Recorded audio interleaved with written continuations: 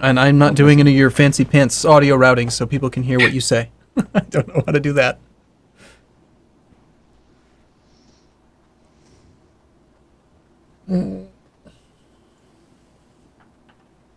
I'm an expert at breaking the fourth wall, lifting the veil, letting people see the behind-the-scenes stuff they're not supposed to. Tut, tut, tut. How could you do that? No, here's what my stream will be. My stream will just be me watching your stream. It's a reaction video. Yeah. A reaction video. Oh, yeah. Fair enough. The only thing I actually need to capture is the dice rolls, really. Hey, Vec, you weren't here, Okay. but Hello, critical. try again. Do it Hello! again. Fantastic. Roll for It is now taking place on my channel on Twitch, and it's been hosted as well by a couple of other people, and Arumba has his own videos, so go check us out. There'll be links in Twitch, and there won't be one down below because I'm recording this on my phone because I forgot to do one properly. Tiny.cc/roll for it. We're playing Dungeons & Dragons for charity. Yay. That was the sum total of my professionalism right there. Yep. Yep, it's exactly what we've come to expect from you. Well done. All right, where's Roll20? All I need is Chrome. Though, I'm going to need to adjust this screen a little bit. And I like how you You're have on this itty-bitty little coffee cup. I was wondering. I think you need more than that. Espresso. You need more. It is espresso. You need more? This is the equivalent of a small cup of coffee. I think you need an espresso in a big coffee mug because you sound pretty tired. Yeah, that's what I had earlier. I forget, what is... Because I'm not up on the whole coffee thing. What is the difference between espresso and coffee? Pressure. Or coffee. Oh, right, so it's coffee under pressure. There's more coffee in the cup, sort of thing. Pretty much, yeah. Oh, that's it's cool. concentrated. Concentrated raw Espresso, coffee. Yeah. I see. This is why that is what you've gone for. It Our makes Tiefling Rogues perfect intro is sense. currently on, by the way. Ooh. Oh, I should go check this out, shouldn't I? For anyone Yawn's that's up next. Don't need to. how many of us are streaming? Because there's a cool website. I don't remember what it's called, where you can actually There are simulcast several. multiple streams at once. Multi-Twitch. Multi-Twitch. People Yeah. should be using that. Yeah. People are saying in my And, chat like, that AVAC looks Cadgar different, or something like that. different than they expected. AVAC. AVAC. AVAC. What? AVAC. AVAC. AVAC. I look different from what they expected. Ah, Yes. well, it is true. Yeah, no horns. Yeah. So it's those horns. Everyone expects me to have horns and huge teeth and scales and wings, tail, etc., etc. Everything, the dragon trappings, and then This is just a Yeah, very it's- high-level illusion. yeah, I'm a dragon after all. I can cast awesome spells. Let me just make sure this is the right. I gotta see this fancy Enter Elysium stream. Probably looks way prettier than mine. my Skype just pushing it to the side so I can see you guys' picture. Enter Elysium. What is your website? Your Twitch? Enter. Tiny.cc/roll for it. Yay, well done. No, I'm pretty sure that's not it. It's actually Enter Elysium /profile, apparently. Or that. We'll go with that. Yeah, sure. Oh, yeah, it's Melphus. The Tiefling. For a while I Yes. thought you were saying thiefling, like thief. But Oh, really? yeah. That would explain some of your confusion. Yeah. To be fair, this is pretty accurate. Hey, less of that racism, thank you. You're meant to be the GM. You're meant to be impartial, scallywag. Was even a scoundrel? No, you have to do a lot more to be a scoundrel. Oh, well, I better try harder. All right, I need your Twitch thingamajig. Let's go find you. Where is this going up? It is. Push up to you, It is 4 seconds, actually on yours. Yeah. Yeah. Okay. Yeah. I'm gonna do this.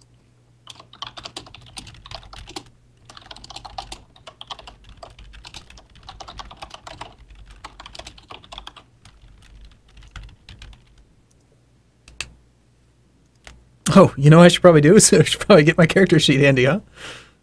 Yeah. Probably a good idea. Might be something worth That could be having. useful. There was a guy on Twitter who had mentioned that there's a way you can actually like integrate your macros in with this character sheet in Roll20. But Yeah, I've actually set it up that way. I've used the things, and if I create your character sheet, you can just enter it on there, and then you can like click buttons to roll dice. yeah, I want that. Can I have that? I want that. I would have to create your character sheet, so I'll do it later or during the break. I want to roll actual dice. Nope. I want it. I want it right now. I want it right now. I just want buttons. No, seriously, one of my community members actually built me a dice tower and has just shipped it to me, and I'm going to affix a camera to it and figure out how to route my video to you all so that Perfect. awesome. I can control. I'm going to You now roll have a die. I character better sheet. swap to die camera. You can go edit your character sheet, Aramel. I can go edit it. Where? In Roll20 if you go to like your handouts and stuff. We've got handouts. What? Handouts. Halfling. All I see Halfwood is Village. Halfwood. Yeah, Halfwood Village. That's all I see.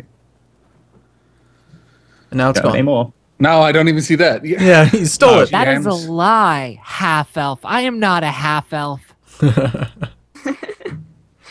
Speaking of, where are my ears? There you go. Oh, yeah, that's exactly what I saw earlier. So Okay, we're going live. Oh, geez, this is complicated. I'll do this. Hello! Welcome to Roll For It. We're going to be playing some Dungeons & Dragons with my friends here. Geek Girly, Avok, Arumba, and Miss Carcinell. Hi. There we go. Hello. They're very keen to see you. Hello. We're going to be raising money for Charity Water, and yeah, Hopefully. it should be some fun. Hopefully. We've already raised 64% of $700, apparently. Yay. That's our goal for tonight. Okay. So we actually made our goal for even before streaming. So what happens, if you don't know, is when we reach a certain amount of money raised for each session, a special piece of loot will appear in the next session for the characters. And since we raised so much money before even starting, there will be a bonus piece of loot for them this session. Hurrah. Thank you very much, everyone. My tiefling is very fond of loot. Yeah.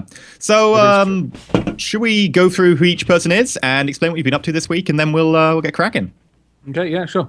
I'm not Anna or Annalise or Scarlet or Thank goodness. Not a third Anna. Wolf Slayer.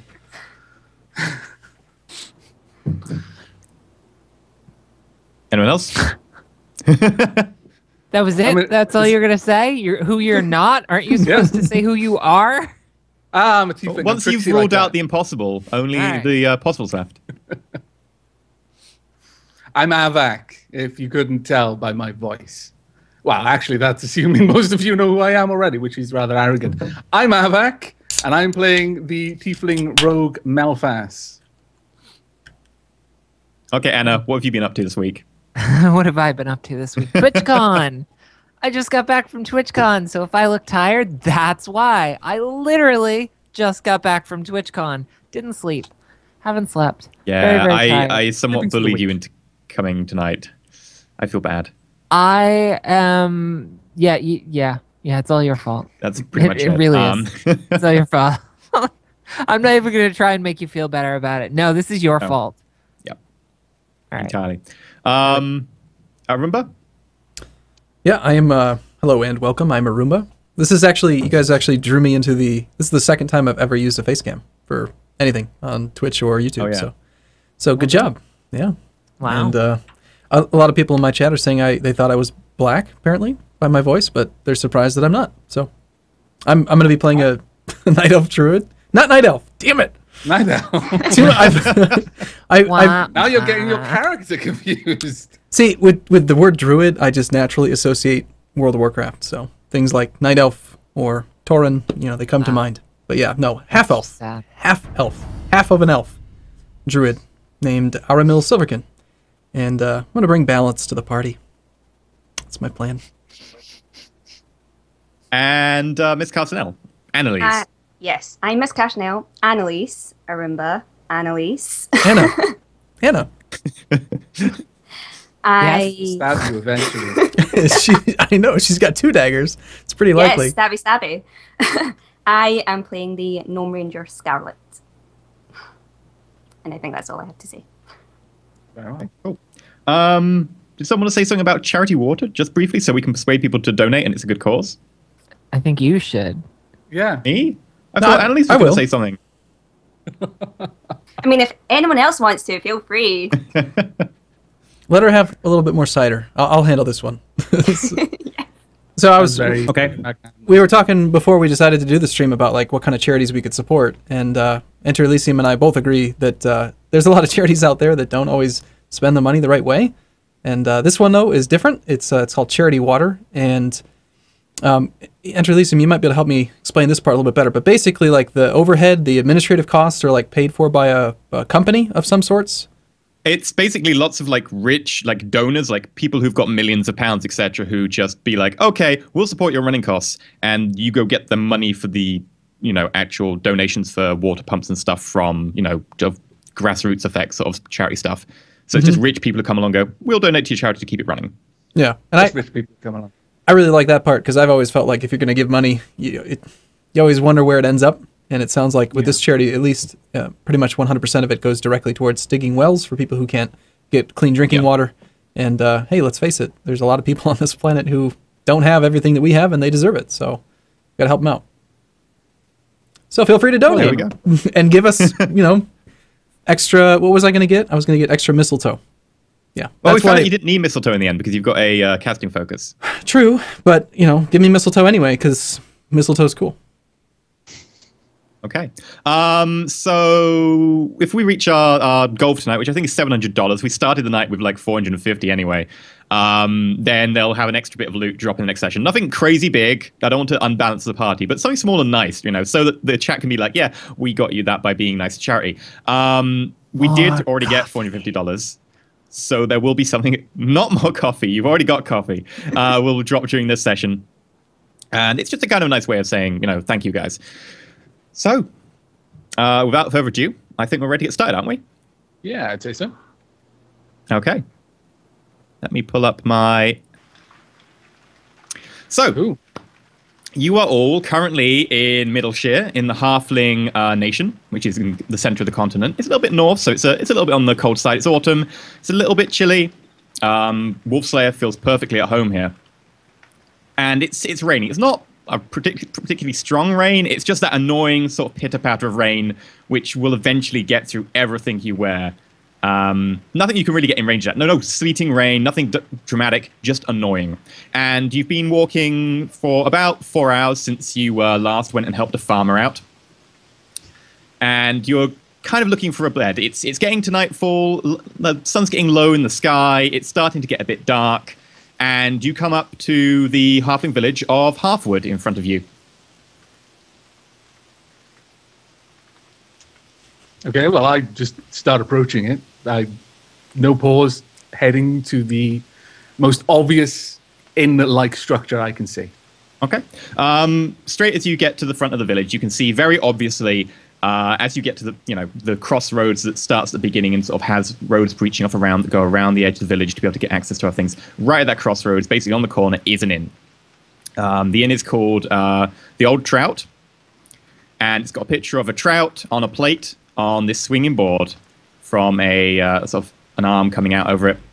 And over this little bit of a balcony type structure on top, you can see that there's a nice brazier which has sort of got some coals in it, keeping a little bit of a light. And you can hear from the inside some sort of merrymaking very faintly in the background of halflings who, obviously, considering it's a bit, naff outside, have decided to have an early night of it and go and have some down the local pub. Okay. Shall we go inside, guys? I mean, Sure, I've been walking for 4 hours. I've had enough of the rain now. I'm up for it. Oh, let's go see if we can entertain them. Why not? Okay. So as you walk in the door, you can hear the sounds of people, eating, drinking, talking. You walk in and you can see there's about 20 hobbits inside. And you probably estimate that to be a good, 50% of the population of the village. It's not a particularly large village. And you walk in and there are people bustling around, a couple of them nearby looking up at you. And everyone sort of turns to you seeing strangers, and quite an odd mix of strangers. I mean, we've got a half-elf who's currently wearing sort of furs and hides. We've got a tiefling, and tieflings are fairly uncommon, especially this far north. And we've got a gnome. Gnomes aren't particularly uncommon, and, you know, a half-elf druid. He doesn't look particularly out of the place.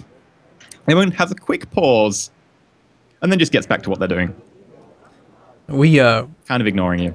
We had just helped the innkeeper's, like, friend or brother or niece or nephew, whatever it was, right? Is this the, is this like the inn? Half-cousin, sister, once removed, something. Very distant relationship. And yeah, this is the only inn you could really see as you approach the village. Mm-hmm. It's not a particularly big village. You don't think there'd be another one. Well, I'll go look for the innkeeper then, just to touch base with him and mention who we are so that they know that, hey, we're the ones that helped out that guy. Okay. The random guy. Well, as you walk in, you can see that there's a sort of a bar at the back with, you know, random kegs and stuff, and there's a lady working them, and she looks fairly tough. She looks like she's, you know, been around the sort of the place for quite a while. She's had to throw out her share of, you know, what's the word? Mischievous halflings in her time. She's had to eject scallions. Scallions, very good word. And she's currently just with a cloth cleaning a glass. And to be honest, it looks like she's not really cleaning so much as just moving dirt further around the glass. Do you walk up to her and talk to her? What time of day is it? It's evening. The sun's just going down now. It's getting pretty dark outside. So we need a room. Okay. Jen, that's a question, right? Like, we need somewhere to stay. We have not yet found somewhere to stay. We need a room. That's why we're here, presumably. Well, I don't think you guys want me pretty speaking for the big party. I am a pretty big fan of sleep, so yes, I would like a room. Okay, so what do you say to her? Well, I tap Aramil on the back and say, "There you go, get to talking." You deflect me, huh? Okay. Well, yeah, I'll go up to her and use some of my charm to just introduce myself. You know, I'm Aramil Silverkin. We recently helped out someone that you may know, and we were wondering if you had any rooms for sale for the evening. Okay, so she turns around, looks at you, continuing to sort of, you know, clean this glass. He goes, "Aye, and who would that be?" I don't remember his name. Can I do like a memory check or something? Because I don't know. That guy. Your niece. You could your do a nephew. memory check, but you never actually asked who the guy was you helped out. That's true. I did try to prevent Avak from stealing from him, though. So that's got to be worth something. But no one ever knew you tried to prevent stealing from him. Nor do you know that I had any intention of it. Thank you. Oh, I do know you. I know you well. Okay, well, let's just drop that line of questioning then. I'll just try to persuade her. I'll just see, like, you know, hey, we'd like to stay here for the night. I'm an entertainer. I can entertain these 20 or so hobbits you have in the room if you'd like, and you know, I'd like to do that. And in order, if you would give us a room, then I will do some performing tonight to cover the costs. She narrows her eyes at you, looking at you a little bit slyly. Make a persuade roll. Okay. So this is the first time we had this today. D20, and my persuade is... I apologize for not knowing. I don't have all the macros ready. Persuasion is +5. Okay, so what do you get with that? 14? Yeah. Okay, so she looks at you a little bit dubiously, especially considering you were like, we helped this person, never mind. And she looks at you, and then after what feels like quite a long pause, she goes, well, we'll see what your actual skill is like with that loot. If you perform well enough, then you can have a room. After you perform. Okay. While all this is going on, I've found myself a table, and I'm just getting comfortable, listening with a smirk. You manage to find a table in the corner that no one is using. Mainly because when you sit down, you notice that one of the slats in it is just sort of slightly throws you to the side. Great. Now, does she seem like she's honest? Is she's gonna have me perform and then rip us off? Like, can I tell that about her? You can make an insight roll, I guess. Yeah, I mean, I got these 5s. I want to use my +5s. All right. There we go. New one. 18. I know. But dubious.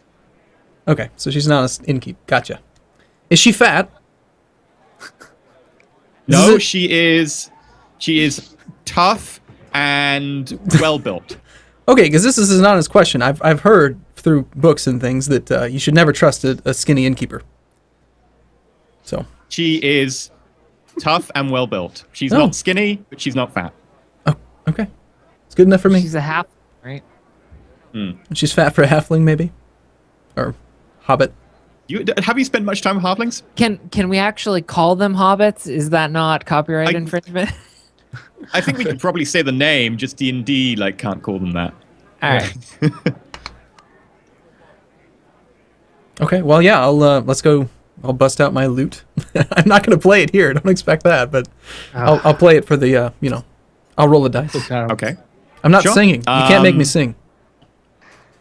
Well, if you want to perform it, go ahead. What do you perform?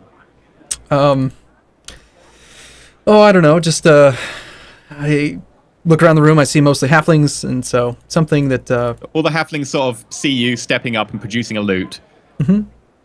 Goes a little bit quiet, and everyone looks up at you and expectantly. I'll play something that I intuitively know is the right type of song for this area that we're in. I don't know. Okay, roll an insight check. This is unnerving. Insights. Another one you've got +5 on, I believe. Yeah, I got +5 on almost everything, apparently. I just want to roll my dice, okay? 24. Wow. I know exactly what to play. You look around, you see the hobbits, you see they're mostly sort of hardworking folk. You know they're hobbits, so they're not particularly attached to any sort of liege lord as such. I mean, they do their fair dues to their mayor, but overall, they're not particularly a fan of kings. And you go, right, so obviously I don't want to have anything, too grandiose. And effectively, you just go with some sort of basic tavern song about how good it is to, do your work, and then at the end of the day, manage to go down the pub. And so you pick something pretty baseline like that. And they all seem pretty happy. You can give them a beat if you want. I take my great axe, my battle axe in my left hand. At which point the end goes even quieter. In my right hand. And I start thumping. Laying down a nice At which point some of the hobbits start banging their steins on the table at the same time. Okay, can you roll a performance roll? What's that? Performance. Okay. Me or him? That is another +5. Something like yeah. I've got +5s all around. They can't hear don't you flop. over your shield banging. Don't flop. Hey, 23. Well, it's only wood and leather. It's not like it's metal on metal or anything. I would say actually that you'd be allowed to assist in that, but I don't think you need to since that's an 18. Yeah. So you perform, and you just go into this rousing sort of chorus, and you tell this long story about this guy. It's a musical story. There's interludes, really good, and all the hobbits just sort of rousing cheers, and then several run up to you at the end and start going, "Oh, that was brilliant. Can you give us another one? Oh, go on, come on."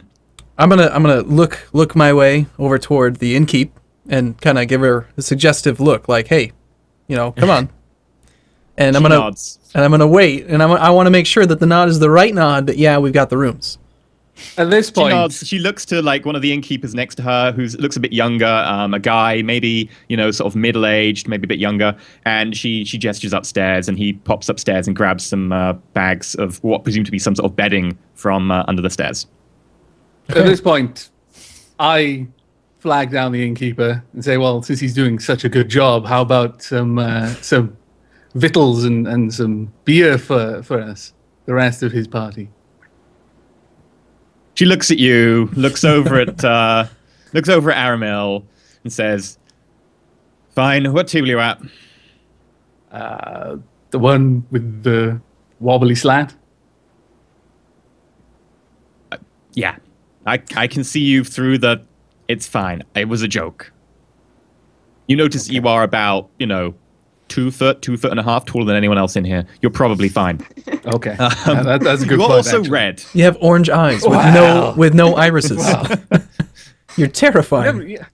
What? I mean, I can't see my own eyes. Obviously. They could be blue for all I know. She gestures to the kegs behind her and says, "What do you and your friends want?" Well, at this point, I look to my 2 companions, one banging her great axe on her shield, and the gnome suspiciously quiet up to this point, and kind of, what do you want? Aramil is unfortunately still kind of mobbed by a lot of halflings on the other side of the It's room. okay, he doesn't need to eat or drink. Yeah, he doesn't need it, right? Being taken advantage of. For the sake of balance, we're going to drink for him. So That makes Yes, sense. balance. Yeah, excellent. That's appropriate. I approve. it'll be a beer for me, I think. You sure it's not cider? What kind do you want? We've got Bellbuck, and she points up to this cask with sort of this green, sort of pale green trim on it. It's a local one. It's sort of a slightly minty flavor for a stout. We've got Ironmaster's Brew, which is that's from the dwarves up at Keirhold. And we've got a few more local varieties. I'll go for the Iron Brew, or whatever it was, the dwarves stuff. Ironmaster's Brew. Ironmaster's Brew, thank you. Takes a large stein, puts it under it, pulls a pint, Okay. hands it to you, and it is pitch black. It is Fantastic. pitch black as she hands it to you, with Perfect. a few bits of foam on top. Sure, why not? I'll have one of those too. Fantastic. Hands I you approve one. of this. All around then. As I see her handling all of this beer and everything and making, after the look, I'll keep on entertaining. That's my job. That's what I'm good at. It's my background. So Okay, so she hands Wolfslayer the 2 final pints. Okay. Well, at this point, I just head back to the table and I settle down for an evening of entertainment and good Okay. drink. On the Almost way good back, you company. almost hit your head on a beam as you're busy with your beer. You manage to dodge it, but you are aware that it's a little bit low down in here. It's not Probably scrape it with crazy my low. horns. It's the Hobbit Inn. Yeah, like your horns, you can duck under just a little bit. Like it's a Hobbit Inn. It's designed to have bigger folk come past, Okay. but it's still pushing it. At, if you're getting, a lot of you are sort of 5'6", 5'7", 5'8". At that point, you're beginning to scratch the ceiling. You're okay, but if a beam comes along, you will brain yourself. Okay. Thank you for You sit that. down the other end, and Aramil, do you just Or take down the continue on? roof. well, this is my natural. take down the road. I just feel right at home. I already got 20-some people around me who seem to be entertained by what I'm doing, so I'll just entertain throughout the night. It's fine. Okay. Brings me peace. I never get tired. I only need to meditate for 4 hours a night. I'm fine. In which case, you get 4 silver coins thrown at you in various denominations. A lot of them are coppers. But someone just sort of vaguely pushes them into a pile in front of you. Hobbits are fairly honest folk. They're not going to filch off your coins. 4 silver. Yep, 4 silver for you. Yay. It's a pretty good performance. They're all very happy. Do I know any songs Cover the about mask next time you're popping through. any songs about badgers that I know? I mean, sing us Oh, all there's a story about the large badger who tried to join in with society, and he put on armor and joined up with the King's Guard, and no one could actually recognize him. It was all a kind of funny story, and you start telling that one. And as you're midway through, and the rest of you get your meals put down in front of you. There's a plate left for Aramil somewhere. And it's a Yorkshire pudding filled with a bit of vegetables and some meat, a lot of gravy. You hear a scream from outside. I don't even react. I just carry on eating, drinking Okay. every now and then. I'm pretty used to screams in the street, given where I come from. I just look over at Wolfslayer and just suggest, should we check this out? Yeah, probably. There might be something to hit. Yeah. Okay. So I'll finish whatever is left of my beer. Okay, so you down the dregs of your beer. Yeah. Well, I'm not going to leave that there. Yeah, inebriated Wait, now. Fantastic. Not with my constitution. And out the door. Okay. Anyone else going with her? Well, am I mobbed by halfling still, or am I able to actually call attention to the noise? It's slightly settled down. You've managed to just pop over and pick a little bit of food off your plate in between sessions of rousing ballads and so on. So, you know, you're not quite as mobbed now after they've got used to you. Yeah, well, I would want to check it out. Okay, so you tag along with Wolf Slayer? Yeah. Put the food on the side. It's fine. We can eat later. Maybe. At this point, I just sigh with a bit of exasperation as I eye the two leaving and glance over at Scarlet and just kind of, well, you best follow along before they get in trouble. Grudgingly get up and slowly follow after them, giving a nod to the innkeeper and thanking her for the food. Okay. I just sadly look at my beer, deciding, should I finish this off? Should I go? And then I eventually... just bring it with you. Yeah, I bring it with me. So, the innkeeper sort of sees you walk past with the beer, gives you a little bit of an eye, but doesn't want to say anything. It appears that most people didn't really hear the scream. You know, they've been there a while, they've had a few drinks, they're not used to this kind of thing. You kind of, having been travelers, are kind of keyed into listening for people screaming. It tends to be a bad sign. So you get outside, but you do notice that there are two hobbits running down the path in front of you outside of town, and it seems that the scream came from back up the road that you came to town down. How far away are the hobbits?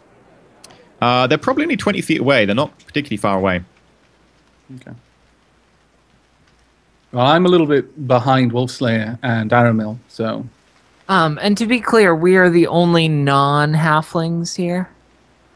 You saw in the inn there were two elves in the corner, keeping to themselves. Okay. I know it's late and it's night, but can we, as I exit the building, can I tell which direction the scream came from? Is it evident from looking at these people who are running? Sure. Make a perception test. I like rolling. You guys haven't rolled at all yet. I've rolled like 10 times. I like rolling the dice. Okay, you've got awesome dice. Yeah. Well, eventually they're siphoning all the luck away. They're gonna flop. Rubbish at this point. What roll am I rolling? Perception. Perception. It's D20 plus wisdom. If you've got proficiency, you also get proficiency modifier. 15. That's still pretty damn good. You managed to hear that vaguely came from the direction that you came into town. You're estimating probably about 200 foot up the path. So it was a fair distance away, but, you know, it's a clear night outside. Scream travels quite, a fair distance. Okay. Well, despite the rain and the fact that I have dark vision, I'm going to go head in that direction. I can see it well. I want to check it out. Are the hobbits making any sort of clamor at all? Do they seem in distress? Because I've got dark vision of 60 feet. So they're talking and sort of pausing on the road, looking very intently around them. And you notice that both of them have got crossbows, looking in the direction of up the road from where the scream came from. Do they seem like hunters or more guardsmen? You'd probably say they're sort of guardsmen, although they don't look like, proper guardsmen that you've seen in other towns, like fully professional, etc. Although you haven't seen much of hobbit guardsmen. Yeah, okay. All right, well, I'm definitely curious, so I'll start following after Aramil, though I'm not moving with any great intent or speed. I'm just sort of casually walking behind with my beer still. Just... I'll get there. She's only a no, she has to go slowly, otherwise she'll get completely shazzled. So as you guys start walking towards them, they notice you, and they turn around, and one of them obviously defers to the other one naturally. You can see this just by the way that they basically take a step back as the other one walks towards you. And the other one is actually a slightly older halfling. He's sort of, got a bit of a, sideburns going on. Hobbits can't really get beards, but he's got fairly long sideburns. His couple of grey hairs coming through, and he's got very sunken eyes, like he's very tired. And he looks up at you, except for the gnome, of course, who just eyes straight ahead. He's like, "Did you hear that?" Yeah, that's why we're here. Where did it come from? I don't know. Somewhere up the road.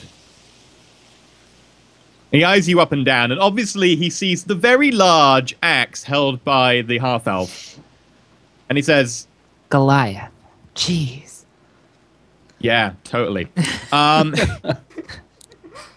And he says, "Well, if you want to tag along, and he just sort of shrugs. Wow, such professional guardsmen. Ah, you, vagrant person. Follow along. You can help. He doesn't seem to be a guardsman of any kind, as you can see. No sort of insignia or formal armor. Yeah. What is the modern day equivalent of a sense motive on him? It would be insight. Can I do an insight? Oh no, I'm bad at that. I was just looking over it. I'm gonna try it anyway. This guy, I'm pretty good at that. I could do that. Am I there? Am I still with you guys, or am I already walking down the road? I can't remember. You're with them. Basically, you all sort of left the pub roughly at the same I time. assumed we were. I'm the sensate here. I can sense everything. I'm gonna roll it. Great. Well, you can roll it too. Oh yeah. What? Shouldn't we all? That is a 12. That's a 12. -1. He looks like he is just slightly surprised at you guys, and he's a little bit worried, but he's actually itching to get back up the road. Okay. I think he's one of the bad guys. I'm pretty sure. Yeah, well, for the sake of it, Okay. and 10 is no modifier, is that right? I'm sorry. Yeah, 10's 0. 10 0, so it's just 1d20. Yeah.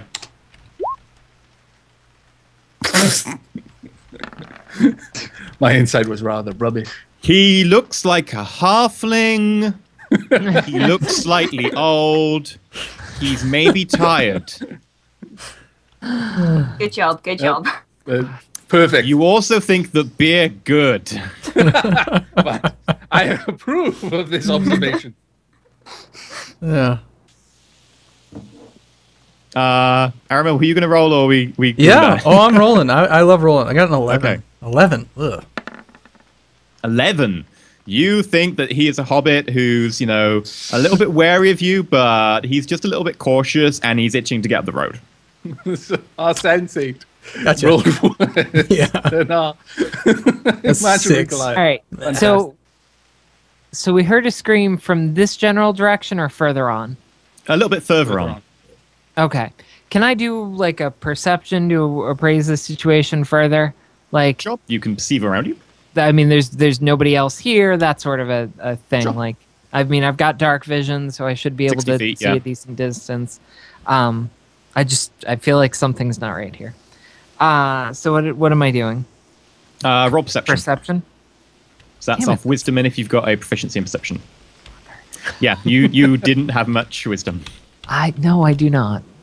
I'm just not okay. patient, okay? Just not a patient person. That's a 10. There's grass off to the side of the road. Yeah, You I think have a to the north passive you can see some perception higher than trees. that. You look around and you can think, you know, there's trees up to the side of the road.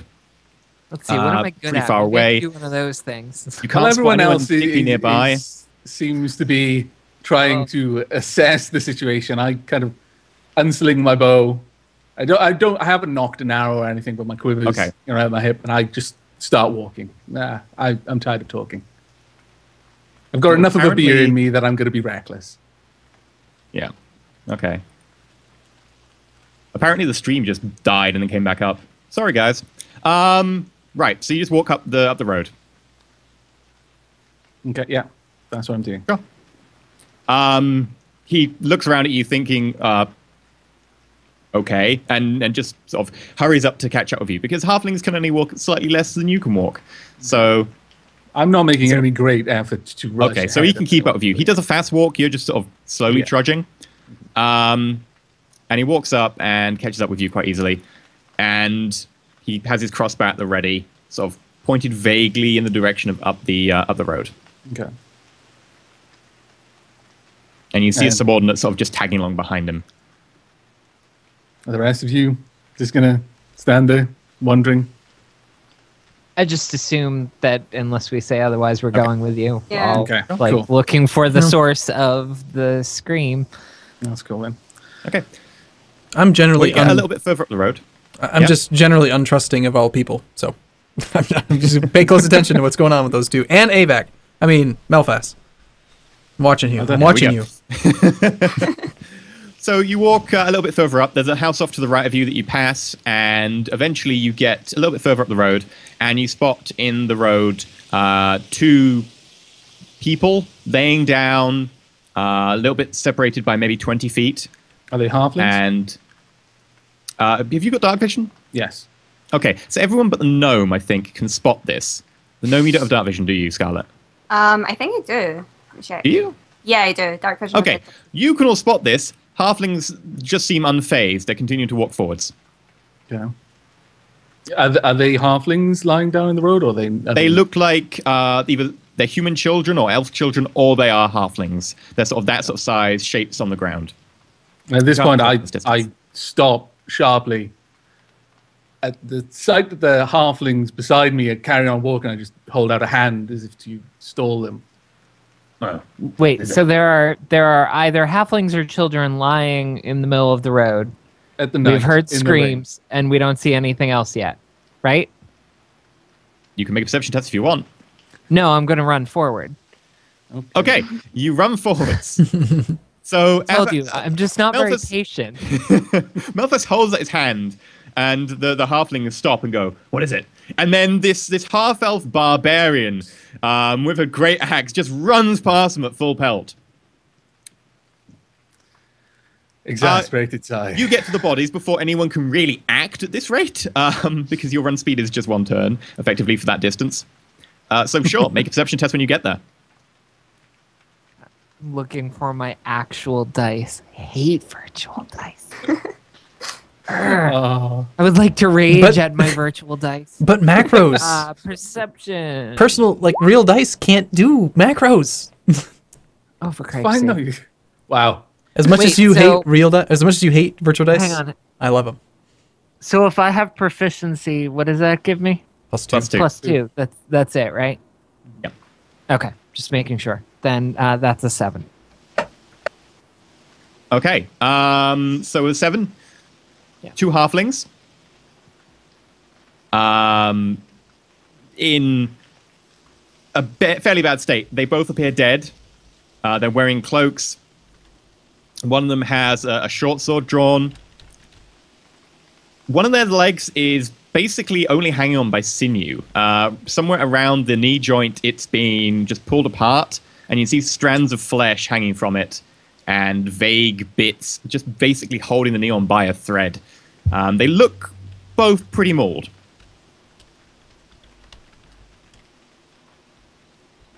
Was it great? Does they react in any sort of way to that? Would she react in a way that the rest of us, being a little bit behind her, could kind of read her reaction? Well, I'm immediately going to grip my axe and start looking around for whatever might have done this. So you'd look a little bit, well, not ready worried, for but battle. agitated. Yeah. Not that that's unusual for me, but yeah. Okay.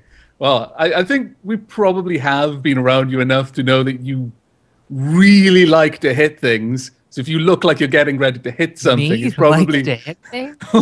probably quite likely that there's something around that should be hit. So at this point, I just kind of murmur to the halflings who I'm aware aren't able to see that there's something's up, there's trouble ahead. And at this point, I will knock an arrow and start approaching. Okay. The halflings sort of vaguely keep behind you, since apparently you know what you're doing. But crossbows ready. Well, okay, as we get up to the body. Yeah. As I get closer, I would assume I can see them as we come closer, and being that I want people to live, and it looks like they're dead. I want to just make maybe a more accurate assessment. Are they actually dead, or are they just near death? Because if they're dead... Okay, so that'd be a medicine test, but you can make that in a second when we actually get there. Okay.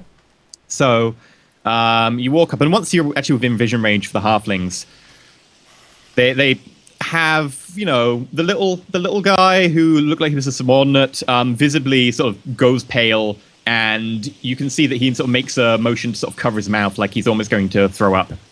And the older guy just sort of slightly goes pale, sort of gives this almost visible bodily sigh, and shakes his head and walks over to them. You can make a medicine test now to just check that they are dead. Sounds like this guy has been dealing with attacks of some sort in the past. All right, my medicine... he's just lived a long time. Nice. That's really bad. One of them might still be alive. I wasted all my good rolls already. So what is that with your modifiers? My medicine test is +3. It's with wisdom. Okay, so you get a 5. Yeah. So you walk over, you check the guy who's got the leg partially hanging off, and you're like, he's definitely dead. You walk over to the other one, and you can see that there's blood pouring out several places, and you sort of go to check a pulse, and you think you've got a pulse, and you lean down, and then you realize that actually that's the wrong arm. That's your pulse.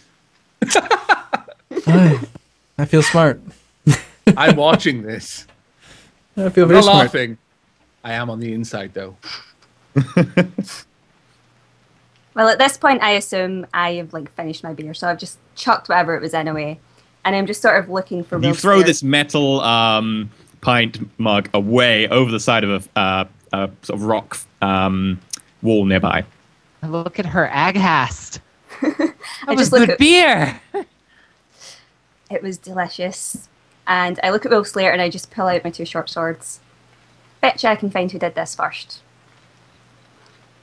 Oh, challenge. And a cat. Out of nowhere. Rogue It was cat. obviously the cat. What, barbarians don't get animal familiars? Hey, look, I'm wearing a cat sweater, so Okay. At least I'm looking around for his. So, do we have anyone with any sort of tracking that can find these guys? Tracking. Well, what would that be? At the point that we've all more or less now reached the corpses, Yeah. I'm going to kneel down for just a closer inspection. I'm not particularly checking for their life, but I'm just having a look at if there's anything else to note about them. Not looking for like items or anything, but literally why they're dead and one of them's leg is half off. You can make if you want to just check the bodies over and stuff, you can do a perception test. If you want to look at the wounds themselves, that'd be, I think it'd be a survival test or a medicine test. Up to you. No, they're more or less all the same for me. I'll go with survival. I just want to. I'm paying attention to the wounds at this point. So again, that's just a D20 for me because I only have 10 wisdom. Yeah. Sure. Oh, damn. Okay. There are wounds. There is blood. They probably died from those wounds. Fantastic! I'm a genius. I look it over. I look over they at look like Malthus they and were say, stacked one after the other. "I concur. Do you concur? I concur." They look Your sick. expertise, most of your life, your expertise in sort of wounds and stuff has been about straight up knife fights, brawling in back alleys, etc. You know, the odd arrow here and there. Yeah. You're not sure.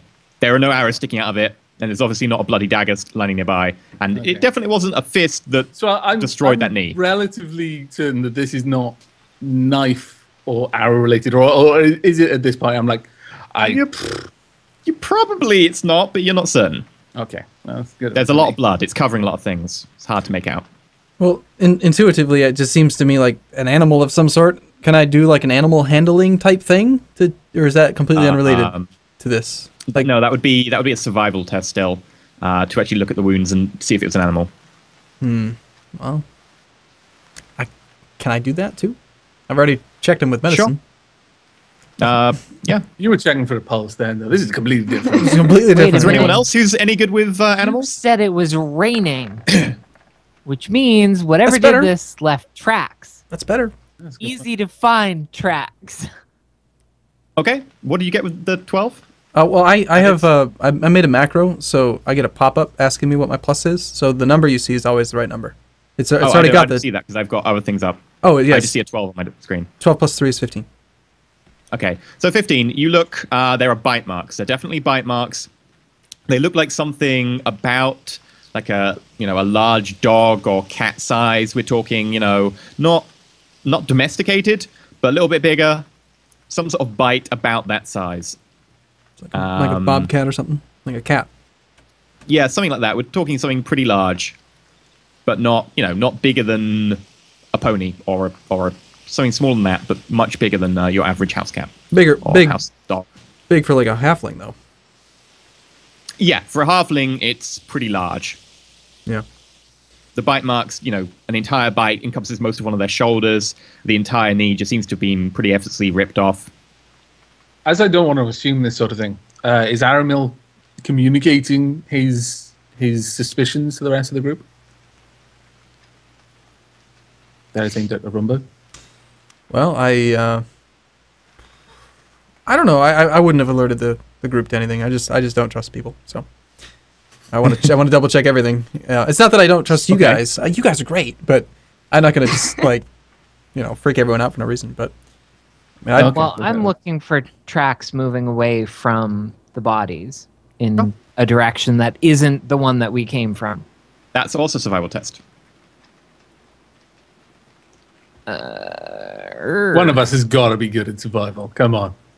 I got +3. What is this roll? Oh, God. Okay, Natural. so the half-elf barbarian walks to the side of the path and spots these fresh tracks vaguely in the mud and goes chasing after them. Just like, they're right there, we should go chasing after them, and then realizes they're her own tracks. She's been going around in circles. Nice. She literally goes round this tree nearby, chasing herself, and then realizes they're her own tracks after she goes round once. This sort of old dead tree by the side of the road. Sorry, I'm surrounded by idiots. I'm just looking at Roslayer, shaking my head and thinking, okay, I can do this better, so I start looking for tracks myself. Okay, so you're looking for tracks, not at the bodies. Just looking for tracks. Okay, in which case, I believe you would have... No, you don't have advantage. You just have normal for this, I believe. No, you do get advantage. I'll have to check your abilities as a ranger, but I think you get advantage. Okay. But feel free to make the roll with advantage. I will just double check it for future. So what is it I'm rolling for? You're doing a survival check for tracks. Survival. Okay. Advantage is roll to keep highest. Is that right? Mm-hmm. Yes. So it's just K, not keep highest, really, in the syntax. Oh, yeah, keep highest. Okay. Okay, so how do I do that? 2d20k. 2d20. K1. K1 K1.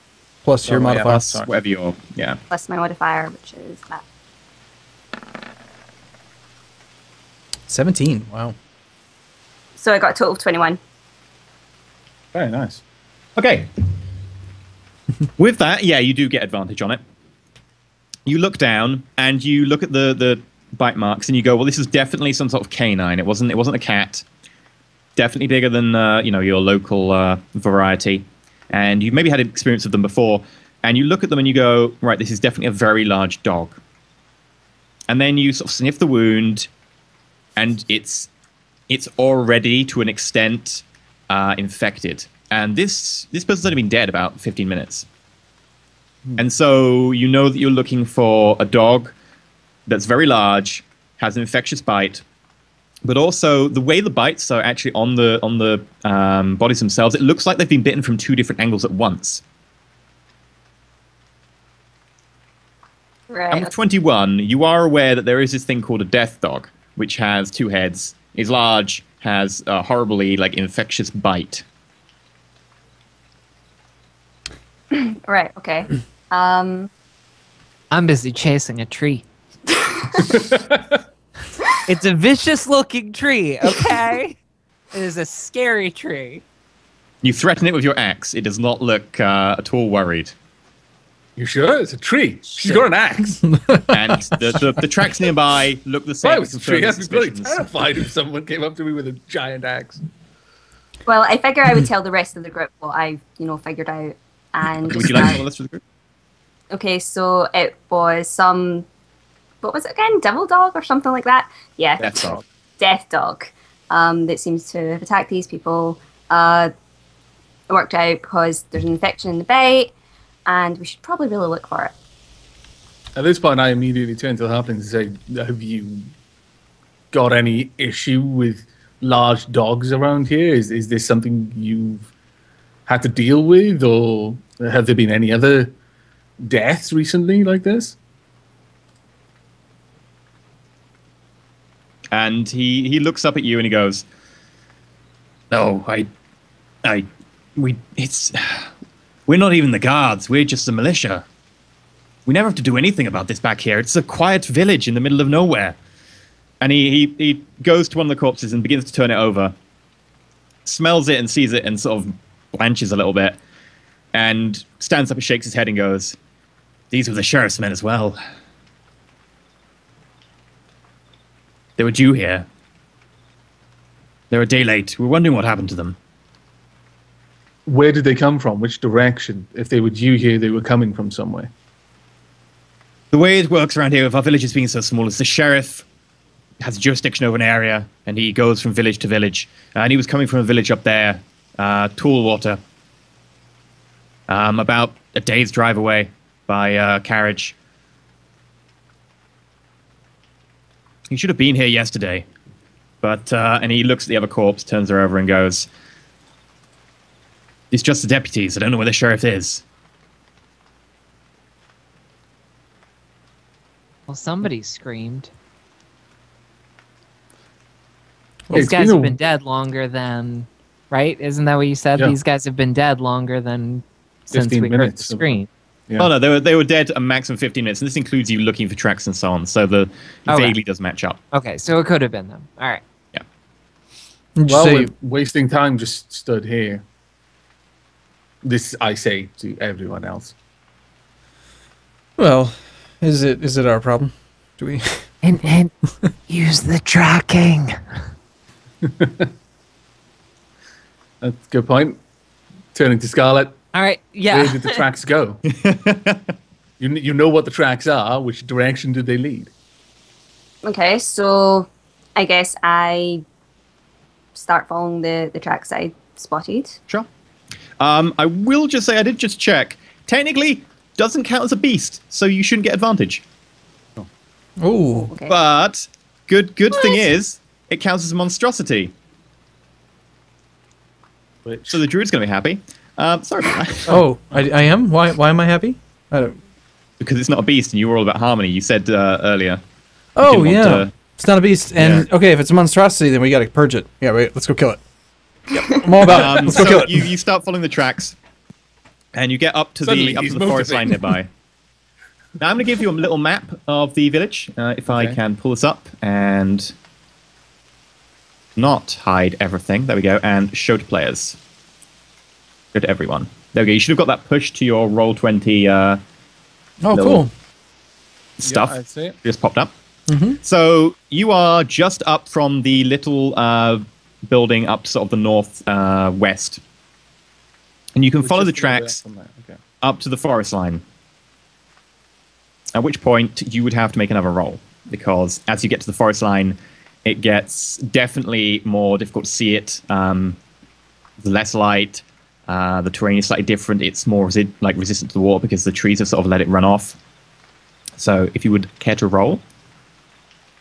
Okay, so I'll do the roll for that. I don't get the advantage, right? So that's just 1d20. Yeah. Plus your wisdom, plus proficiency if you're proficient in survival. Okay, that's plus 4 again. 18. 18. Okay. You manage to track it for quite a way, and you notice that the tracks are curving around vaguely back in the direction of the village. At the same time, you come across some tracks which are footprints, probably of a human or elf, probably a human, you think, that cross these tracks in a number of places. Right, okay. Would we be able, like the rest of us, be able to tell that the tracks are veering back towards the village, or are we literally just following Scarlet and relying entirely on her? Well, if you want to make your own rolls, you could possibly know that. Without your own rolls, you're relying on Scarlet to Okay. tell you, and I'm sure she will. Yeah, so I'm pretty much keeping you informed that Scarlet's the tracks so seem much to be- nicer than Aramil. What? let's keep you all in the loop. If I had confirmed suspicions, I'd tell everyone. But until then, I just don't want to Okay. foist Okay. my fears on others. All right. Okay, so I let you know that the tracks seem to be covering back a little bit, and there's also these new tracks seem to be cropping up, and yeah, trying to work out what do we do from here. Do we follow them back or what? Well, we should. If we've already come this far, we should see it through. In fact, I think we should probably pick up the pace a little bit. Yeah. It's been a while now since that scream happened, and these tracks are heading back to the village. Okay. So you start double timing it back to the village, following the tracks. Okay. Okay. What did the halfling militia people do?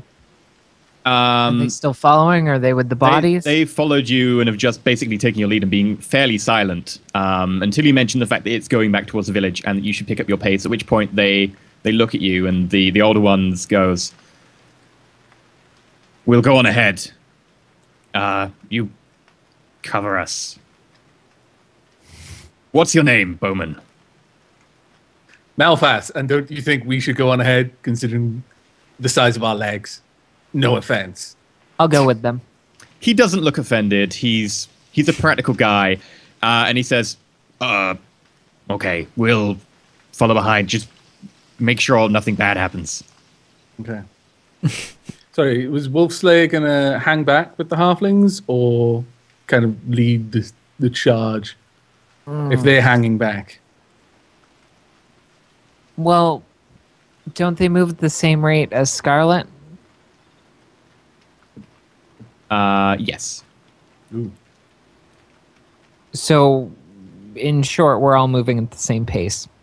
Yeah. Unless you choose to leave Scarlet behind or someone picks her up. Yeah. Is Scarlet faster than we are? No, she's slower. More legs. Well, I can make us faster if we need to. If time is an issue. If I'm aware of this ability, then I would stress that time is probably an issue, given that these were apparently the All right. sheriff's men, so they were trained as far as halflings would be trained. Well, And they were who just torn apart. Melfas or what was? Sorry, I gotta look at your name. The halfling's looking at you, sort of giving sort of speeding up gestures. Yeah. Yeah.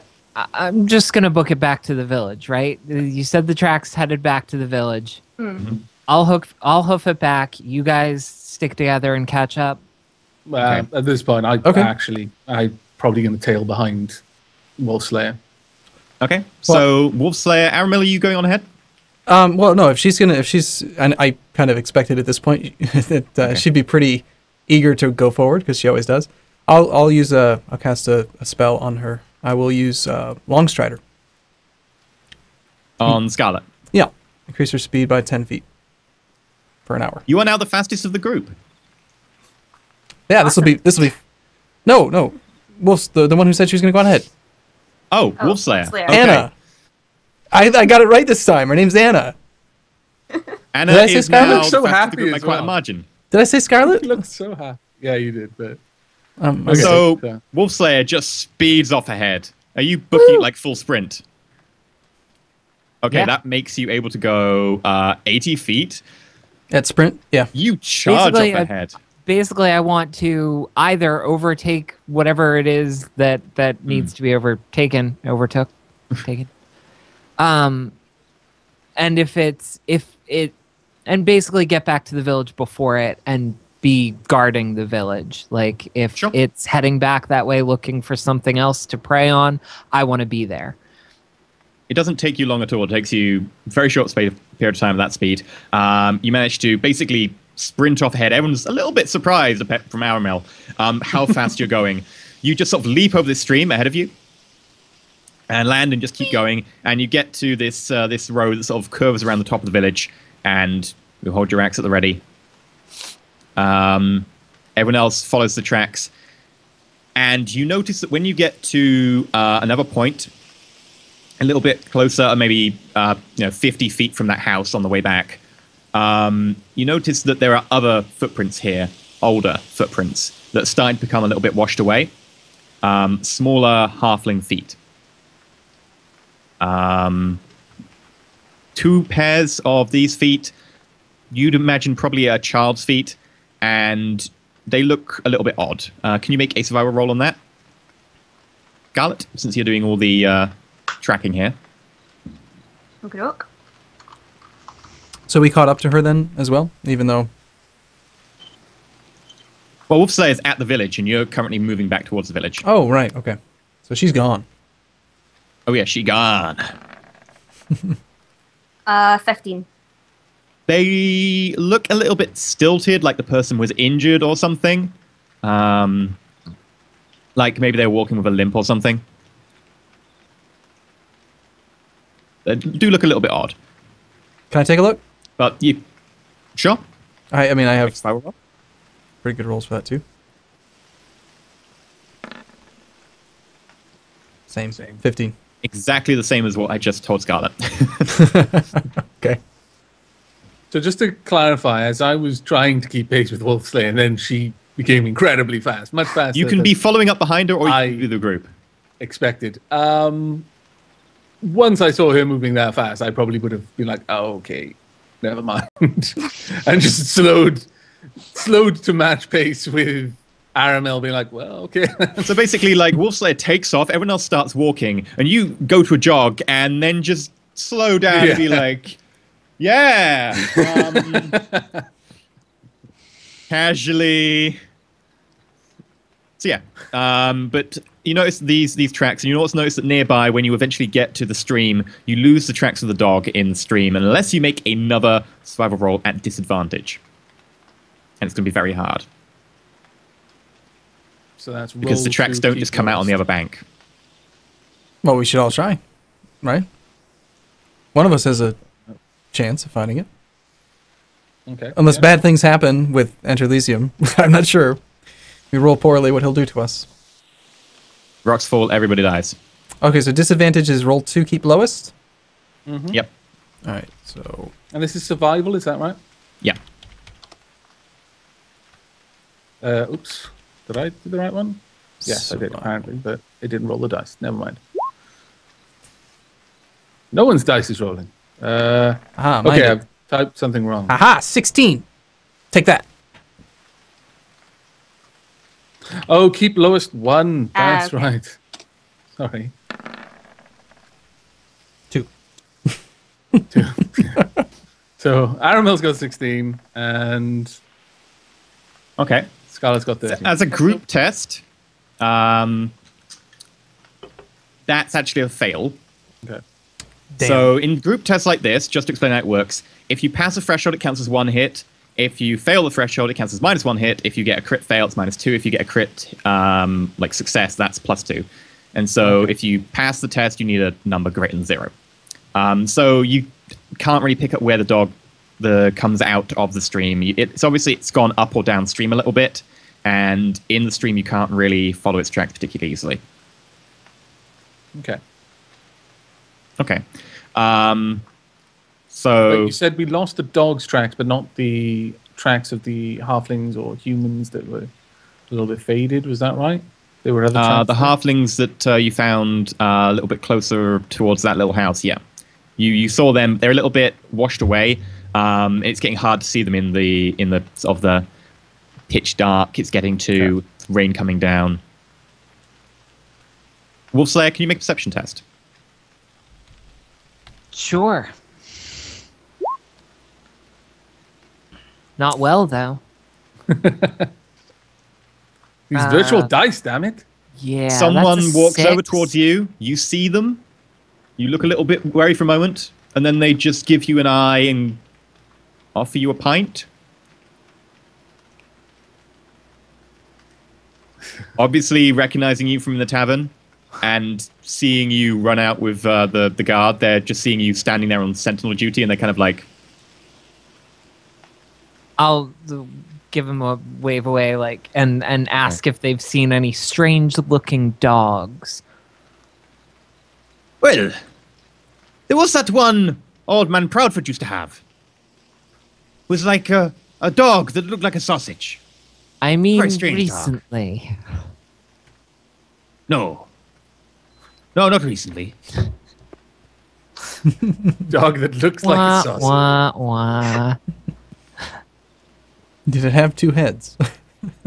He drinks from the pint. Carries on. Well, when you want to come back What? inside, I'm going to basically be jogging around the edges of the small village, just kind of like looking for anything any movement on the horizon, or listening for any screams, that sort of thing. Every time obviously you go around, I'm not very good at that, but yeah, I'm good at the running. You go past the front of the tavern, and you do pretty quick rotations. And then about on your third or fourth rotation, you notice that there are some halflings on the steps just under sort of the awning out of the rain, sort of going, and the other one pays the other one some piece of gold. This is fantastic. Okay, the rest of you. I don't even want to know. Okay. Right, so at this point, we've effectively completely lost the trail. Yeah. We just stood out in the middle of the night, in the rain, by a stream, with two militia halflings. We fail at us. adventuring. I know. At this point, I'm actually getting quite fed up, and noticeably so, and I can kind of... Would I be able to more or less see the village from where I am? Oh, Is yeah. it close enough? Yeah. It's lit. I'm going back. Unless either of you, Aramil, Scarlet, you have a better idea, then I don't see much reason in just standing here. Okay, so the halflings just look about. No one's told them what's going on. They're like, which way to go? I point at Scarlet. Ask her. Yeah, I sort of begrudgingly agree with Melfast. Like, we'd be as well just going back to the village, and I guess we just start making our way back there. Okay, we'll rouse up anyone who can carry a weapon, and we'll get someone on watch. And you head back towards the village. And the two hobbits sort of hang back a little bit and have a quick natter. And then one of them runs up to the front, and obviously thinking that Scarlet's the one of you three who's kind of taken the lead so far, walks up and goes, "Have you dealt with this kind of thing before?" I've dealt with things before, not this particular thing. Well, we kind of don't have a sheriff now, and if this thing is going to come back, it would be handy if... What I'm trying to say is, we can pay you. How much? Yeah, how much? Without breaking stride. Without even looking. I haven't even turned to... You greedy bastard. I'll have to check what petty cash we've got available in the town hall. 20 gold pieces? He shrugs massively. Checking how much gold pieces I've got.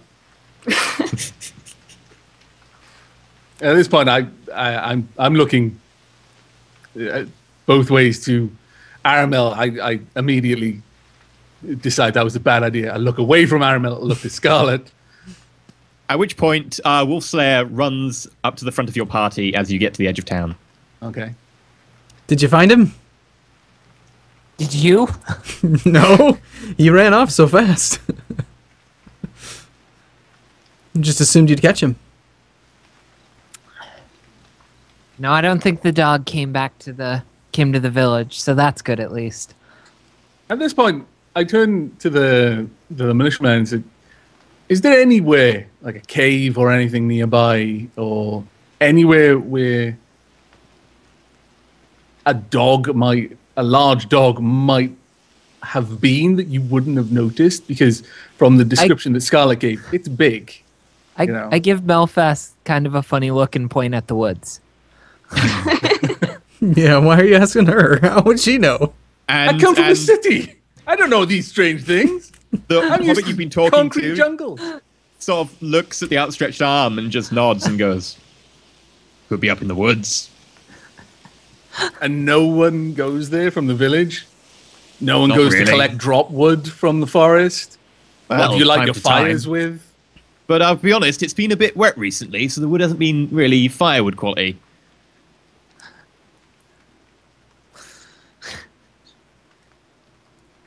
He looks up at the sky. Looks at you. 20 gold? At this point, I just agree. Fine. I don't even wait for their agreement. Well, Okay.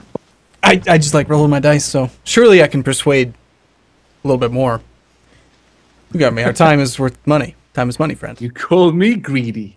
Well, it's You for money an honorable. brother. It's for an honorable cause, but we've got bills to pay and mouths to feed. So You may make the roll at disadvantage because Malthus already said that he would take it. damn it, Malthus, shut up. Keep your mouth shut. Who just rolled? That was This is a very strange turn of events. so roll 2d20, keep lowest 1 Yeah. plus 5. 2d20. Is there any way for me to assist in this? Like, I don't know the current rules. Well, if you want to say something, you can join him with the rolling, but you'd have to say something before he rolls the dice. Roll D0. Yeah. 2d20. Keep- Well, I would say that we should at least get room and board while we, we have it. I already in gave it to us. addition to that, while we investigate this. It could take more than one night. The halfling who you've been talking to turns to you and goes, as far as I'm aware, Mrs. Miggins was already going to offer you food and board. You are, like, the loot player, right? Is that, For tonight. that's by popular demand. Everyone knows me now. Yeah, it's me. And what Damn about straight. tomorrow night? I'll play the lute tomorrow. Play more songs about Do you badgers. want my assist or not? Well, if she assists, is it going to be Never a mind. I'm not going to help you anymore. is it going to be a group wasn't roll? a good reason for an assist. No, you still have the disadvantage. It'd be a group roll though. Either way, if she did assist, right? Or what would happen? No, if she didn't assist, she'd get to roll to help you, and if she succeeded, you get advantage. Oh, But you already have food and room and board, well, let's just and try. you're already like about to do your roll anyway. You said your bit, so I'm like, yeah, we'll just allow you to roll. No, I Still don't want ridiculous to. I don't want to anymore. good. Okay. It's on his own. My computer is falling apart. That's pretty. It's pretty bad. One. One. We are no longer getting paid. It's fine. We'll do it for free. He No, looks no. at you. He goes, "We're not made of money. I don't even know what we have in the petty cash box. It's probably going to be 20 gold, but that's all I can give you. And to be honest, I shouldn't really be doing that anyway, because that's the sheriff's job to access the petty cash when needed. You're pushing your luck. I'll give you 3 days." Okay, sounds good. He eyes you. He knows you're pushing it. I give him my my most winning smile because I'm a performer. That's what I do. Yeah.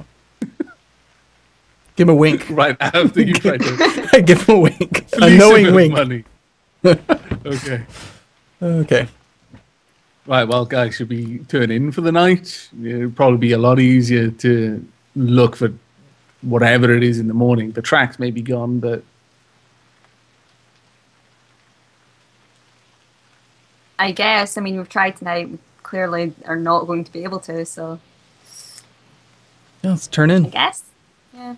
Okay. So you go back into the inn. As you turn to leave, the hobbit turns around and probably, I mean, Scarlet was the person he was talking to before and is closest to him, so he looks at Scarlet and he says, "If you need me, my name's Battle Roarer. I live at the house on the edge of town." And he gestures towards the house that you went past earlier on the path. I'll keep that in mind. Thank you. would the Come rest and of us have tell me been when you in found out what this is. earshot for that conversation, or are we already? The rest of you are in earshot, yeah. Okay. No one can tell what I'm thinking because my eyes are just a solid color. Oh dear. Okay, you head into the inn. Everyone looks up as they see you and just continues on. And one or two people will run up to the famous lute player and go, "Come on, governor, give us another one." Well, I'm good at entertaining late into the hours because I don't need so much sleep. So by all means, I feel like being kind now instead of trying to rob people. Not rob. It wasn't robbery. It was extortion, basically. Are the 2 elves still here? You don't see them as you look across the pub. Okay, so Aramil gets that loot, plays a little ditty. The rest of you, head off to bed when you want. There have been rooms prepared for you. There's a hobbit-sized room for our gnome, Scarlet. The rest of you get these slightly larger beds, but you're still iffy to fit on them. You can just about fit on them, but you're pushing it. Your feet rubbing up against the bed rail at the end. My tail hanging off, dragging on the floor. Yeah. Bloody beds. I go straight to bed. You sleep. Okay. Everyone goes to bed. Everyone plays or then goes to meditate. Sounds good. Is that the same for Anna? She meditates as well. Does she? Yeah. Is that a half-elf thing? Yeah. Oh, right. Okay. No, I sleep. She goes to sleep and She closes her eyes and it's like, this is what sleeping is. Yep. She really commits Goliath. to meditation. My understanding was actually that it was dependent on the half elf. Ah, right. Okay. That's cool. That some did, some didn't. I think in 5th it does just say you meditate. That just maybe 5th. She meditates while thinking she's sleeping. Yeah, that's what she thinks. That's what sleep is. So you'll wake up in the morning. You take the She's piss not out that dumb, okay? I'm sorry, but we've just watched her chasing her own tracks around a tree. I don't think she gets to make that call for the time being. At least until we've forgotten that. Okay, so you all go to bed. You wake up refreshed. You have all your spells back, Arumba. So you go downstairs, I assume. And the halfling who served you dinner last night is there cleaning a glass as per usual, moving dirt around a glass. It looks like it might be a different glass if that helps. And she looks at me and goes, "Quite a performance last night. Okay, sit down and we'll get you food." Fantastic. I immediately accept this offer and go and find a table that doesn't have a rickety slat in it. There's quite a few more tables available this morning. You go down, you find a table that doesn't have a rickety slat in it. Are there many people here? Are they all halflings? There's quite a few people here, mostly halflings. I mean, we're talking maybe 6 or 7. But in the corner there are, in addition, 2 elves. The elves you saw last night. Okay. I make use of the fact that I don't have pupils, and thus they can't tell where my sight is actually pointing, and I'm watching them. Can I see anything interesting about them? You can choose to either look at them, what they're wearing and stuff with perception roll, or you can choose to scrutinize their actions and see, if they're giving anything away by body language with insight. You can choose to do either one of those. So it's perception or insight, is that right? Yeah. They're both wisdom. Ugh. Okay.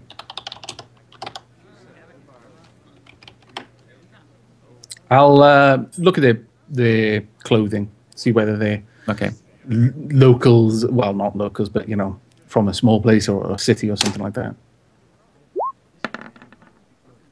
Oh, I can see they're wearing clothes. They're not naked. They appear to be probably from Neverwinter, so that the High Elf realm nearby. Okay. They don't look particularly poor. They're wearing traveling cloaks. They look like they're suited and booted to, actually travel currently. They've got, high level boots, sort of a leather type armor of some kind underneath their cloaks.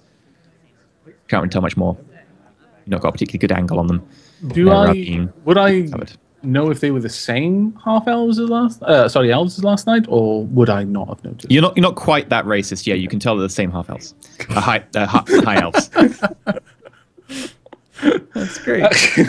Okay, fair enough. I walked into that one, to be perfectly honest. I deserved that, and I accept it. Okay, so your food is brought to you. It's a porridge with some bits of sort of dried meat in it. Okay. It tastes okay. It's a good filling meal. Something a Hobbit would approve of. Can we I've got ask? my mouth full, so I'm not saying anything. I'd like just ask around, see if anyone found out anything else about the attack. Surely by now the rest of the town has been up, talking about it. As Aramel starts doing the rounds, asking these sort of questions, I kind of nod my head in agreement with his actions. Good idea. Okay, so you just want to generally talk to people in the inn? Yeah, just see if anyone knows anything. Do a little bit of... make a general sort of charisma roll, but you can make it with advantage. And I guess it'd be a persuade, since you're persuading people to talk to you. And you make it with advantage because they all love you from last night. You're going to let me roll a 2d20, keep highest one, plus 5? That's pretty good. That's still not a great roll. It's not great, no, for 2 dice. But would have been for 15. Good. I was talking to one of my friends the other night, and he said that it was someone was killed up there. Someone said it was the sheriff's men. Really? That's fascinating. Yes. Have you heard anything? He actually said that anything else? You ran out with your loot afterwards. Yeah, I did. I'm not sure that. What did you need a loot for? Well, I always take it with me. You never know. Might need it. At this point, I just kind of call out from my table, swallowing a mouthful of food hastily. It's a battle loot. I give him a glare. I give him a glare. I raise my fork with a sausage on it. Oh, well, a spoon full of porridge with a grin, and then start stuffing my face again. Okay. Generally, you pick up a lot of things. Basically, chatter. People, know that there's, the sheriff's men have turned up dead. I say men. One of them was a lady. The sheriff's people, halflings, hobbits, turned up dead, and they know that it was a pretty vicious mess. Are you sure we know that with how badly they rolled on the medicine checks? Did it make a good point? Scarlet, I'm just saying, if we're going to bring up the tree. That's a fair point. I mean, he was checking his own pulse, to be fair. He could have easily have missed that little detail. Sorry. Anyway. We suck. Malphas finds this hilarious, though. He's quite happy with it. Dice. You need new virtual dice. Indeed. Okay. But change the color. What do you want to do? Well, as soon as I've finished, I look to my companions and we should probably go and see Battle, whatever his name was, up at the house about our money and possibly our job as well. But mostly about the money. Yeah, I agree with that. I'm up for going. Okay. Well, it's that, or we should try and pick up the tracks again now that it's light out and hopefully not raining. They're probably gone because of the rain, but might be worth a shot before trying to go and get money that we haven't earned yet. Can I talk to the innkeeper and see if she knows more? Because I talked to the people in the tavern just now, but she's been here all the time. I want to see if she knows anything. She looks at you. What else can you tell me about this dog? Because I know, surely you know more about what's going on than the average person.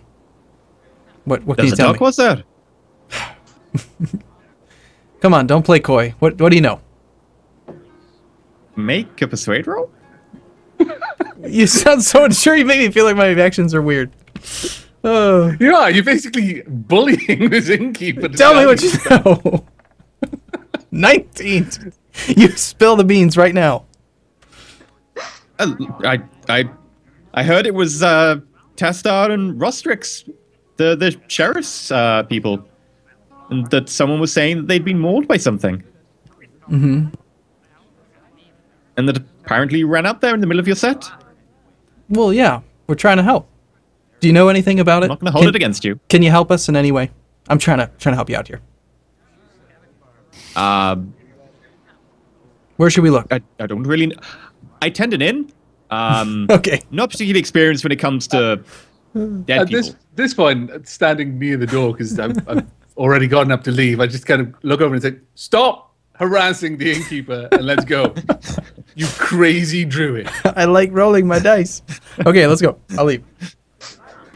Okay. Sorry. I'm terrified that Malphas is acting as the voice of reason in some of these instances. This scares me, frankly. And it should scare you, too. You weirdos. Sure. Okay, you head out. Where are you going? To the woods.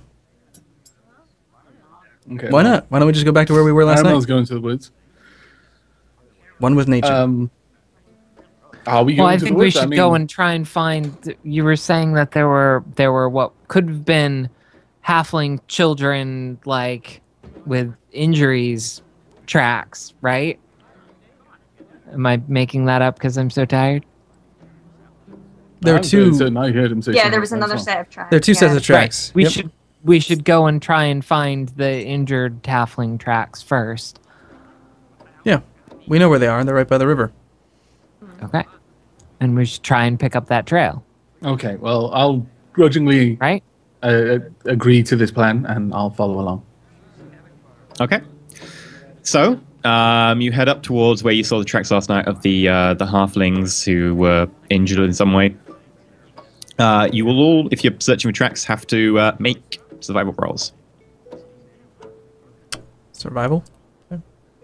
Yep. If I were not to join in this, would that increase their odds of success? Probably. Yes, I'm not even going to try. 20 for me. 17. 11 for me. Not too 15. bad. Okay. Who got the 11? Scarlet. Yeah. Okay. So Scarlet goes wandering off, searching for tracks, and she's very sure where she saw them last night. However, Aramil and Wolfslayer both point next to them, and you come back to see these small bits of halfling footprints that you only know are there because you saw them last night. But upon finding them, you manage to find little bits here and there, which you quickly lose again because a lot of it's been washed away. The rain really has. We're not in a tavern anymore. I can turn it off.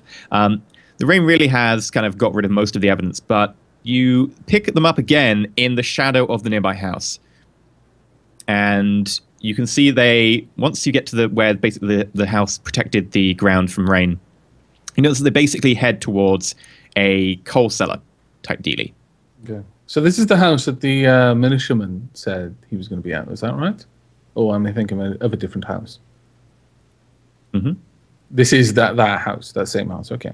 The one that's far away from the rest of the town. Yeah. Yeah, on the map. Is it haunted?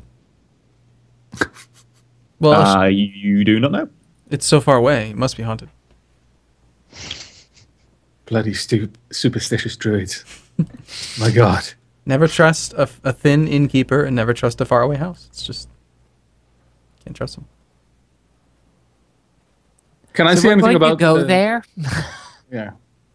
I assume that we've more or less followed these tracks. Is that right? Because you were describing what we'd see if we were right next to it in the rain shadow of the house. Yeah, so we're there. So we've been led up to the cellar door. Is the door barred? Can I see if The door has a padlock on it on the outside. Okay. Well, I mean, is this like an new abandoned fresh house padlock. or a regular house? Does somebody live here? Should we knock? Is it a witch's It house? looks like a house, a normal house. It doesn't look particularly abandoned. Oh, okay, I'm gonna go knock. Yeah, I'm agreeing with that. I mean, I could just pick the lock, but I mean, Aramil will probably have a kitten. Bloody druid. I don't see any problem with it. I'm following Wolfslayer. This is where I Okay. wanted to go anyway. This is where that halfling should be. I just Aramil wanted- and Scarlet, you going with them? Yeah, I'll go with them because, well, the guy was saying to me that's where he stayed, so I may as well go knock on the door, see what he has to say. Okay.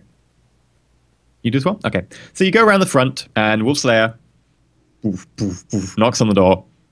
And about 30 seconds later, the door opens. Okay, how can I help you? And it's Battle Aurora, the hobbit you were talking to last night. I kind of just lean in to Aramil and go, Shh, do you remember his name? Yeah, Battle Roarer. How come you not... Why don't you remember Fantastic. I have a memory for faces, not names. And he looks over, having rolled a 20 on his perception roll, and So you looks get at normal Malthus, dice. hears, and goes, "It's Battle Aurora." shakes his head. He says, "Do you want to come in for tea?" Actually, we're more interested in what you've got in the coal cellar around the back. Ooh. Okay. Roll an insight. Okay. The way you delivered that, I will let you have advantage. Okay, so let's roll 2d20. Keep highest 1. And insight, unfortunately, not one of my strong points. We'll just see. Okay. So with your numbers, that is... That's it. I've got 10 wisdom, so I get no benefit. So that's 16. Yeah. That is way easy enough. You see that he visibly goes pale as a sheet. His hand twitches on the doorknob, and he takes a small step backwards. And he looks at you, his eyes wide, out of a mixture of surprise and a little bit fear, you think. And he goes, there's coal, firewood. And he's inching his hand I step behind inside. him. And he's kind of blocking the door. You can push him if you... A little. He invited us in for tea, after all. Okay, Yeah, I you want step this. inside. I see the wolf I'll operates on the vampire rules. Tea sounds good. He's so surprised, he kind of just lets you push him, like, very easily. And you walk inside into a hobbit home, so you are stooped pretty low. There's a little sofa. There's a little coffee table. There's a portrait on the wall of what appears to be Battle Roarer and a female hobbit and 2 hobbit children. Okay. And, you know, there's other accoutrements of a lived-in house. But it does look like it's gotten a little bit to seed. Like, there are a couple of unwashed plates on one of the chest of drawers nearby. Okay. He looks completely taken aback. He goes, yeah, I'll go get that tea. And he goes around the corner into what's the kitchen, which doesn't have a door or anything. It's just an open kitchen attached to the thing with sort of a partition wall across half of it. All right. Now, Right. What doors are around? yeah. How many exits are there from this room? Okay, make a perception test. Anyone who wants to look for doors. Well, what's Just there? regular doors. I do. I'm not looking for secret doors, just regular ones. Are there portals through the walls? However, that may or may if there are secret doors, I did get a total of 20. Well done. Okay, that's a 20. Yes. Not a natural 20, but a 20. I got a 10. 10. I'm We're not looking particularly looking for doors. Okay. There's windows in every room. There's a door which is slightly ajar leading to what you think is a bedroom because you can see vaguely some articles of clothing strewn on the floor in there. There's the door that leads to the kitchen. You can't see if there's an entrance out of the kitchen in any way, particularly from here. And there is the living room. And then there is a door off to the side which leads into presumably another bedroom of some kind. Judging by it's got something written on the door in half-elf sort of cant. But the door is closed. Okay. Well, at this point, as he leaves the room, the moment I think he's far enough away, I move up closer to the group, whoever's nearest to me, and I whisper, "There's something up." I make that, I pass that information along straight away. Okay. I know I'm not the smartest person in the group, but I give him a look like, duh. Well, I don't know. I was doing it when Because I'm rolled. probably also not the least intelligent.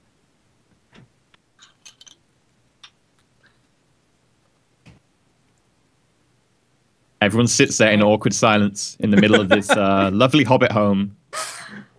So, are there any other signs of family? Like, you said there's a portrait of a family.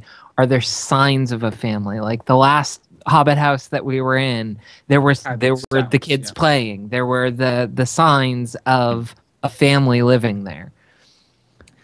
There's no signs of a family living there like those. There's a lot of signs of it has been inhabited or it is inhabited, but you can't see any signs that there is definitely other people there right now.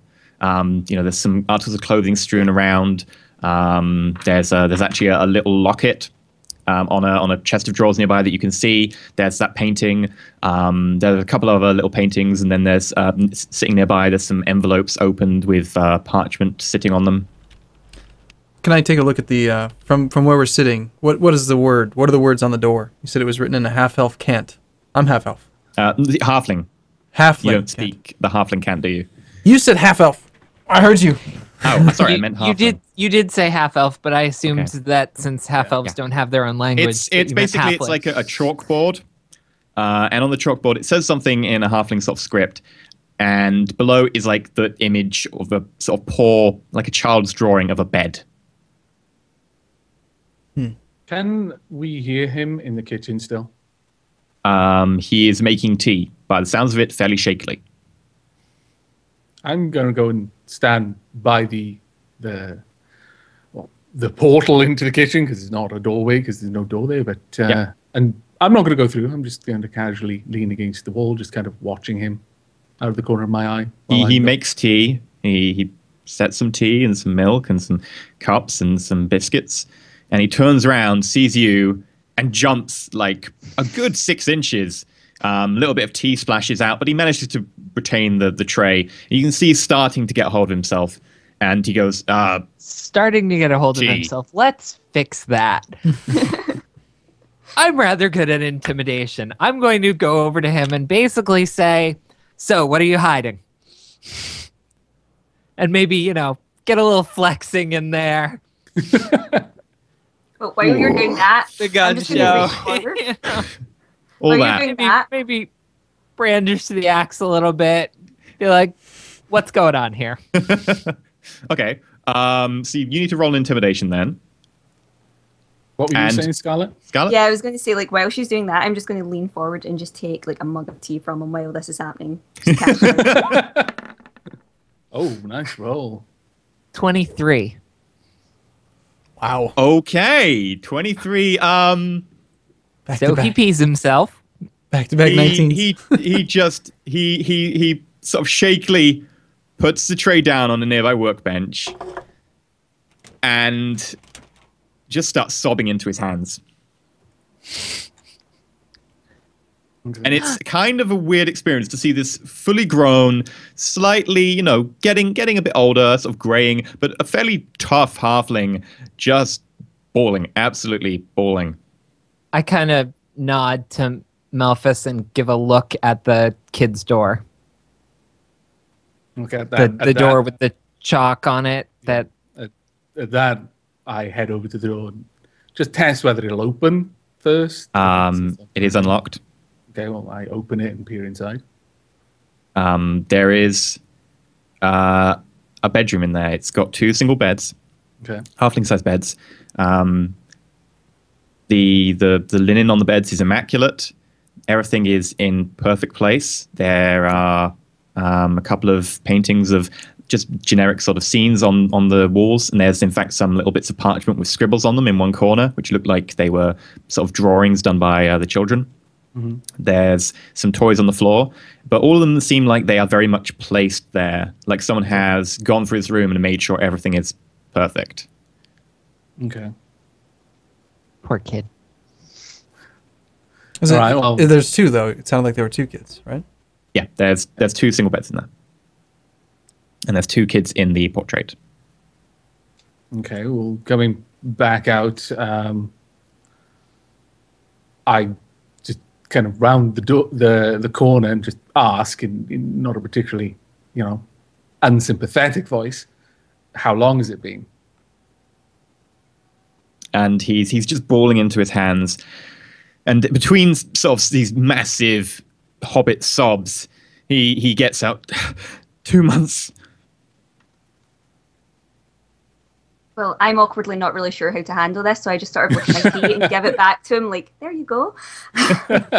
Yeah, we could sit him down and get him a little more comfortable, and so that he can tell us this story. Yeah. Okay. I think this because he is going to tell us this story. A group persuade test. All right. And the way you've done it, it's so nice. Do it with advantage. Go for it. Yay. You with advantage. Oh, goodness. I don't think we really need that. All right, what do I type in for that? It'll be 2d10 Don't I K slash 1. R Oh, 2d10, damn it. right? Slash R space 2d20. 2d20 K1. Okay, I've got 22. 22.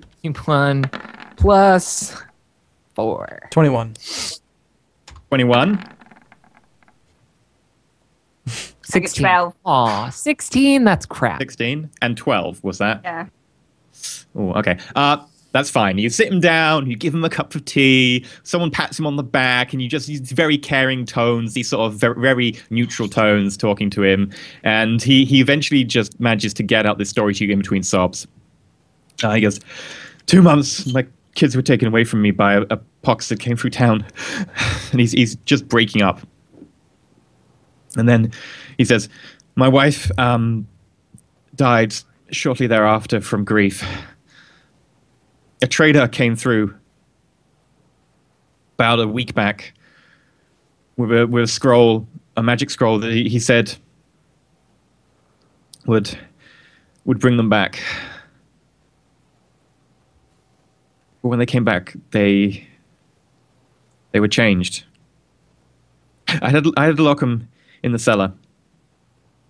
They're down there right now. And he points to the edge of the carpet, and now that he points to it, you can see that there is the edge of a trapdoor. Okay. So you raised the dead? He's still crying. He just massively nods repeatedly. It's now a good time for a break. In a second. Are you going to continue that line of questioning, Oh, goodness. Aramil, or is that you? Well, I don't generally like undead things. Do you mind if we fix this? Or what do you want us to do? How can we help you? They're not your kids anymore, are In they? between large crying sobs and at you saying, not your kids, are they? He goes, I couldn't bring myself to do it. And he then sort of raises his head and he looks up at you guys. Right, that's all I need. I'll pay you. How much? I like Scarlet. Harsh. At this point, I'm just grinning, looking down at her, like this nod. He's like, that's right. Young Padawan." He gets up, he walks into the bedroom for the kids, and he comes out with what can only be described as a halfling piggy bank. You're gonna take the kids' savings. I love you and I hate you at the same time. Can I get the piggy bank with it? He just nods and he just hands it straight to you. Wow. Wow. All right. Hey guys, I got his money. At this point, I'm actually. It's no longer approval. It's just kind of like strange awe. It's like that's cold. And now Series cold. we go to a break. So thank you everyone who's been watching so far. We'll be back with you in about 10 minutes. Depending on, how long it takes people to go get tea. I know I could do with a cup of tea. Wow. Another beer. I think I need my soul cleansed after that. But, Seriously, we'll be back with you. She's been quiet all this time, and then it's like, Plotting and scheming. fantastic. Yeah. So we'll be back with you shortly. See you soon, everyone. That was heartless on a level I don't even know how to explain. Hey, the cat's not using it. This is a fair point. Fair point, indeed. Right, I'm going to step away for a moment to get myself another beer. Yeah.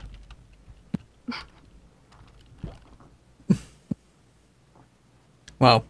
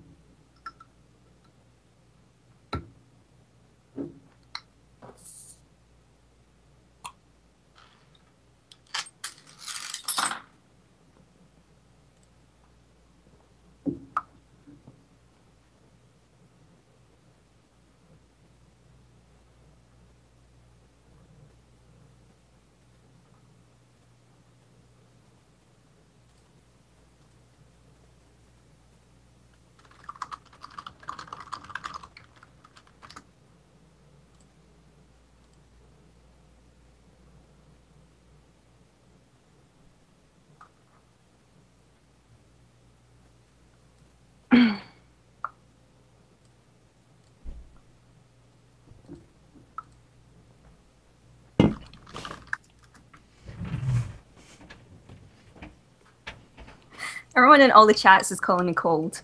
Yeah, I can understand why. Here I am thinking that I'm like not being like balanced, right, with true neutral, trying to, you know, rustle up some more payment, and then you come out of nowhere trying to steal some kid's piggy bank. It's crazy. The kid's not going to use it. It's fine. You know, I'm trying to think. Okay, because it's been so long since I've actually played D&D. True neutral, right? Like I don't care about law. I'm not particularly. You care about the law to an extent of how it affects you, but you don't care so much about upholding the law as upholding your own personal code. Right, because like on the one hand, I'm almost thinking I almost said it, but I didn't. Like, I could just turn to this guy and say, "What you did is unholy," and just kill him, and that would be within my moral compass. Because I don't care about whether or not it's legal. Murder's fine as long as it fits my own morals. Is that not right? That is correct. Technically, the law on necromancy pretty much everywhere is death or ridiculously long prison sentence of forever. I mean, there's the argument that he didn't do it on purpose, right? He's just trying to bring back his kids. I can empathize with him. I'm not a complete psychopath or something. But within the constraints of my character's morality, it's not that big of a deal to me to just say, okay, well, you're dead now. I'll make you dead like your kids. Oh, that's cold. It is. But my chat is saying it's an accident. You shouldn't do it.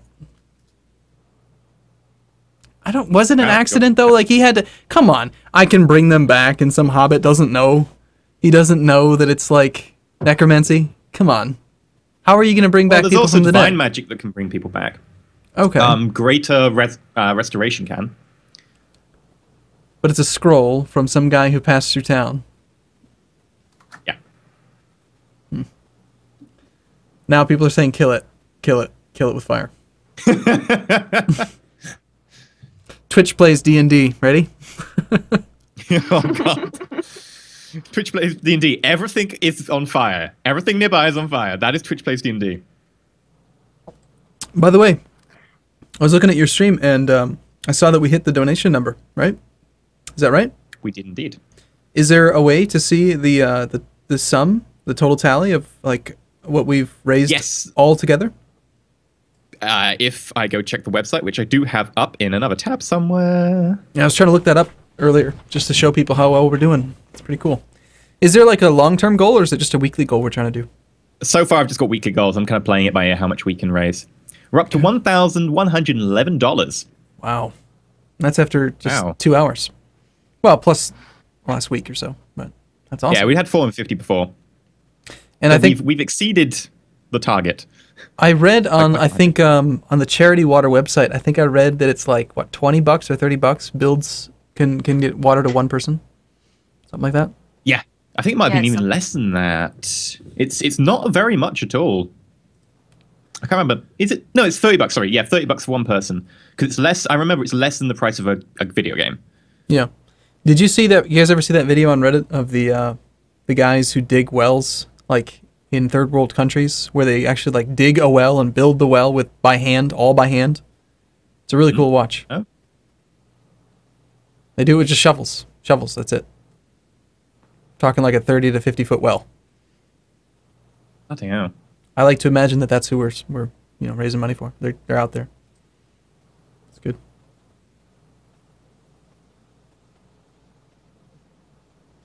Well,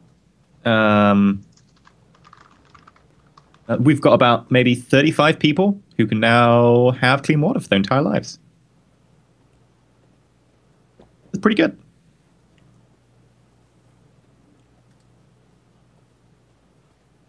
Right. Ooh, my kettle's boiled. People in my chat, Annalise, they want to know what you're drinking. Is it beer or what?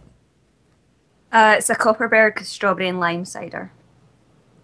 It's very good. It's a cider. So that's like, what, 78% alcohol by volume? Pretty strong? No, 4%. Oh. 78. So. Probably too high anyway.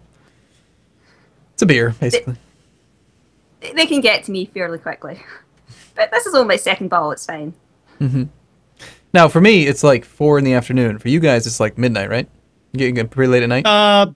Nine-ish. Yeah, you're pretty late in the evening. And you're all over in Europe, right? Anna isn't. Well, Anna's your time zone. Anna doesn't have a time zone because she's like, in another world right now. She doesn't I sleep. think the kids are zombies. We can't perceive time like she does.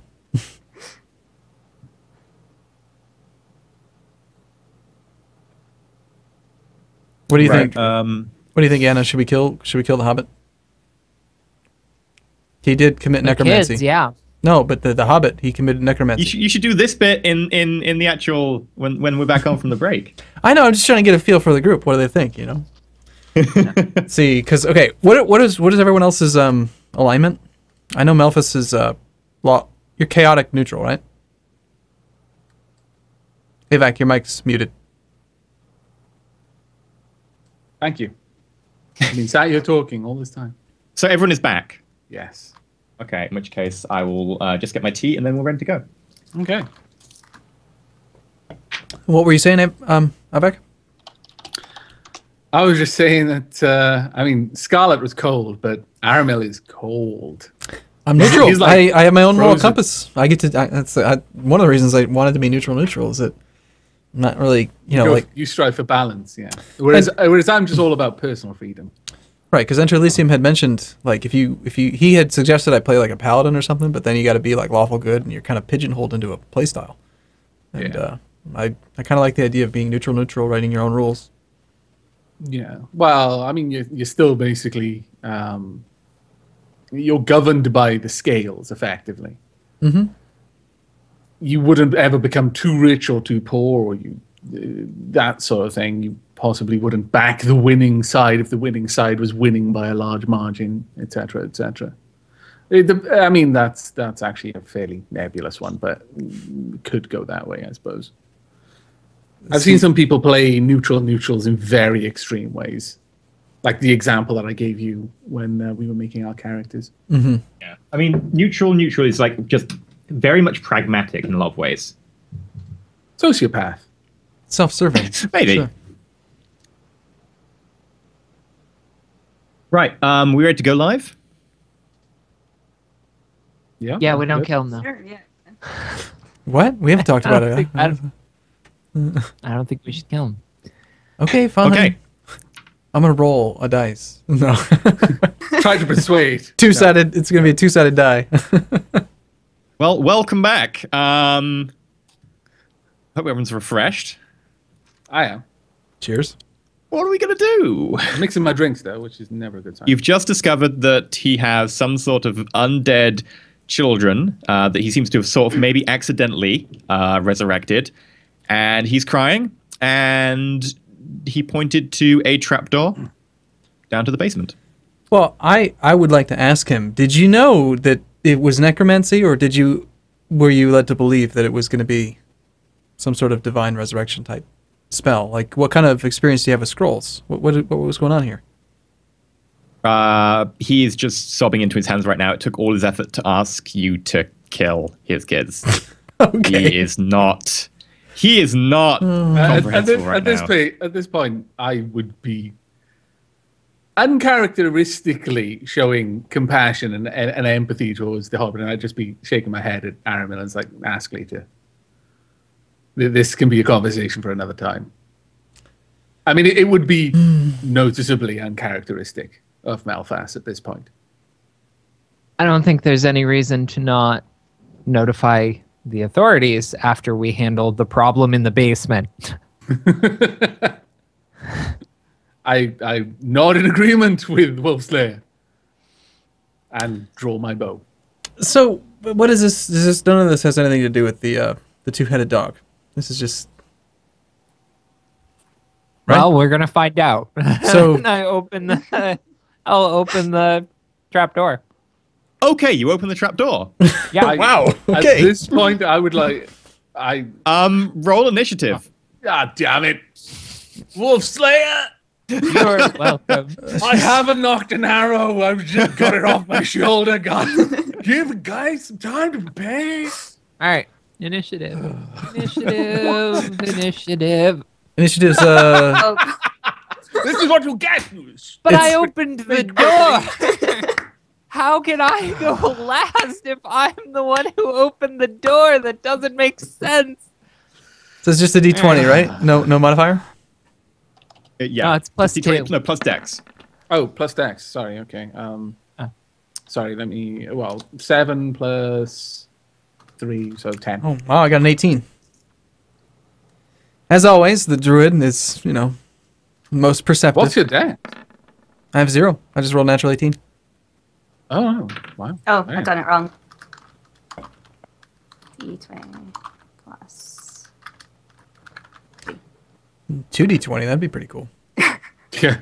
You're 12. very, very Okay, fast. so it's Aramil first. I'll just write this down. Aramil with, what did you get total? I had a 18. 18 total, okay. Who was next? Looks like Scarlet at Scarlet. 12. Then me. I Then- have Scarlet 10. 12 plus 10. You got a critical fail, didn't you? So, unfortunately, as you go to pull the hatch up, at the same time as you sort of twist the thing to unlock the hatch and pull it up, there is a giant shove from below, and it knocks you onto your back. You are now prone. Your weapon is flung 5 foot to the side of you. You can still act in the first turn, though. It's okay. She is a weapon. Kind of. As long as it's not against trees or tracks. Okay, that means Aramil, you're up, and I should put on some music. Okay, so someone has just... She opened the door, she got flung to the side, something pushed against the door, and I'm assuming it's going to be a small undead hobbit child? Is that what I see? From the angle at which you're at, you can't really see very easily because the hatch is kind of half open, blocking it. They haven't come out yet, so you can't really see unless you move around the edge. You're in a very cramped hobbit room anyway, so... Okay, presumably it's going to be 2 undead little children things crawling out of a hobbit hole. It's crazy. I'm going to go back, I'm going to go over there and I'm going to try to close the hatch because that seems stupid to have opened it. Just Okay, try to close it again. So that Joel, we you go up to can... the hatch, and you notice that as you get to the hatch, just over the hole, you can see this undead, damaged, partially decayed hobbit child. Female, probably, you're thinking somewhat about 7 years old. Sort of flesh hanging off from her cheek. There's some maggots crawling over her shoulder, and her clothing is... It looked like it was once good funeral clothing, but it's soiled in places with, well, mud and bits of just general corpse goo. Looking up at you. Oh, okay, well, I changed my plans immediately upon seeing this, and decide that the unholiness must be cleansed, and good lord, is that disgusting. So... See, I was right all along. I'll, as expected, okay, so I'll use my I forget the terminology, it's not my action, it's my, Bonus action? but yeah, my bonus action. I'll enchant my, my staff, which, I'll draw my staff, cast Shillelagh, which is... You pull out this quarterstaff, which is tight in this room, unfortunately, and you cast Shillelagh on it, and it sort of shrinks slightly and turns heavier at one end, and sort of green vines grow up it and tighten around it, and it becomes weightier in your hand. Okay, and obviously, from here, we'll smash the thing in the face. We'll do a called shot. I'm gonna hit it in the head. That would just generally be a normal attack. You don't have any sort of moves as a druid that you know how to particularly hit parts of them. Okay. So You just know how to hit stuff. I Not really how to hit the last stuff two specifically. the last two monsters that I attacked, I rolled well, and I remember, if you remember, you had me, I golf club swung an animal's head off. So seems it's natural for me at this point to hit things in the face. So Okay. The position you have currently over it, I will let you have advantage on that. Oh, great. That means I get to right over the reroll. top of it as it's trying to come out. You're basically playing whack-a-mole with this one. You are welcome. I get to reroll then because you didn't mention that until I rolled a 2. All right, so I got to roll separately then. So this is going to be roll 2d20, keep highest 1, plus 5. You've already rolled a 2, just roll another 1. Don't roll. I was going to say, roll 1. Damn. Nice try, Rumba. You min-maxing scallywag. I'm just going to invalidate my whole bad roll. Yeah, well, of course. I got a 9 on that and You've a got a 7. 9. Yeah, so I got a 9. Okay. You just managed to clip it in the head as it sort of slowly shambles backwards up the steps, and you just managed to clip it just sort of on the cheek and the jaw on the way down. How much damage do you do? Roll damage. It's already part of the first roll. 1 plus 3. 1 plus 3. Okay, so you get 4 damage. It was a massive fail of a roll, that first one. Yeah, so you just clip it on the jaw and the cheek. It's so light that it doesn't even really damage the flesh at all, but you do get a bit of a whack to the side, and it just seems fairly unfazed by that. So that's 4 points of damage. Okay. That's... Well done. No, it was not. Did you see the roll? Now be Scarlet. You basically put that head in the bunker with that hit. In the rough, in the bunker, somewhere around there. You may have even put it in the lake. Yeah, it could have been worse. I could have, like they're saying in chat, I could have rolled a 1 instead of a 2. That is actually a very good point. Okay, I think we're losing Scarlet. Scarlet's roboting. Scarlet's roboting. The camera is frozen as well. At least it didn't freeze on a derp face. This is true. Always That's a a very benefit. good point. Like, she actually looks really good there. If it was me, it would have frozen on me making like some horrid face. That could be a profile picture right there. Yeah. You make some valid points. Shall we just skip Melfast. Yeah. Okay. Well, she's shocked. Bad. Oh no. Oh, no. no, there she is. Scarlet. No, wait, no, no. Oh no, her camera's reloading because it froze. It needs to reinitiate. Can you hear us? Ground controls to Scarlet. To the back. I don't know what's going on. You're sort of back. What do you like to do? Okay, I will. Okay, I'm back. Awesome. Right. Looks like you're I a watercolor. She enters watercolor mode.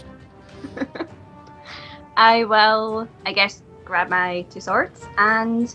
Okay, what have we got left in this room? You have an arrow mill who's just swung down at something coming out of the below. Okay. You have a wolf slayer on her back. You have Possibly looking a little surprised. a Melfast standing next to you. She looks like Mostly annoyed.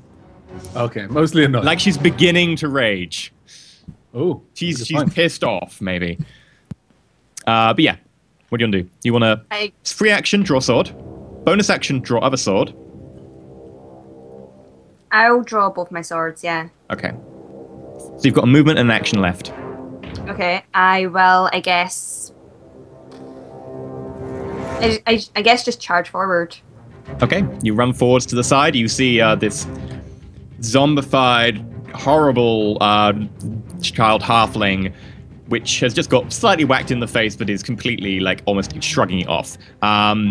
You can attack it. Yeah, why not? I'll attack. Okay, you have advantage on your attack rolls. Okay, so that's. How do I do this again? 2d20. 2d20 K1 K1. plus any pluses you have. Plus. You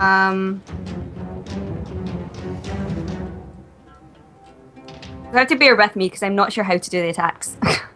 Sure. That's fine. Most of us aren't. Okay, do K1 plus. Yeah, like I'm not sure what I'm supposed to use here. /R space 2d20 K1, which will keep the highest one, and then plus any like dexterity or proficiency bonus you have, which I think for you is like loads. Yeah, that will be. Oh my god, where is it? Your dex is +3, right? Yeah. So it'll be Dex plus proficiencies plus 5 in total. Plus 5. Okay. How big is this room, roughly? We're talking maybe 10 feet by...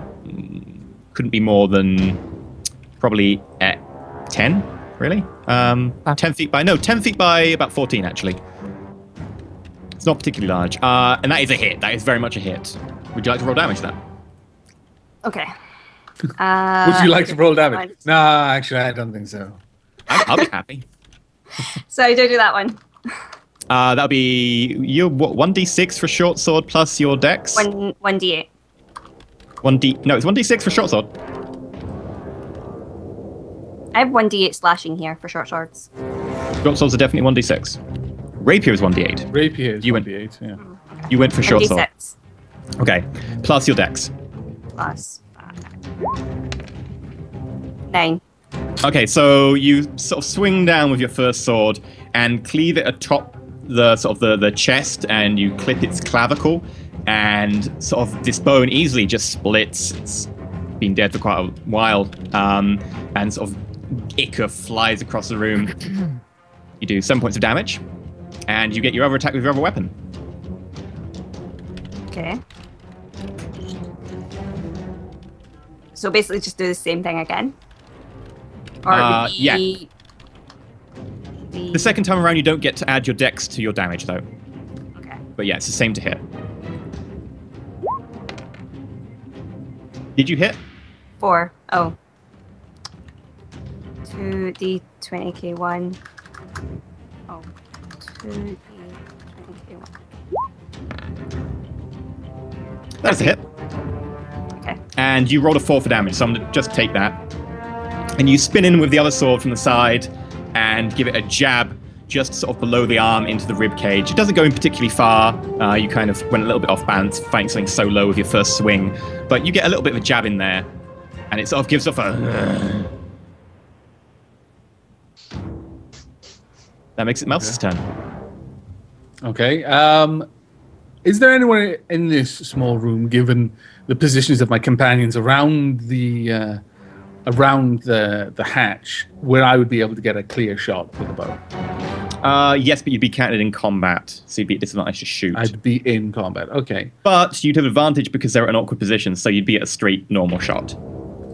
But you would be in combat. I have got my bow out because I was pulling my bow out. Is there a way I could draw my daggers instead of my bow?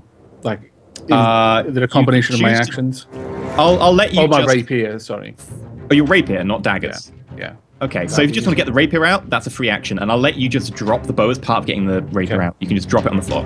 Okay. Well, given the very confined area, it seems that the bow would be a disadvantageous weapon to use. So I'll draw my rapier, move in, and actually go for an attack.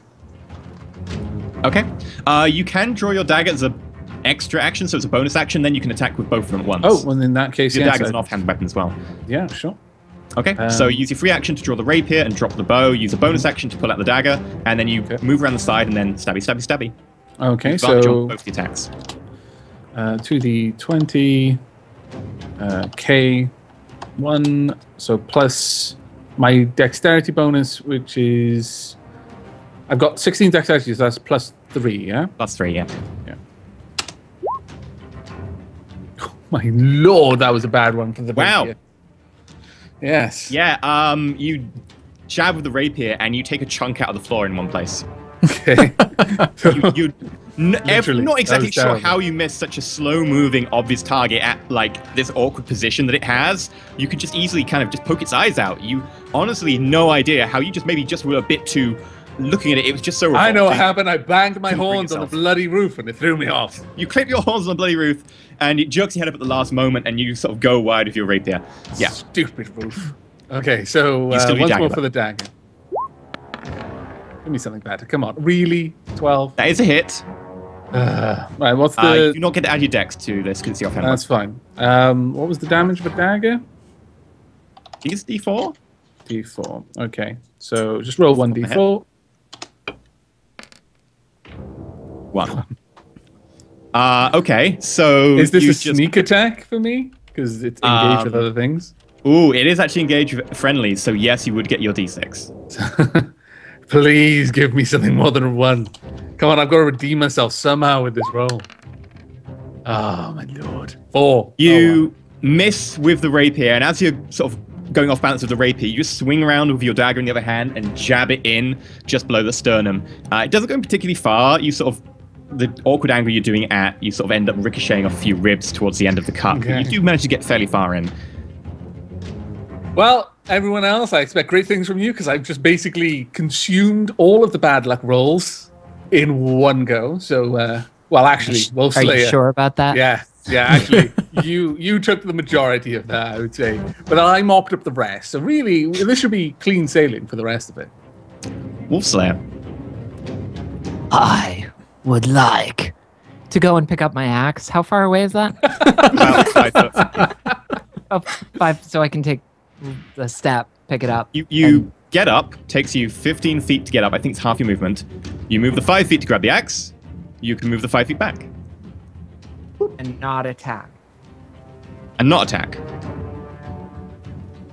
mean, if you don't want to attack. No, I'm saying, and then I wouldn't be able to Oh, attack. no, or you can. You've still got the movement to get back, and then you can go. Whoop. All right. Well, I'm gonna do that and rage. Okay, so angrily turning around after grabbing your axe off the floor, you're pissed that you had to let go of it. You turn around and just double-handed axe. You do advantage from that position. Lovely. At this point, So advantage is rolling 2 and Keep one. keeping 1 Mhm. plus 5. 18. That is a hit. And D12. 15. Okay. I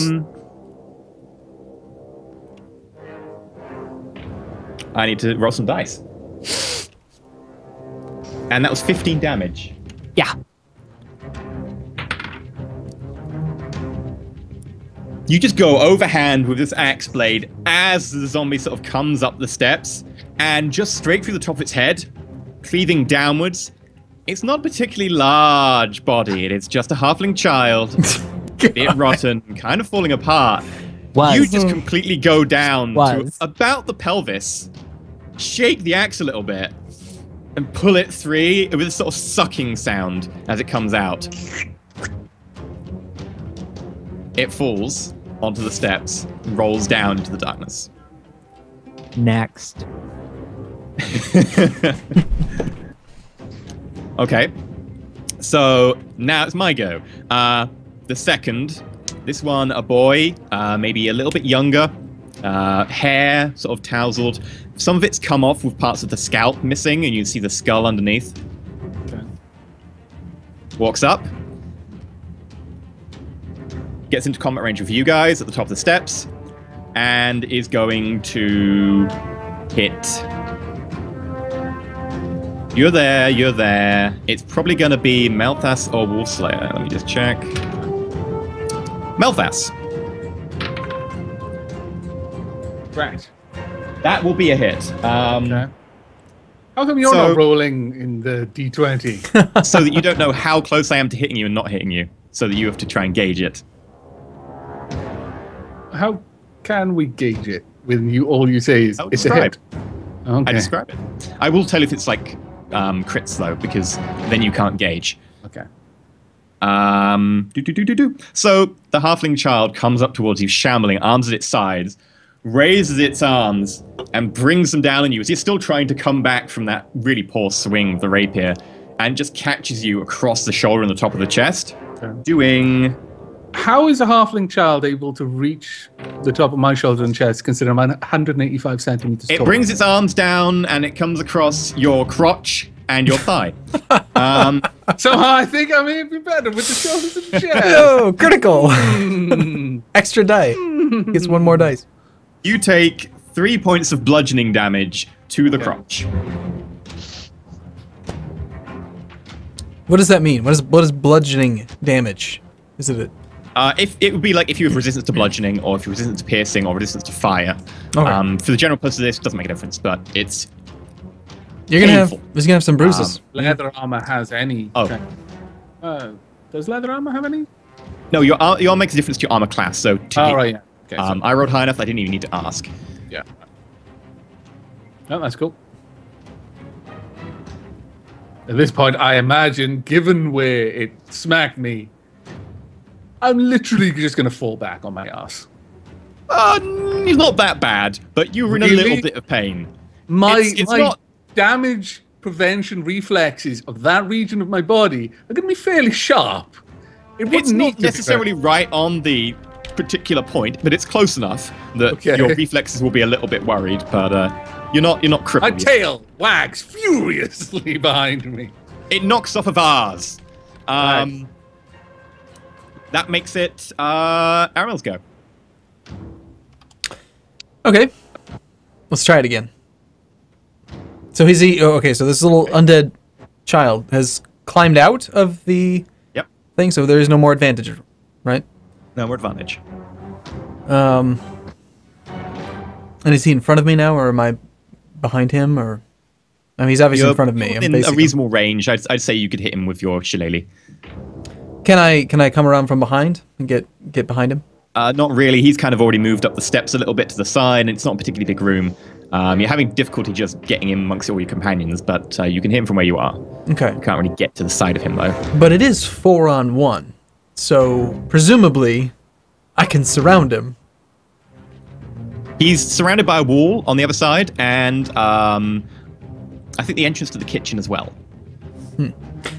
Okay, well, we'll just give it the good old, the 1-2, smack him smack him in the head, like we do.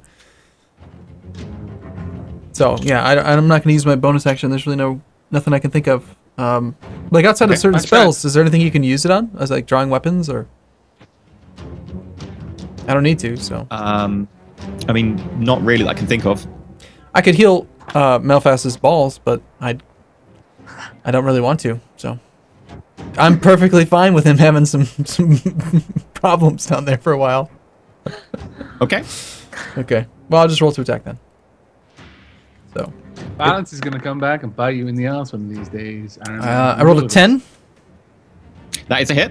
Okay. And damage rolls 10. As the hobbit turns towards you, seeing you come towards him, you boop, and how much was the damage? 10. 10. Yeah, I have. It's a 1d8 plus 3. I rolled a 7. Okay. You don't just bop him. You full on baseball bat. It's a game they play somewhere down south in the Lyran Empire. Straight across the face as he looks towards you. Did I knock his head off? His head sickeningly cracks and turns to the side and looks back towards you now, sort of on its side like that. Wonderful. The undead need to die. Again. Okay, that would make it Scarlet's turn. It's not dead yet. Jeez. Okay. Hey, I'm determined to Well, finish the other one this took off. an awful lot of damage if you weren't paying attention to the numbers. It is a zombie after all. Yeah, I'm determined to finish this off, so I'm just going to use my swords on it again. Just charge forward at it. Cool. So, main sword. That's a hit. The 17, and then damage of hit was 6 as well. So swinging forwards with your sword, you deliver one massive cut along its abdomen, and it's so deep that you can see these guts on the inside. They smell. There is a horrible stench permeates the room. And the other sword? I'll use the other sword. Remember, you don't get dex on this one for damage. Yeah, so 17 and 5. So the other sword, you bring it along its thigh all the way down from sort of its pelvis all the way down to its knee, and it's sort of a downward arc, and you cut open a lot of the tissue there, exposing meat, which is still fairly thick meat, so it's not all rotten yet, but it does part fairly easily. And the halfling sort of stoops and sort of has trouble limping towards you. It's still going, but it's incredibly badly damaged by those attacks. That would make it Malthas. Okay. But at this point, my tail still wagging furiously, I will simply go for a thrust with my rapier. So that would be a... I have been told by my chat that I should be +5, not +3ing this, because of proficiency as well, because I was only adding my dex. So that would be... do I have advantage because it basically turns to the others now, or given that I was hurt? Okay, so that would be 1d20 +5. Yeah. That is a hit. Oh, okay, that's not too bad then. And it would be, for my rapier, 1d8 and then 1d6 for the sneak attack. Do I still get that, considering it's engaged? Yes, because it's engaged with friendlies. Someone had commented, and I was wondering if this is true or not, that undead are not susceptible to sneak attack. Ooh. They are. Okay. It's not a sneak attack, but he gets the bonus because it's engaged with enemies. Basically, like he knows... I'm not sneaking up on it, it's just that it's distracted by someone else. But no, that's fair enough, because I'm calling it sneak attack, because that's... Yeah, I'm a mechanic nerd, so I'm going to ask questions like that, you know. Oh, it's fine. I was interested in the answer myself. So, D8 for this is a 3, then a D6 for it. 6 damage for that. Plus your dex. Oh, okay, which is an extra 3, so 9. 9. You come up right behind it and spear it direct... Well, it sort of turns to the side, and you manage to just sort of inch around behind it and stab it. And you manage to get it from just sort of near the spine at the back and up through its chest, and the point of your rapier pops out of its chest near the front, directly sort of through the vital organs in the chest, and then you pull it out.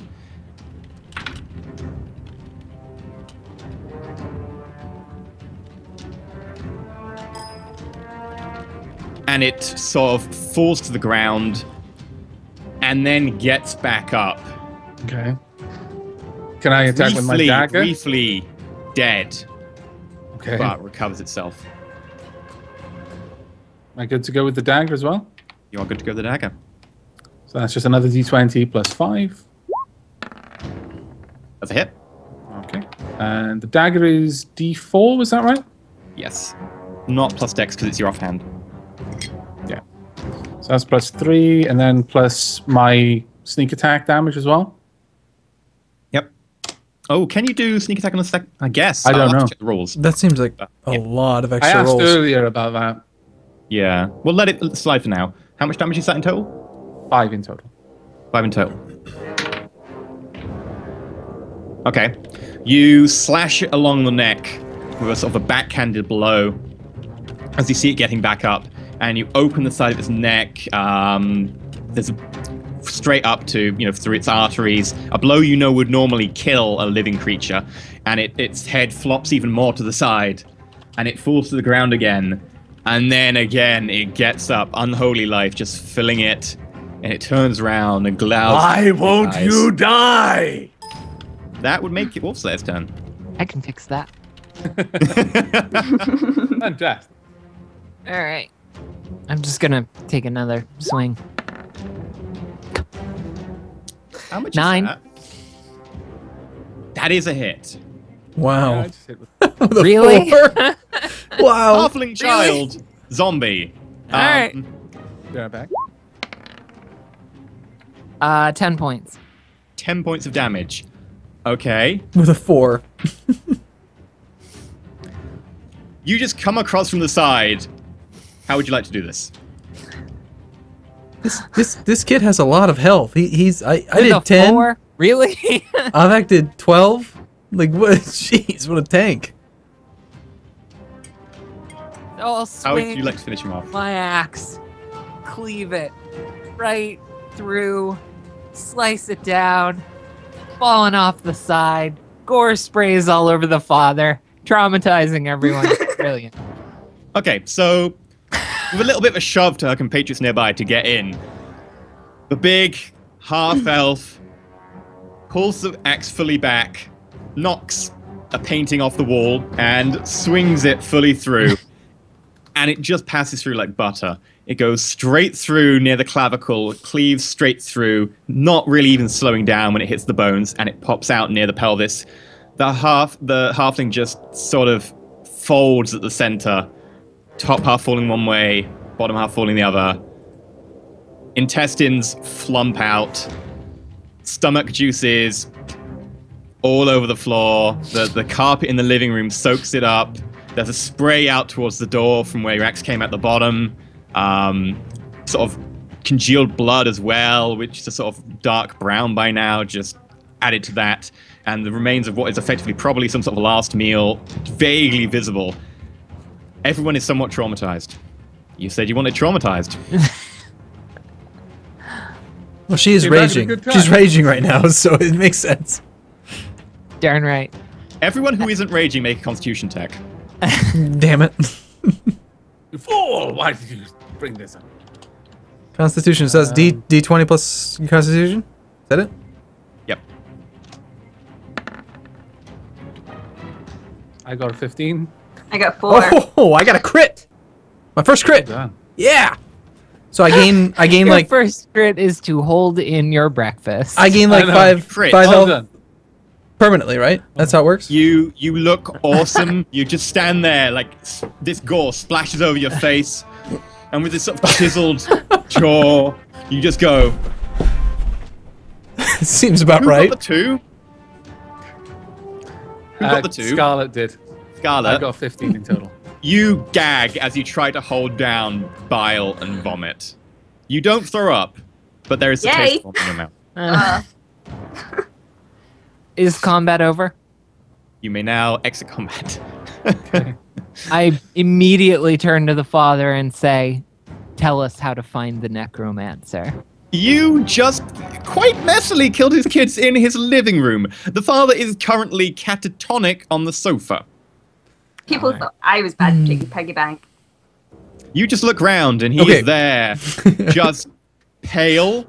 No, Probably covered in Shaking. gore as well, Wait. considering what I came back to. I need to understand how does rage mechanic work? When when Wolfslayer left combat, did she lose the rage? She would lose the rage 6 seconds after losing combat. Okay, so before she does that, I want to try to persuade her to finish off the halfling father.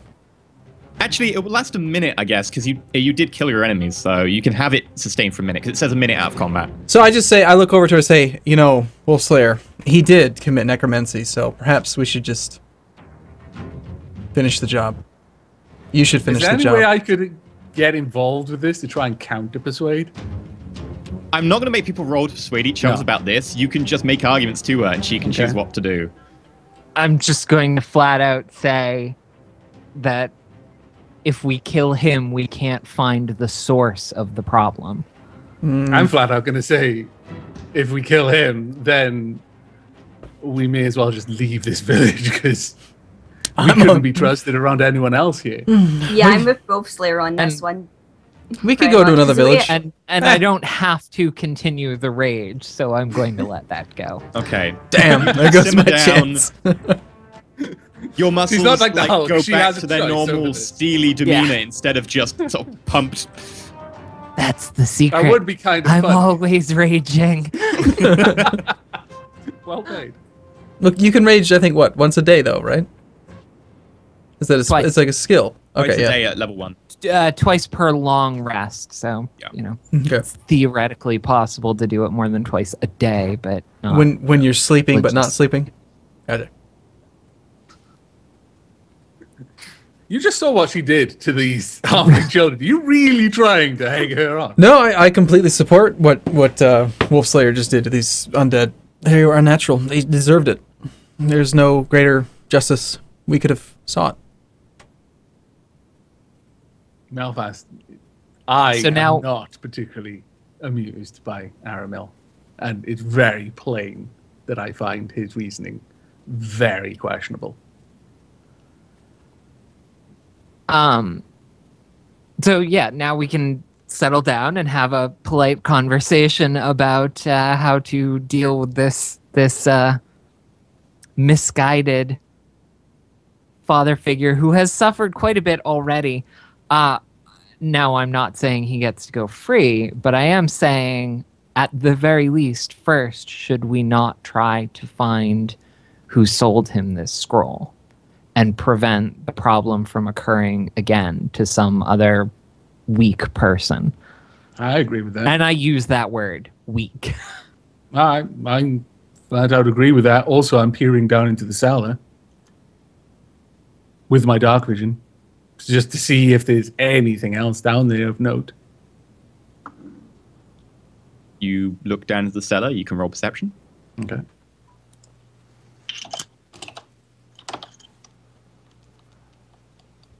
That's wisdom.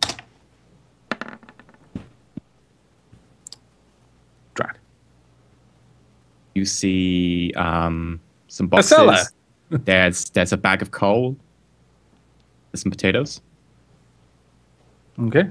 All right. Is the Hobbit father is passed out? You said, or is he? He said he's catatonic, so he's out. He's conscious, but he's non-responsive. In shock. Very far in shock. What kind of things can we do to like try to fix that? Is there a specific attribute that would apply to like trying to calm him down, or? You could try and roll a medicine roll if you want, but it's not very easily a medicine thing. Yeah. Well, then what do we do? What do you want to do? You're the one that scared the shit out of him, so are we gonna sit around and wait, or what? I'm pretty sure we all had a hand in that. On the one hand, we could murder him, and it's not really murder because he's a necromancer. On the other hand, we could just sit around. We could just sit around and wait for this man that you've horribly traumatized to speak up. So I look to Wolf Slayer and say, what do you want to do? Murderer? Is he a necromancer that deserves murder, or a man that I have traumatized? He is both the victim and the perpetrator of a crime. Necromancy's worse in my mind than being traumatized. So I don't see why we don't know that he realized it was necromancy. We don't know what this scroll was sold to him as. Does that matter? It could have been anything. Yes, of course it matters. Why? Do you not believe in the gods? Of course I believe in the gods.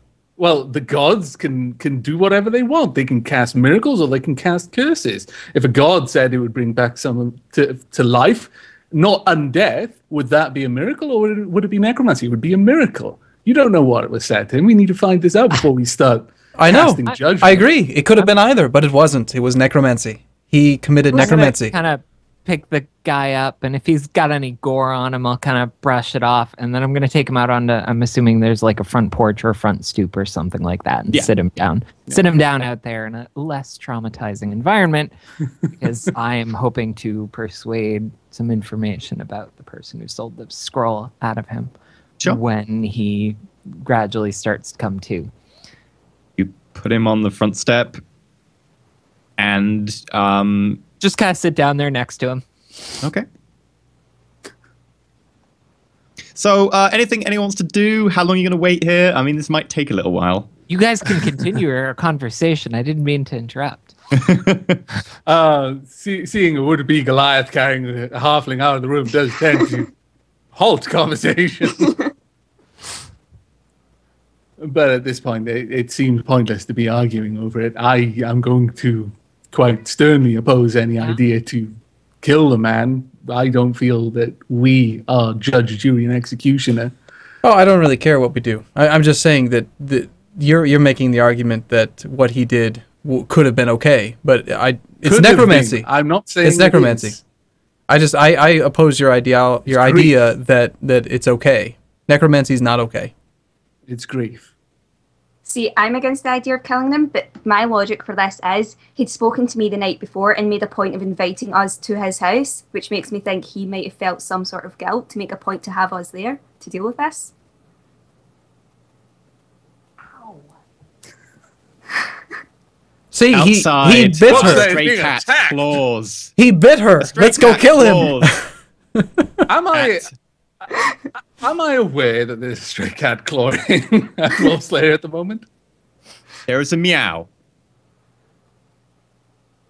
Really? Or were you talking about hearing my cat? Well, the GM just said a stray cat was clawing at Wolf Slayer.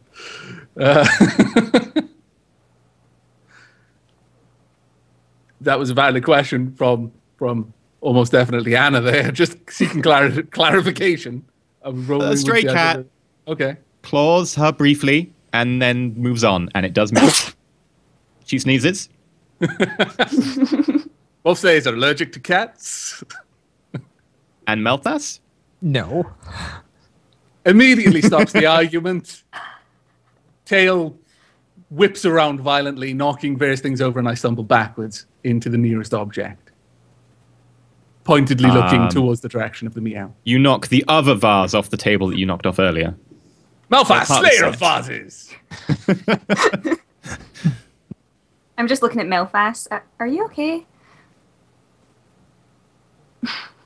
I'm literally, I have a look of very disquieted. My tail is flipping back and forth. I don't look happy anymore at all. Don't look argumentative. Look very, very unhappy. Agitated to an extreme. Okay. Well, slowly over the course of the next half an hour, you get your wits back. Battle Aurora. Slowly stop shaking as much.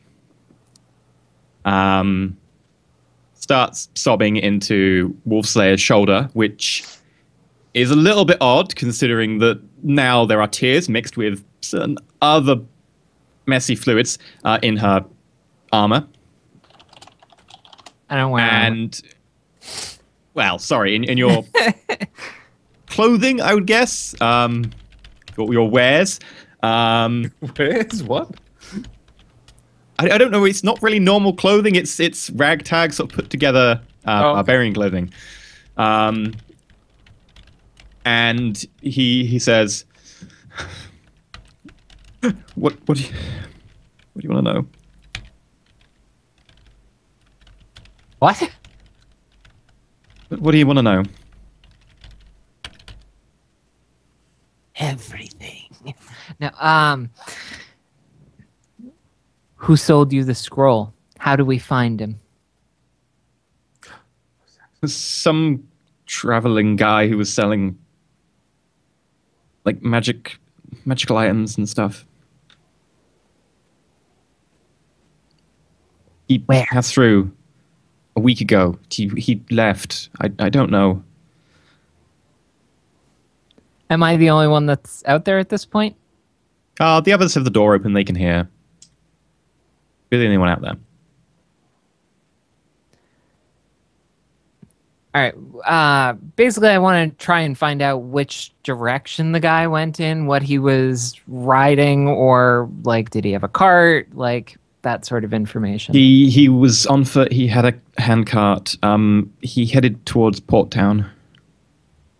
It's the other way from the way you came into the village. So and I look at him and I say, now answer this one very carefully. What did you think you were getting? Aramel perks up. Listens Make a carefully. persuade roll. Make a persuasion roll?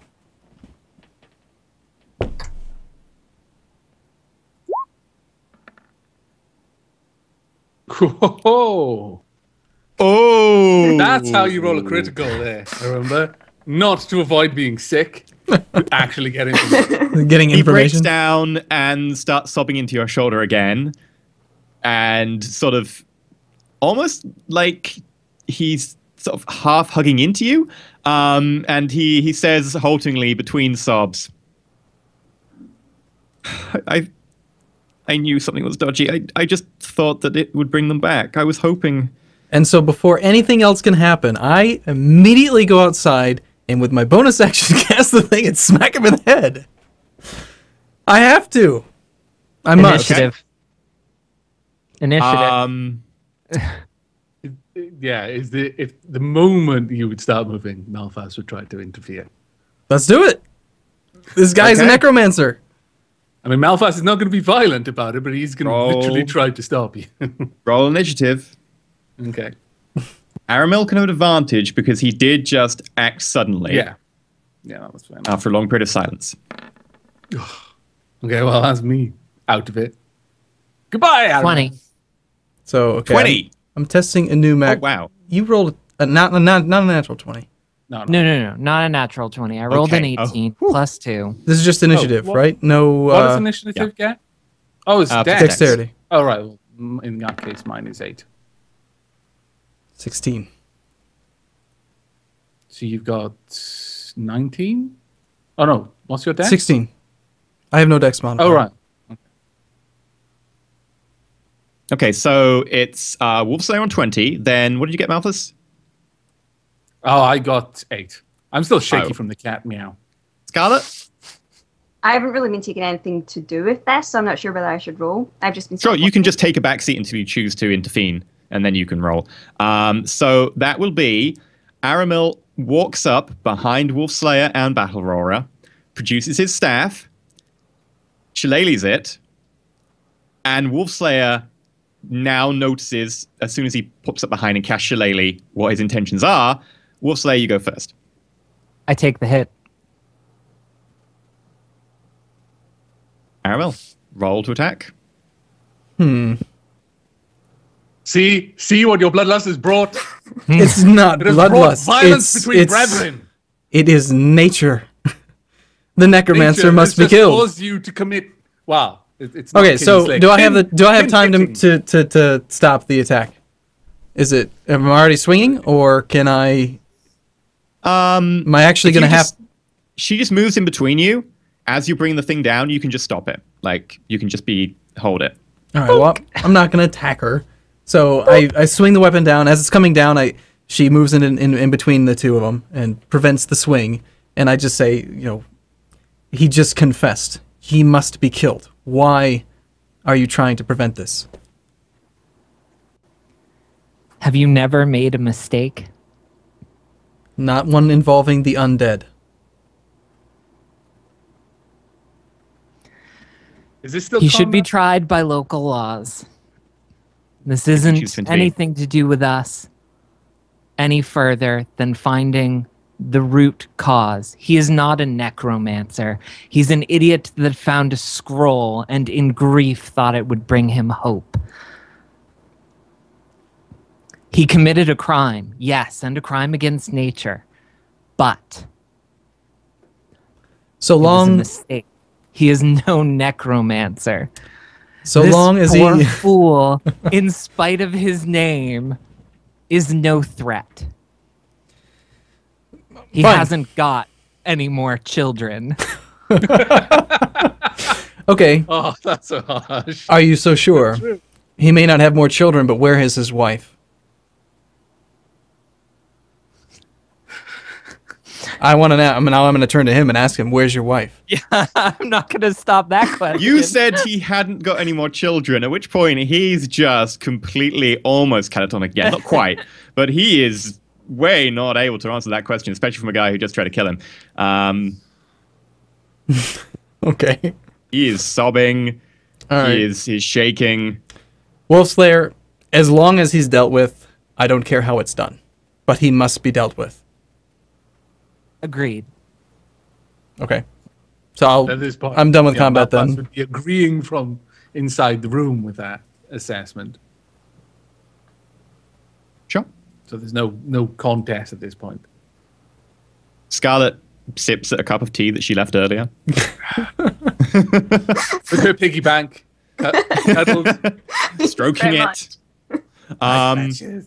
Okay. A while later, he gets off the steps. He walks back inside, and he turns to you, and he says, without raising his head to look at you, he says, "I would like to be alone with them for a little while, if that's okay." Yeah. And he goes over to a side table, produces this ring with a segmented back to it, with like a finger cap. And he gives An armor. it to Wolfslayer. Loot! And he says, take, and this as well. And he off the nearby mantelpiece, he takes a plate, a set of plates, which are obviously the fine sort of silver engraved plates or something. And he says, "You've been really helpful. You deserve this. I'm sure it'll be worth something." At this point, Malphas, well, I would chime in. Sorry, I will slip up every now and then. But I chime in and say, well, yeah, I think as unnatural as their deaths may have been at this point, or their second deaths, they deserve to be put to rights properly. Use the plate for that. Pay for a funeral. That's me just talking. Everyone else can disagree, but he sort of shrugs and says, "I'll do it myself. It's fine." I'm not comfortable with him doing anything on his own right now. You said no argument. Wolf Slayer. So the problem that we have right now is that didn't we find out last night that there are no sheriffs here because they were killed by his kids? Was it his kids? The sheriffs here? Are we sure it was his kids? Well, what happened to the no, wolf? We were sure. We were sure she had like a very high roll on her tracking. It was a two-headed wolf. Yeah. It was not undead children. We know for sure it was a two-headed wolf. Or dog. Is it? What do you remember? Scarlet. What was it? Yeah. Was it definitely undead a children? dog. It was definitely a two-headed dog. Okay. Druid, for someone who lives in the woods, the fact that you are wondering if a dog's paw and a halfling's foot look even remotely similar makes me just... You're pretty sure it was a dog. You're pretty sure it's a canine, and you think it may have been a death dog. It was not a zombie halfling child. Right. So why are we talking about whether or not it's... Okay, well, regardless, the point of the matter is that they're dead. That the law enforcement of the area is dead. We don't know that the Or sheriff is missing. dead, though it's reasonable to assume that it might be. We know for They sure. might be around there. We know for sure that the deputies are dead. The deputies are dead. Yes. Most definitely, the And the sheriff is is missing. unaccounted for. Who could be, in fact, And a there's necromancer? still a death dog out there somewhere. Could be. And You you've have a really got to necromancer stop obsession. accusing everyone of necromancy. It's We- going to get us in trouble, Ramil. I see necromancy, Rumors and start therefore around when I people know start that doing there that. is necromancy. Well, how is I that don't surprising? know. Shaking again, Rather the than hands of the position. plates outstretched towards you. Wiz? At this He point, starts shaking again. No one took the plates off him. You're having a whole conversation about necromancers right in front of him. Hey, I'll I'll- take the plates. Okay, Scarlet takes the plates. You So now what have was the- four what was the first item silver that he inlaid handed plates. to me? Pardon? What was the first item that he handed to me? It was a ring with a segmented sort of back piece to it and a finger cap. I can't remember what it's called. armor ring is what they're usually called. Armor ring. They're literally like armor for your whole finger because it'll bend with the finger. Is that what you're thinking Ah. about? Armor ring. They've got joints on them, hinges. And as you look at it, you have think that this is particularly fancy. There is something about it. Woot! All right. I need to write that down. I haven't even written it down. I'm so tired. I've been given some magical armor ring. I'll just remember it. I'll never remember it.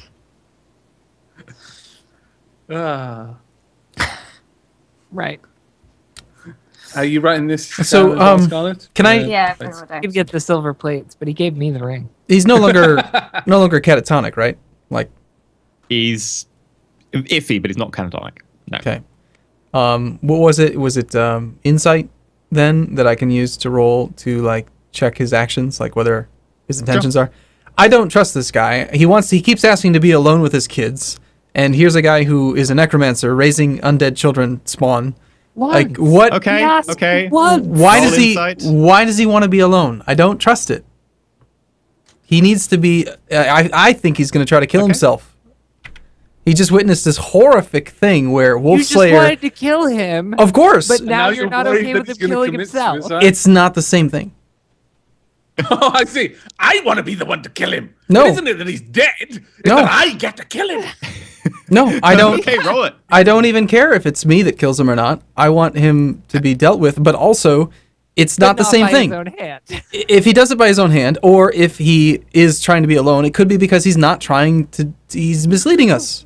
Here's a guy. Yeah, it could be grief or it could be anything. Could be anything else. It's a necromancer. I wish to fall on my sword to reclaim my honor. No! I will make you fall on my sword! As the name of the show goes, roll for it. Okay, so this is a what was it called again? Insight. Intuition. Insight. Yeah. It is a 6. Fun. Son of a bitch. Okay. It's a natural 1. It doesn't matter. I will point out. I feel so much better about the tree right now. Yeah. Aramil, you feel completely convinced of this. You feel completely convinced of what I'm about to tell you. Okay. Okay. He is grieving. He just wants to put his kids to rest and get on with his life. That's what it seems to you. You feel that he genuinely just wants to put this behind him. That he just doesn't want to be sort of half embarrassed to have you guys around at the same time. And he just wants to be able to forget about it. Okay, fair enough. The meta knowledge in me is like, he got that on a fumble. I'm casting that knowledge aside right now. Melvas is happy with Aramil's sudden appearance of confidence about this man's intent. That was so you rolled a natural critical, a natural 20 on not throwing up, and a natural 1 on an insight check. Yeah. Well done. People are saying in chat that since it's a critical fail, that it must not be true. So everyone else needs to pay attention. That's literally what I was just saying about the meta knowledge in me. But no, that's but gone. that isn't necessarily how it works. No, it isn't. No. It isn't. That's very true. Okay. Got a pop filter trying to escape. I believe him. Sounds good. I still think he needs to be tried by a court or be, what we talked about earlier, Wolfslayer. Wants to get down with his life, but that's not going to happen because he's still a necromancer. Right? Well, just to help you on, you do know that he had someone else with him when he was doing the militia thing.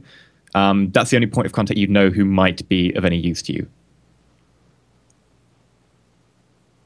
All right. So while Aramil is at least looking preoccupied, at some point I will talk to this guy and reason with him and say, look, your best shot of getting out of this alive is if we turn you into local authorities. So who's that?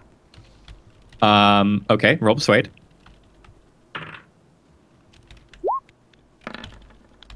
Nice roll. 22. Okay. He vaguely looks in your direction, and says, the sheriff, or if the sheriff isn't, try Orrible. He's the other person in the militia. If you just let me have time to put my... Where is Orrible? And he points out a house on the edge of town. Okay. He says, just let me put my kids, away before you bring him here. Like last time? How many scrolls You're convinced that he wouldn't do that. Yeah, fine. How many This is scrolls? what you get for your one roll. How many scrolls did he buy, damn it? You are absolutely convinced that he's Oh, just green. jeez. Well done. Okay, well, I'm satisfied with that answer, and he pointed out a house. I'm ready to go. I look back to you guys. Anyone coming with me? If someone wants to stay here, that's fine. Whatever. I'll just go and get this guy. I'm willing to Okay. go, yeah. I'll stay, but outside. Yeah. Okay. Possibly without him knowing. I'm not exactly the sneakiest, but Okay. So the rest of you not go going to make it obvious. Yeah. The rest of you go to find Orrible, and Wolfslayer, stealth roll.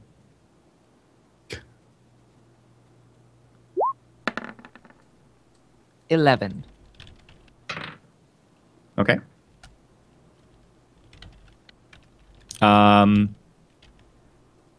You guys go, you manage to make it all the way to the village. You knock on the door, and the little halfling you saw the other day just being subservient effectively to Battle Roar comes out and goes, Oi, what do you want again? Is it the dog? Is the dog come back? Well, let me just grab my stuff. And he sort of turns around and crossbow. I'd be quick to try and hold up a hand and say, not that, but we have need of you for something else, something official. Okay. Sure. Where do you put criminals in this town? Have you got a prison? Cells? We just lock them in the town hall until sheriff comes through and takes them to Port Town or to Capital. Okay, and what if the sheriff doesn't come round? What happens I guess then? we could lock them in the town hall. And So got a couple of rooms if need be. Well, you might not like the sound of this, but I think you're going to have to be looking to lock a battle roarer. He gives you look like, come again? Wolf Slayer, make a perception test. Oh, interesting. Sorry, did you say also or Wolf Slayer? Wolf Slayer. Sorry, very, very tired. It's all right. You did have pretty every well. right to be tired. That was a good perception roll. Perception, you said? Yeah? 20. Okay. You hear the sound of glugging water. Coming from Inside the house. glugging water. Can you define glugging water? It sounds like some sort of thick, watery sound of something coming out of a jug or a container and hitting a floor. Presumably some sort of hardwood floor and then some sort of carpet. Do I smell anything? Make a I'll perception kind roll of disadvantage. I'll kind of like try and get closer if I need to. Okay. In which case, no, as you're gasoline getting doesn't exist here, so I probably don't have to worry about that. Okay. Maybe it's oil.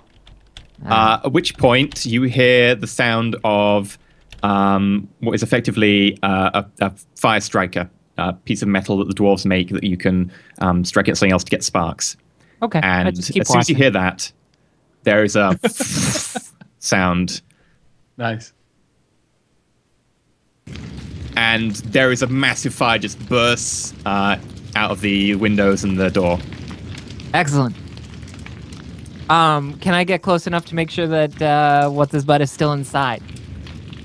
In other words, I you've don't been see anybody watching the running out house. from the house. You right? move around the side, you can see nothing running out of the house. Okay. Would this sudden, the way you said it, sudden, fire, is kind of along the lines of an explosion? Because if there's enough oil, the fire kind of not takes quite an with explosion. sudden- It would definitely be a sudden, quick fire, but not an explosion per se. Would there be any indication to us where we are in the town? You guys in the town know, because this happened about 10, 15 seconds earlier, as smoke starts to come out of Battle Roy's house. No one else would have really noticed this straight away, but because you guys are kind of a bit hyper aware of what's going on behind you, you do notice this. Okay. We can talk about the details later. We need to get back, like now. Okay. Do I need the crossbow?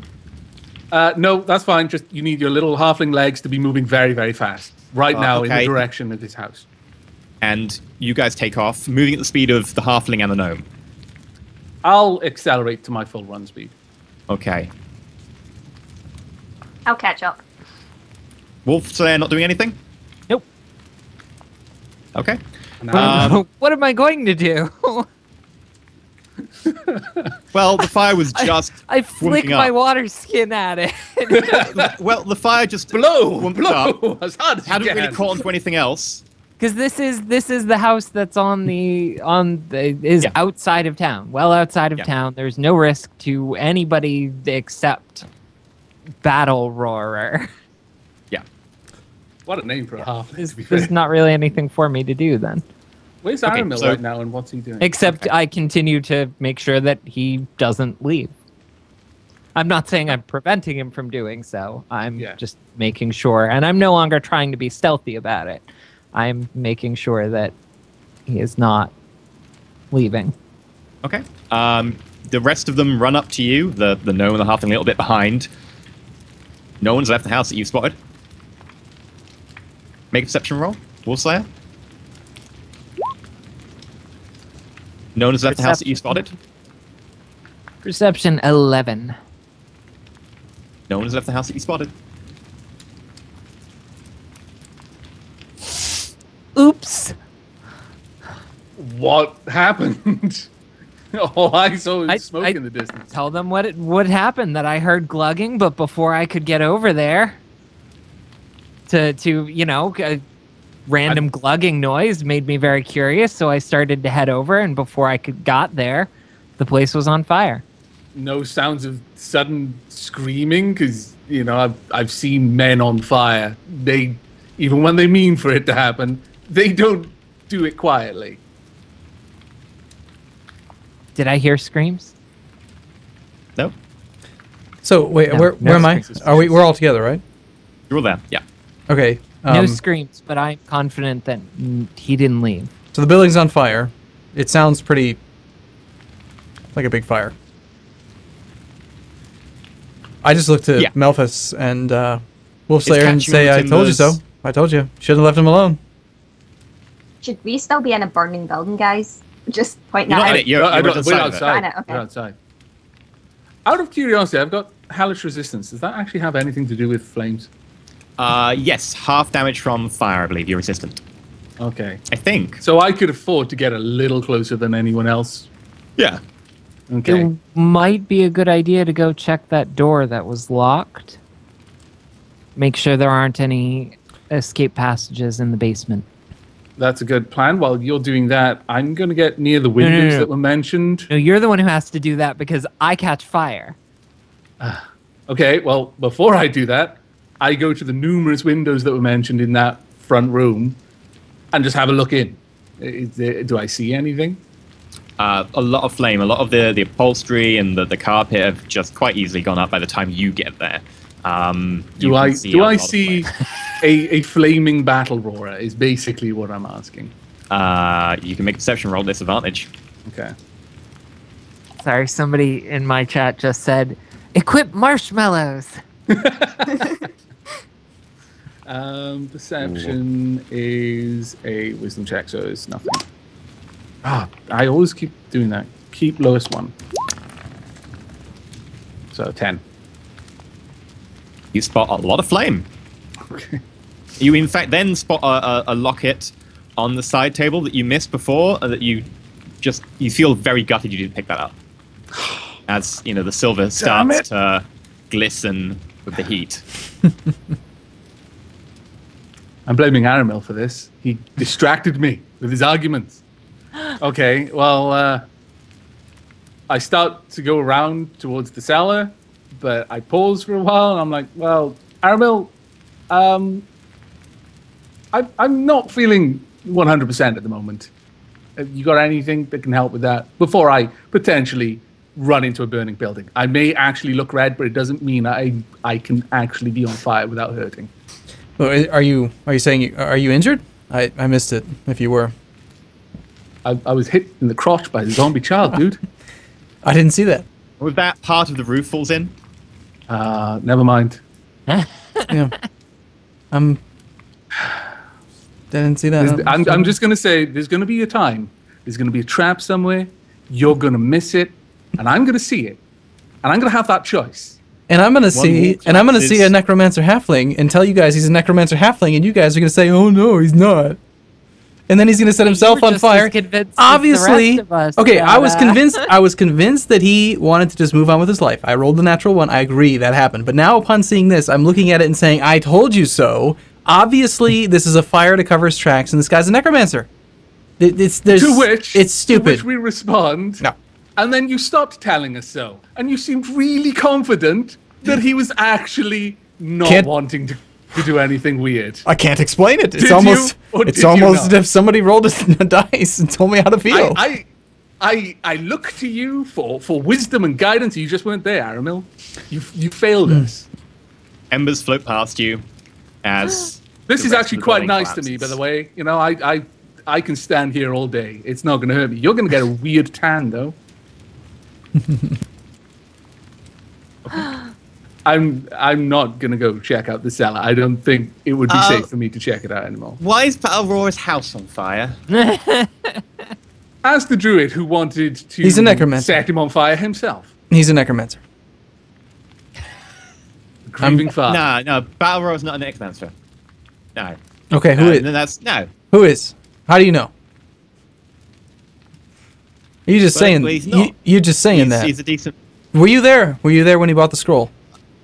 What scroll? The scroll he purchased to raise his children. Come again?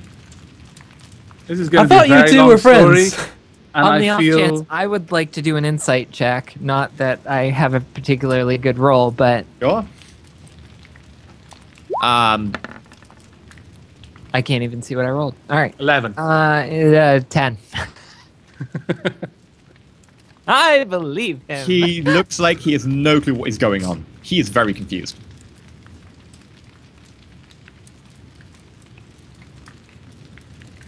not the one you Hey, convinced, have you got though. any evidence that Aurora was a necromancer and why is his house on fire? Well, how about before we start talking about that, we try and put it out. I know it's quite far from the village. It's not going to set any of the other houses on fire. The last but- wall collapses. Okay, never mind. The house is now gone. Well done, everyone. We succeed. I mean, you know, there's worse ways for a guy to go with his kids than in a house-sized funeral pyre. This is probably what he wanted. I know it's what you wanted, druid. I just want the dead to be dead. At which point, there is a scream from the village. Of course. I thought you were going to say the cell. I was like, no, please. I don't want to go down there. I've got a rat to take care of, man. It doesn't sound like it was a bull, whatever, not bull roar, battle roar. It Scream, sounds like right? a hobbit Game. screaming. Quickly cut short and make perception rolls. Oh, okay. Interesting. No. Four. Wow, that's bad. 16. Good. Literally And- 13. 13. Yeah, my wisdom is just run of the mill. Scarlet hears a growl, but it's a growl that just sounds almost unearthly. What Yeah. does? But Scarlet's heard it. Scarlet can tell you. Far off in the direction of the village. Okay, that was what I was wondering. Okay, so there was a growl at the edge of the village. I know, I guess I would go towards it. Do you tell us? Tell this? us. Scarlet starts walking. Yeah, I would tell you. So there was a growl at the edge of the village. What type of growl? It sounded sort of... Like a Was it death, unearthed? like a death dog. Yeah. It was a death dog, right? Did you hear a death dog? I don't know specifically if that's what it was. Ah, yes. Like his porridge or something? All right, let's go. Which? What is going on? I'm already going. Okay, he walks with you. He has Yeah. no idea what's going on now. Oh, I'm not I- walking. I'm running. I'm not She heard running. a scream. She heard a growl. We're going. There's people already running, and since the halfling is just asked, and since I asked him to get up here, I hang back at his pace, though, you know, I'm moving as fast as he can keep up with, and try to fill him in on basically everything, as I know it. What? No. No. Basically is how the entire journey goes. Okay. I've done my Yes, bit. village. I've told him what I know. It's pretty I late don't in the need to day by do now. this. You did spend a very long time having to look after Battle Aurora. So the sun's getting low. It's not dark, but the sun is getting low. And you run into the village, and you see in the middle of the crossroads a hobbit just splayed open. The chest cavity has been mauled open, and other hobbits have run off to the side. Doors have been slammed closed. People are peering in from upper windows. And you can see standing over the body is a big black dog with matted fur, a smell coming off of it, 2 heads, and one of them is eating from the chest cavity, while the other one looks up at Wolfslayer as she is the first on the scene, followed by, I think everyone else ran except for Malphas, didn't you? Yeah. Bring it. So Wolfslayer, followed by Aramil, like 5 feet behind, and then Miss Scarlet is about 20 foot behind because gnomes slow. Roll initiative. Do I need to roll initiative? Well, because consider I'm outside. Yeah, you are much further back, but you still have to roll initiative. 12.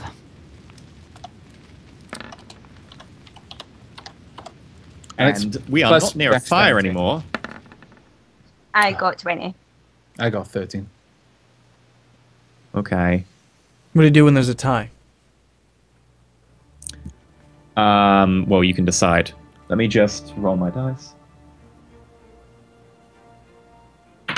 Battle music. Right. So I'm on that. Who got the highest? That would be the gnome. Yeah. That'd be On Scarlet. 20. 20. 20. Next. Myself with 13. Okay. Then 12, I think, for the 2 of us, right? Aramel, didn't you say you got a 12? I got a 10. I tied with. Oh, I'm sorry. Oh, did you have 3 dexterity? 2 dexterity sheet. Yeah, I rolled an actual 10. Okay. Oh, so what did you get? I'm sorry, I thought you said you had a tie. I have no dexterity. I saw your 10. You don't do the same thing we do. Okay. Yeah. You don't. No, do I don't. So it looks wrong. Math in my head. Because this is more like actually rolling dice. Yeah, except Mentally doing we're using this program called it's called Roll for It. I don't know if you've heard of it. Actually, it's called Roll20, but Yeah, but some people like to practice their mental maths occasionally. it's how you Okay, keep it Scarlet, sharp. you are up first. You're back. Okay, so.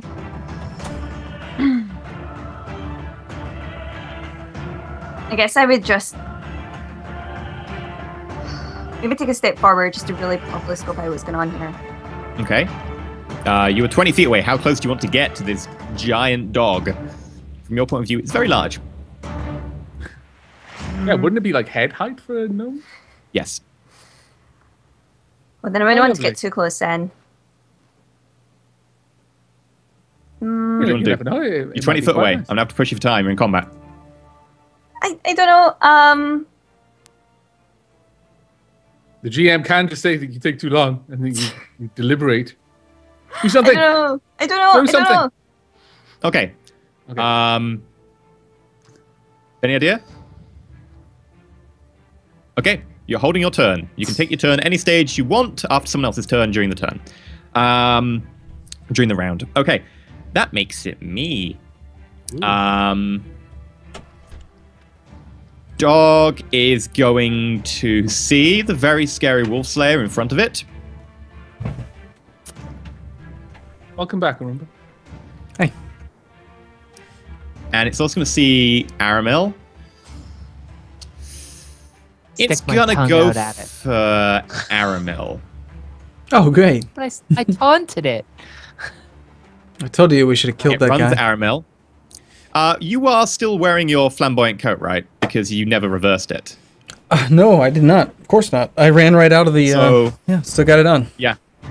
So, unfortunately, Aramil is wearing a very flamboyant coat of multi-different colors and different patches. Just take the beat with that. Nice target. Dog runs up. It's all right. No one could. Don't have to feel bad. That's true. You just got wolf pelts. He's got Technicolor dream coat. I mean, it's no comparison. Crap. Yeah. Your armor class is not high enough. That's a hit.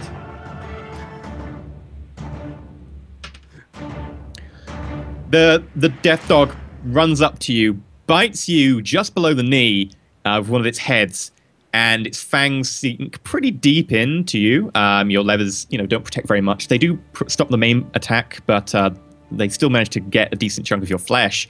And I believe you have to make a Constitution saving throw. Versus what? Death? Hi, I'm Aramil. It's called I a used to be an death dog. adventurer like you. Until I took a death dog to the knee. All right. Constitution rolls D20. Yeah. Had to happen. I mean, go on. Yep. You said below the knee. 9. Oh. I'm dead. That said everything. Blah, blah, blah. You become poisoned until the disease is cured. You suddenly feel this illness seep into your leg, this overpowering sensation of fatigue and heaviness in your limbs. Your stomach rolls and you feel very, very dodgy. Okay. Feel bad. Got it. Wolf Slayer. Chop it off. It's the only way. Off to the side of Aramil, the death dog with its other head lunges towards you and bites you on the hamstring. Was there damage involved with that, or was just like it was just? Oh yeah, sorry. You took 4 points of piercing damage. Wolf Slayer, you take 3 points of piercing damage, and you have to make a Constitution saving throw as the dog nips at your hamstring.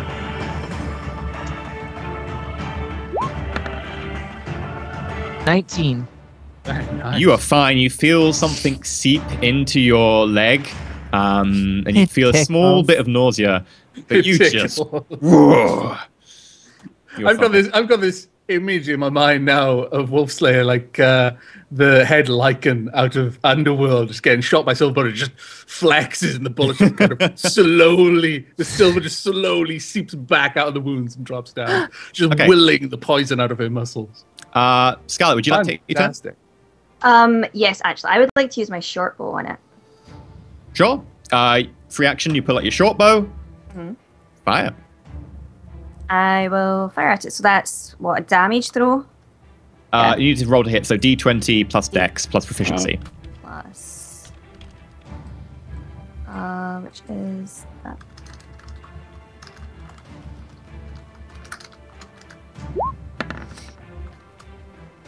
$13, and then 13, that is a hit.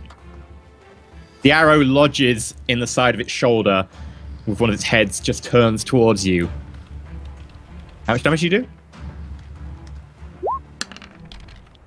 5 Plus Dex. plus Dex would be 8, wouldn't it? 8. Yeah. Okay. The arrow sinks pretty far in, and the death dog, the other head turns towards you and growls at you.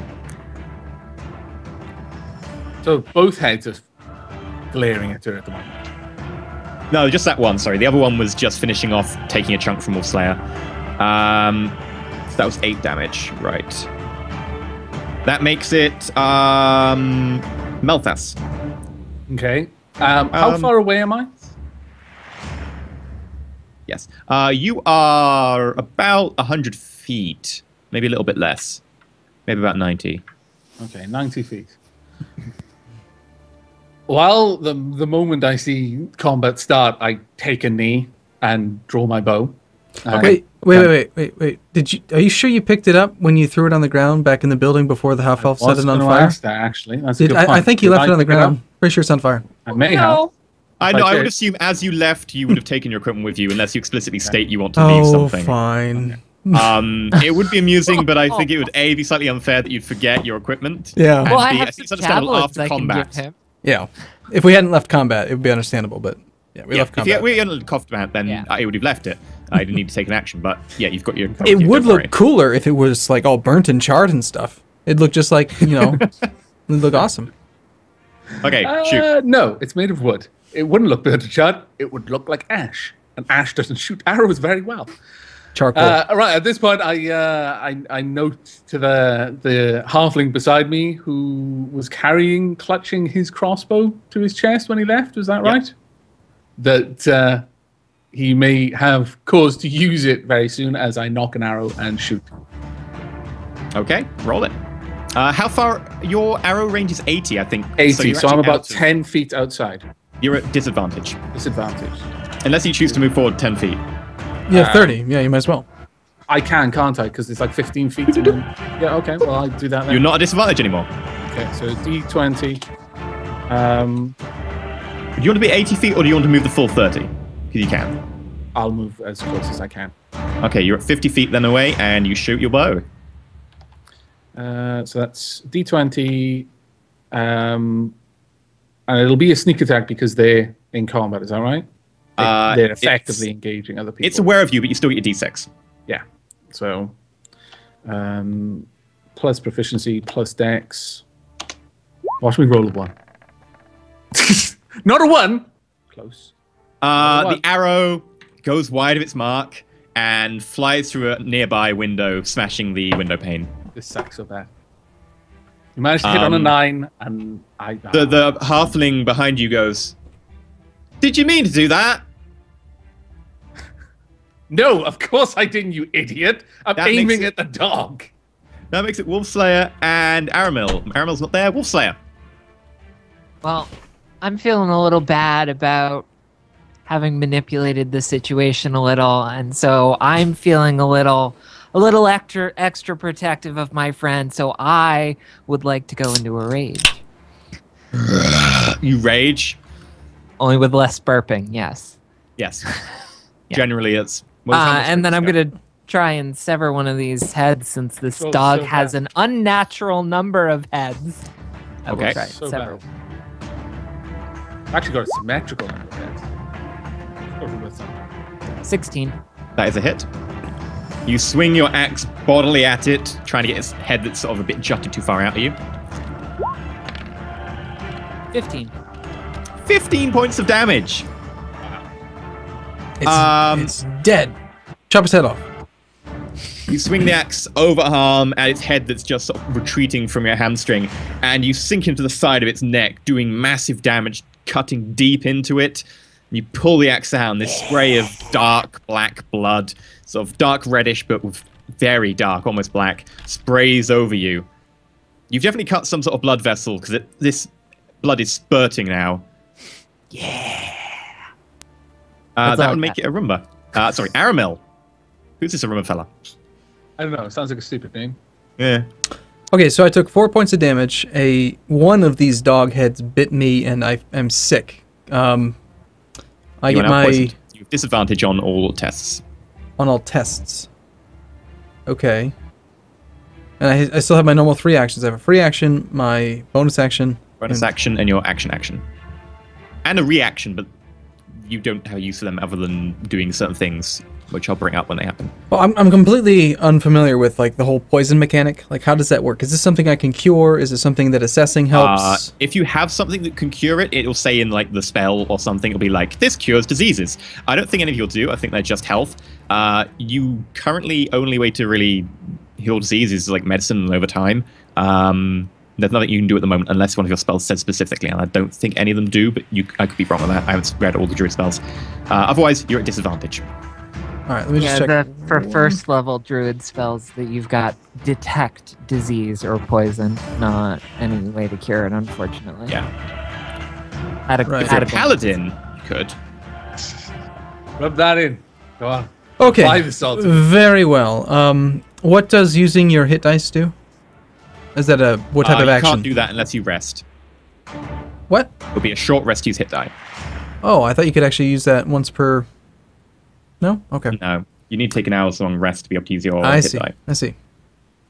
Well, in that case, I will use Healing Word on myself. It's a bonus action. That is guaranteed to heal me to full because I have +5 wisdom. So you're fine. Okay. You bellow these words, and one of the heads of the death dog looks at you a little bit odd and shirks away.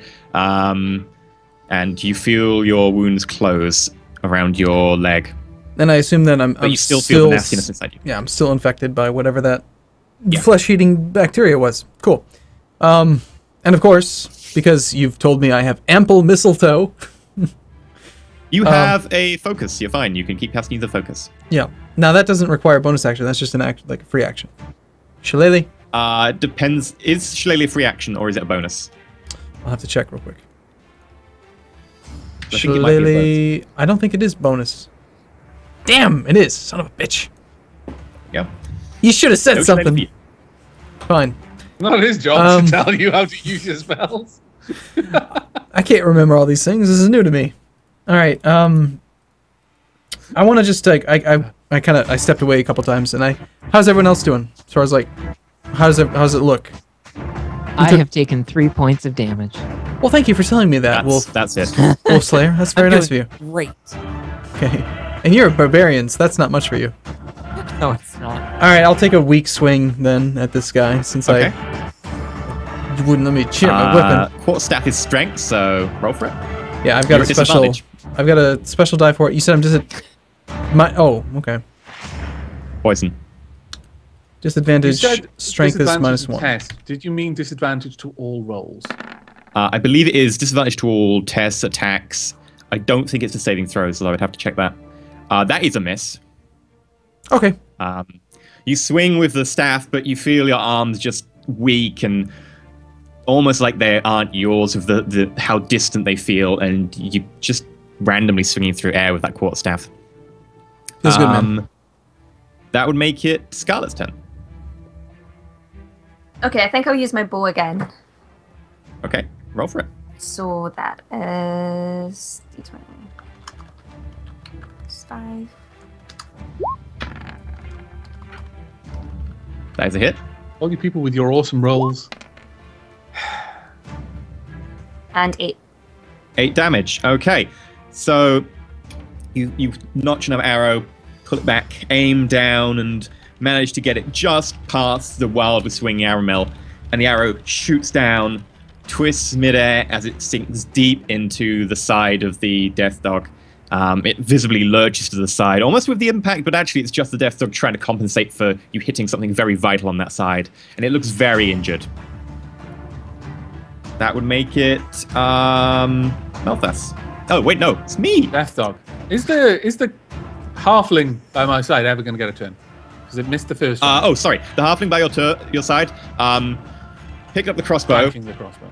Yeah, sorry. I'll do this one quick, and then he'll get his end of turn. He picked up the crossbow, went to fire it, realized that he didn't actually have a quarrel because you sort of. You were like, oh, you don't need the crossbow. So he brought the crossbow, but he didn't pick any quarrels up. Okay. And Yeah, then no, he that's fair pulled out the knife that he has at his side and charges forwards. enough. Okay. For battle, Roarer! The not necromancer. Yeah. Death dog. It lunges at Aramil, but Aramil's wild swing with the quarterstaff actually manages to sort of block its head as it's just trying to get at him.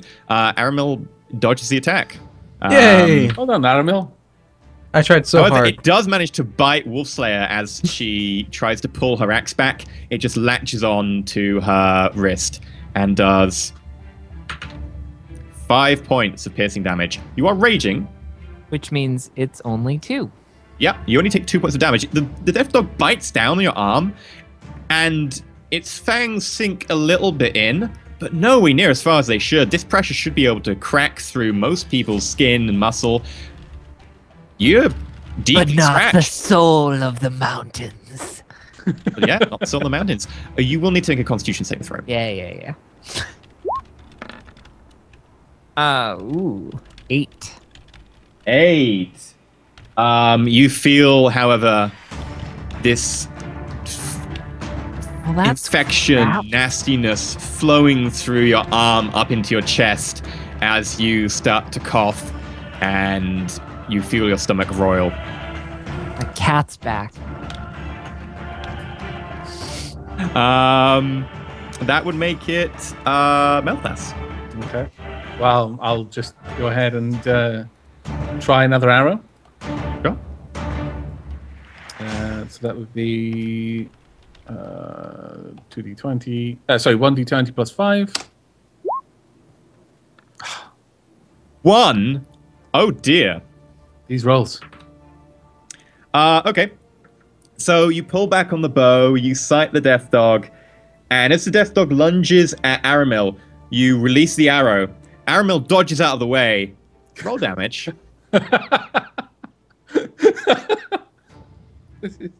I'm so sorry, Aramil. At least this won't actually take a sneak attack, will it? Wait. I mean, he is technically engaged with It's the not. dog. You're not technically trying to choose him. Okay, good, And it has to be an good. enemy, so you're okay. Right. Okay. Because that would have been bad. Well, actually, given my rolls, it might have not been bad at all. Right, so 1d6 then. Do I need to add my dex to this? Yeah, you would get Dex, I think. Oh, the one time I get a good roll? Really? Really? Oh! How much health do you have, Aramel? I have don't 10. think you have... I held Oh, up. you have 10. Oh, The arrow I thought you had flies 9. straight into the back of your neck, puncturing through the side of your neck, through your throat, and out the other side, lodging like some sort of very weird sort of fashion accessory. The one time I roll the highest I can roll on the dice. You now have -9 points to his lovely shot. You're on 1 hit point, and you have an arrow lodged in your neck. I will remember this. You turn around, and somehow, I will remember this. Is what you can get out. Ooh. In light of that, was an accident. Go first. Wolfslayer Aramel. Sorry? I Who believe. wants to go first? Wolfslayer Aramel. Are we now on the same initiative? Oh no, 'Cause it's I actually was- Wolfslayer. Yeah, you are first. Yeah, sorry. All right. I'm so well, sorry for that. Unfortunately, I'm now rolling at a disadvantage, right? To my attacks. Yes. Ugh. All right. So that's /R 2d20 keep lowest 1. Yeah. Plus 5. That is still a hit. And damage isn't at disadvantage, like it's just You're damage. fine. Okay. 15 Well done. again. You with your axe, ready it, and then just bring it down for another large chop.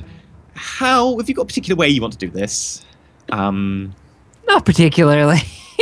I'll let you take care of the details. You just bring it over, and through the other neck, you just full-on chop their head off, straight down in between the dirt track. The other head sort of lolls side to side and falls down onto the ground, and you just bring the axe down and just pop, chop the other head off. That was already half chopped off.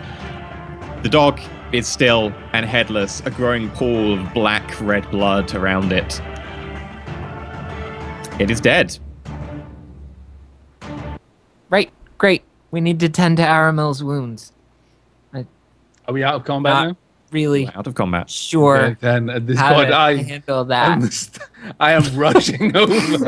As With you a rush look over, you of rush past the abject- halfling who was rushing forwards, and he goes, I turned it out. He deserved it. Don't worry.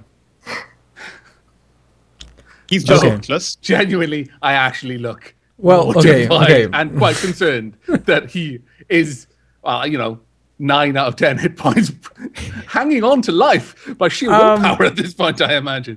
I was next to act anyway, right? So I could do spells and stuff now. We're not in combat, but... Yeah.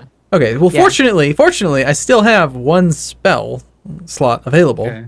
So I'll just healing word myself again.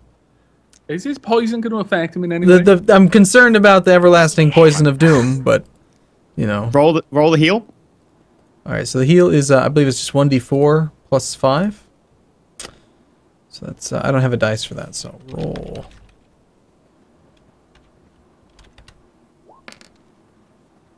Very 9. nice. Very well. Very nice. I got all my health back.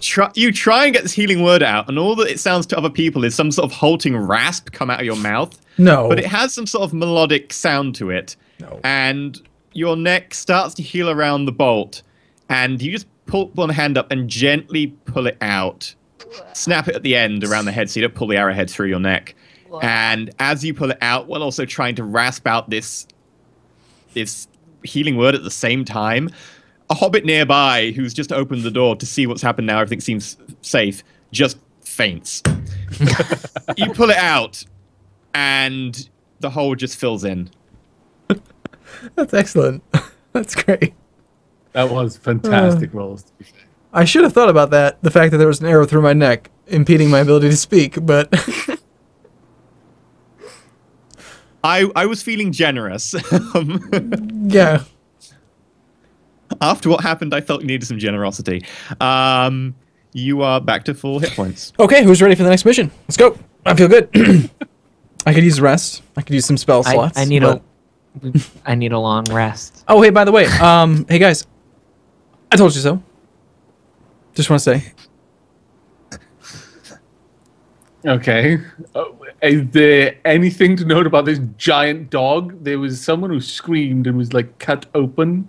I feel that now that Aramil is not dying because I shot at a dog and he stepped in the way. It was totally his fault, not mine. Perhaps we should take care of this.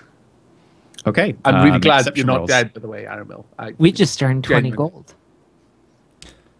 So I heard that we I seem to recall. there's like a necromancer somewhere. He's his name is I wrote it down. His name is Battle Roarer, and he's not dead. Mark my words. He's not dead. He's a fire. The Hobbit's just standing next to you, going, right. Yeah, he's a fire-based necromancer. If you want to say when the militia is the necromancer, you're gonna have to provide us with a little bit more evidence than he's a fire-based necromancer. Would you like to claim that he's a half-elf who's just particularly short at the same time? Look, look. See her, Wolf Slayer? She's got like undead children bits on all over her. She didn't clean her armor perfectly. There's still some undead children on her. And she's very, very clearly covered in undead bits, which is I just want to kind of point out, Aramil undead bits look like normal dead bits when they stop moving. Hey, I'm not talking to you for a while. You shot me in the neck. Yeah. I would Okay, imagine how about that would make it difficult to we're talk. still looking for Battle Roarer, so how about we don't, call my friend some names and stuff, and I'll get you the 20 gold. Okay. He looks down at the dog and he Sounds goes, good. "What's that?"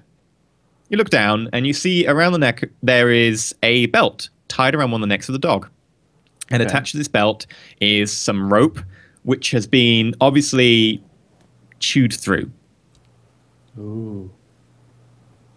Somebody thought they were keeping a pet. It was the necromancer?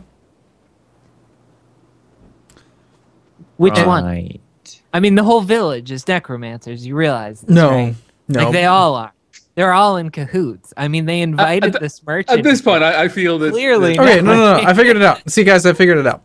The wife is somehow tied into this, and remember we went to the river, and there was like the two trails. There was like the animal that went back. Aurora died over a month ago. Yeah, but then he raised her At from this the point, dead. I Presumably, genuinely- if he raised his children from the dead, there's Looking nothing to at stop the him from militia raising the guy, wife. He raised and the I wife. just say he's just very much. Oh, we're gonna have to recall, by the way. The group call just died. Oh, I just noticed that. Yes. Okay. Yeah. There we go. But I say he's just a little bit soft in the head right now. Just had an arrow through the neck. Just don't take anything he says. Just give him some time. Ignore it for now. Okay. I'm just gonna end call recall. So if you can just quickly answer the call.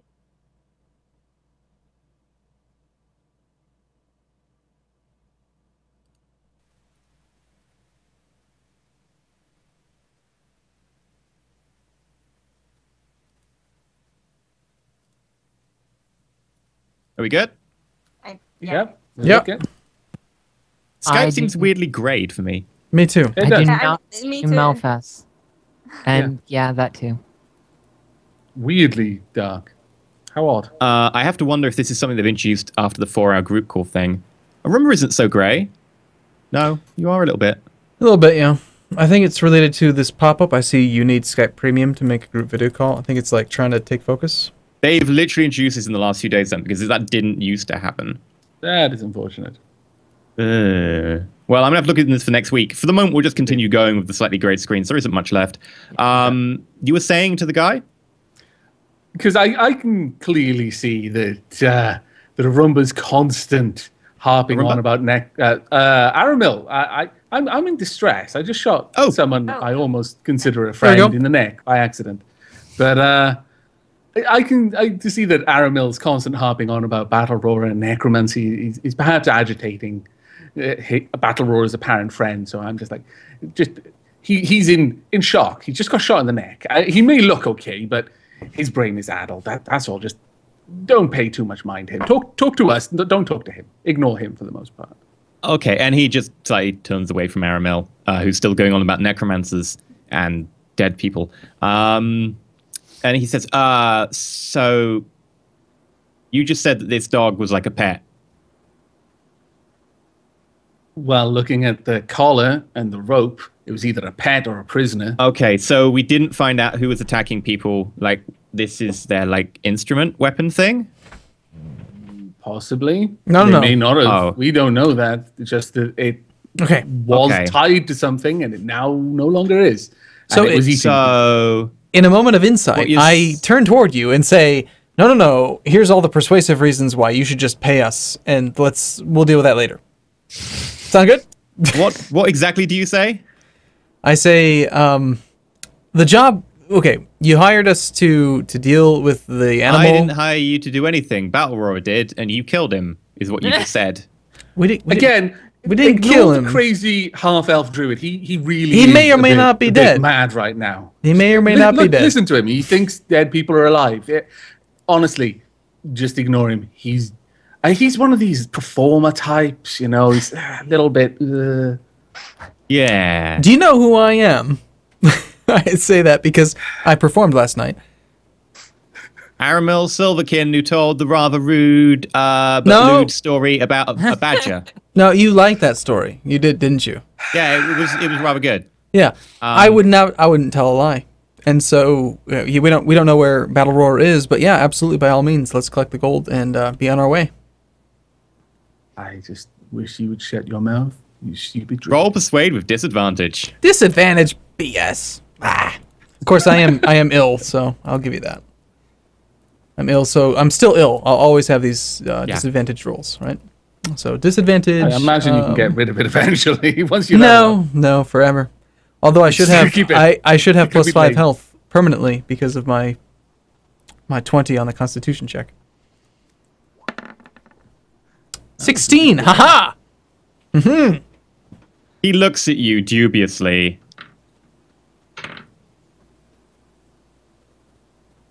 And says, I'll honor whatever Battle Roar said, but you have to, find out where this came from and sort out whoever sent him. Yeah, I win. But not until I'm not giving you the payment until you've sorted out like where this is coming from, because there could be another one. How do you know this isn't like a different one? Because I'm you need to learn to shut your mouth. I'm persuasive. That's why. No, not as much as you think. Are you sure about that? Okay, well, that's what. Okay, so what's the deal? He'll honor the agreement, right? Are you guys happy with that? If you find out and sort out whoever sent the dog. So I defer. I look to. Well, first up, Scarlet. is there Scarlet, you're anything very beyond quiet. a chewed rope and a collar on this dog? You're a ranger. You know how to deal with animals. What do you think? We need more to go on if we're going to do this than just a collar and, like Wolfslayer was saying, a bit of rope. Make a perception check, Wolfslayer. I'm literally just shaking my head at Aramil right now. Matted fur. 10. Twigs in its fur. Bit of moss and some of its paws. A leaf stuck to its back. I got nothing. Head The collar does missing. not have a name tag. Anyone else? I look to Aramil and there you go. Have at it, Mr. Perceptive. What are we doing? I have every faith in you. I mean, I have to roll with disadvantage, so. Oh yeah, I should have too. Not that it matters. Your disadvantage didn't really matter. 11. much there. There's a belt. There's some rope attached. The rope is frayed. The dog has some twigs in its fur. It has a leaf stuck to it. There's some moss on its paws. Dried blood. Don't look to me. I know about cities, not about crazy What time of dogs day in is the it? wild. Can we see? It's getting dark. Great. So okay, Time for a long rest.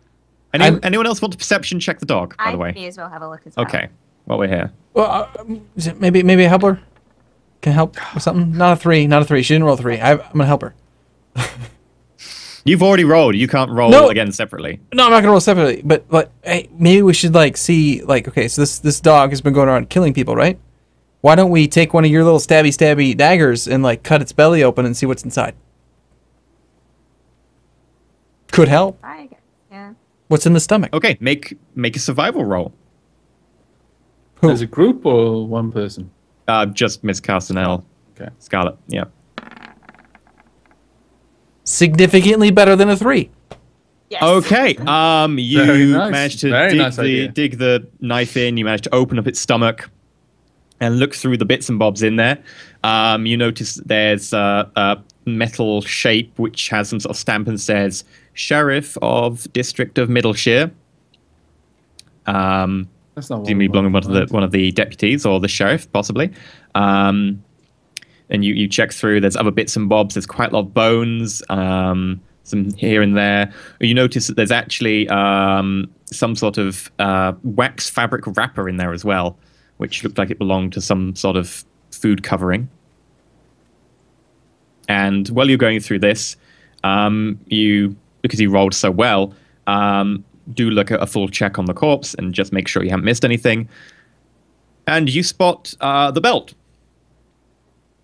Has a name in it. Name says property of the sheriff of the District of Middleshire.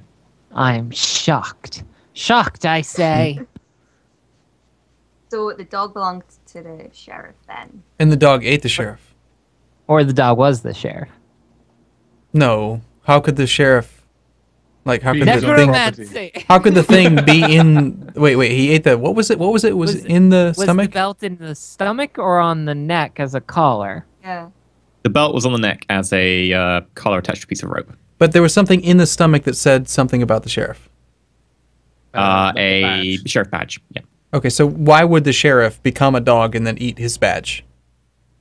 I think it's more logical that the dog was a pet of the sheriff and then the dog turned on the sheriff and ate the sheriff. I think it's significantly logical to assume that the sheriff wouldn't consider himself his own property and put a collar on himself. That's a great point. Yeah, I agree with that guy. Except you shot me in the neck, you dirty bastard. And I'm I shot watching at you. The dog, you got in the way. I will You're fine. never. There's no proof you that are. any of my arrows went through your neck. Is there a wound on your neck? No. An arrow didn't go through your neck. When I look around the world, I see lots of creatures, and you look the strangest. You look very unnatural. You racist bastard. You've got unnatural eyes. You don't look like you're of this world. Halfling. Mm-hmm. I'm not a And halfling. with that, it's probably getting late. Okay. You probably want to go back to the inn for the night, I'm guessing. It would allow you to make Constitution saving throws, I believe. I expect Do racism next time. from full bloods, but not half bloods like you. So how do we? Wolfslayer and I both have this infection of sorts. I believe you Don't can make have a check every sex with 24 people hours. who don't have poison. It can just clear on its own, really? You can make a check every 24 hours, or you can do certain things to try and clear them, like you can do certain spells or whatever, or maybe you could search someone who maybe has expertise in this. It's up to you. What kind of check? Necromancer. Medicine check? I'm not. We can deal with that next time. I'm not going to the pyromancer. No. But I wanted to do the check before going to sleep. If we're gonna have. once Oh, every 24 okay. hours. You can make a medicine check if you want to try and patch yourself up and try and take some herbs or whatever. So fantastic. Well, yeah, of course I want to do that. I want to do it. Yeah, I like rolling my dice. I rolled a 14. You do not know what ails you. You take some general herbs that you know are very good for your immune system and just hope that helps. Good enough. You're So we're feeling not right now. rolling the con checks right now? No, con checks, I think 24 hours time, so it'll be next day. So I think this is probably a good point to suspend the session for next week. We'll be doing it same time, 7 p.m. BST, 2 p.m. EDT, 11 a.m. PST Wednesday. Thank you very much for coming. So that went well. Yeah, I'd say. out of curiosity, could you you mentioned that you had a link that showed the total amount to date that's been raised. I think that'd be a great if way you go to tiny.cc/roll for it water, I'm actually going to open that now myself. And we're going to go over the donations because I want to read them out. Hurrah! Let me just refresh the page. Is it roll R-O-L-L or R-O-L-E? R-O-L-E. It's kind of strange. But there is a roll for it. Tiny.cc really high class puns right there. Roll for it water. I think I have the wrong spelling, or I did it wrong. 4? Number 4? It's cap sensitive as well. Do caps make a difference to URLs? I guess they might for Yes, tiny.cc. So capital R? Yeah, they always make differences unless they specifically try to avoid it. Okay. Yeah, capital R, capital I, capital W.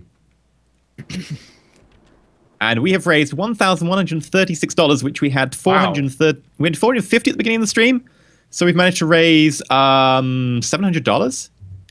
Wow. What was the goal for this? The goal for this was to get 700. We've beaten that by over 400. Okay. Sweet. I think we should count that as kind of like a critical success, and I'll maybe make the next bit of loot slightly better. The loot you got this time was the armor ring. yeah. I didn't get anything. I got shot in the neck. I didn't get a thing. You also Nothing. didn't heal me. Why would I Consider heal this you? Karma. Because maybe if I was on top form, I wouldn't have missed my shot. If I had healed you, I was still hurting in my nether regions. If I had That's healed really you, distracting, dude. I would have been dead. You would have killed me. I was on 6 HP. You did 9. I literally cannot do that more damage than I did. There's nothing I could have done. And if I was at 6, I would have been dead with 9. I would have had to make like a death save. You realize? Can I go to sleep now? No. No. Yeah, if you want to go immediately, we're gonna just go through the donations. We're gonna shout out for the charity again, and then I'm gonna get people to tell the stream where they can find you and what you can be doing and entertaining them till next week. So, if you want to do that now, if you actually need to run off, Anna, because I know you are incredibly tired, having been up for what, like 33 hours now? I stopped counting. I don't know. I have been. Always counting. best once it gets to a certain So there's 6 and then 3 more, so 9. Yeah, 33. Yeah. 33 So hours. if you want to run off right now before we do the donation announcements and stuff, where can people find you and what are you going to be doing until next week?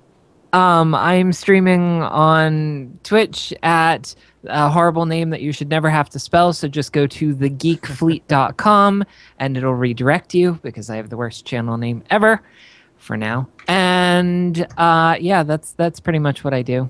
That's about it. You stream every day? Yeah, every weekday. Every weekday from about noon to 5 or 6 Eastern time. Okay. And sorry if I missed it. What type of games or what do you normally stream? I'm a variety streamer. Okay. I thrive on interactivity and making bad jokes. You played quite a lot of what was it, the CQC mode that's now into Elite Dangerous and stuff, haven't you? I will be playing that with some of the other ladies that play Elite on Friday. We're doing the Mayhem event for Elite Dangerous. Okay. We've got a team put together. We'll be competing. We'll be destroying all who oppose us. It'll be good. That's Friday. Nice. I don't know what. Well, go check that out, everyone, and you can go sleep. Thank you very much for coming, despite the fact you literally got off a plane a few hours beforehand. Yes, you are welcome. Always a Go pleasure, Caps. never a chore. Hey, and don't forget to give us experience. Yeah, I'll write that all into probably the Awesome. Skype or whatever. Thank you all very much. Bye, guys. Take care. Have a good Bye. sleep. Burnt Slayer. it. Okay, this might adjust the cameras. I'm not sure what's going to happen here. Yeah, everyone moves slightly. You know what? I'm going to roll with it. Can't bother to alter them. So, who wants to read out the donations? I don't have them up on screen, so it's not going to be me. It appears to only list them 5 at a time. But I Really? Yeah. Okay. Yeah, I'm seeing top donors listed by amount. I don't see. There's 33 donations. I don't see more than that. Is there an easier way to see? There should be comments. Oh, if you go down to the bottom, it says comments by donors. Yeah. Yeah. Are we reading the comments or are we? Even Yeah, then. if you want to read the comments and then just thank them for the donation, we'll read anyone of $5 or above, I guess. We'll just start at the very beginning since we haven't read them out. Okay, but they're not sorted here. We'll just go to the very end and start by time, I guess. Would be the easiest way. Okay.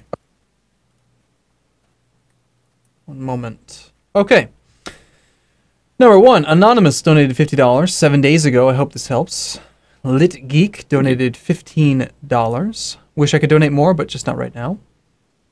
Thank you. Dissonant. Can't watch live since the stream's at 4 a.m. AEST, but here's 35 AUD towards a good cause. Technically, it's supposed to be toward, by the way. But, thank you. I'm sorry. Oh, poor Australians. I feel bad for them. I'm a grammar Nazi. I'm sorry. Mighty Rick number 1 donated $25 4 days ago. Hope this helps. Joe F U3 donated $10 4 days ago. This'll do it, I think. Thank you again. UKZ_James donated $15 4 days ago to make it to 300. This is Sparta. Nice. Rock Mage donated $35 2 days ago. Glad to donate to a worthy cause. Thank you. Again, Rock Mage once again donated $30 more to also 2 days ago. Glad to donate again to a worthy cause. He one had an exclamation. Thank you very much. The other only had a period, but same guy both times apparently. Andy Blake Very generous. donated $20 4 hours ago. So these are the donations from today then. A Roomba for the win, he says. Yeah. Sweet. Thank you. Adlorand donated $10 4 hours ago for a Roomba's face cam. Thank you. There we go. Ren42969 donated $20 4 hours ago. This is for Avak and Arumba's face. Apparently, they a lot of people in my comments, at least, were saying that you and I look like brothers or something. Zealous Gamer. Well, I mean, we seem to fight like brothers, I suppose. Well, you're. What's the narrative I've between brothers? never shot my brother in the neck. I have thrown a door at him once or twice, but never with intent. Zealous Gamer donated $20. Loot for the Loot God. Well, there will be loot. Alexander El Home donated $50. He says, Thank you very much. Arumba, you are bald. Did you notice? Yes, I did. I've noticed for about 12 years now. Otaku Halu donated $30. I suppose this is good enough way to use my money. Thank you. The Angel of Death donated $50. The irony of my name, it is not representative of my intentions. Great job, guys. Keep being awesome, all of you. Thanks very much, Angel of Death. Fernboy donated $20. Don't let Anna near the cash. Okay, good. Anonymous donated $60. Hobbit Hype. Ryan Allington donated 15. Roll die 15. Critical success. Okay, thank you. Anonymous donated $50 for water. He says, he or she. Peter Lamatsch donated $50 because I love watching Enter Elysium and Arumba, and also I love all humans. I like Peter. Peter seems like a nice guy. Jotham von Winchgarden donated $20. More Roombas. Christian Martin Summer Lopez Azuaga Nerup. Really? Donated $20. Keep doing your good work. Really? That's your name? Jore Veder. Keep up the good work. Cleanse the world of necromancers, Arumba. $10. Thank you. You guys didn't believe. I knew there was more bad guys. Okay, that was 4 minutes ago, in fact. So that was the last one today. And that's it. Saying that you may have known there's it, then Chaz Solara donated $20. Love RPing, but this is the best I've experienced. Good cause and a great laugh. Thanks, everyone. Thank you very much. Thank you very much. Oh, yep, you're right. Ruby95 donated $50. Good cause, awesome stream. Happy to help. Had to refresh. And we're up to 1,216 now.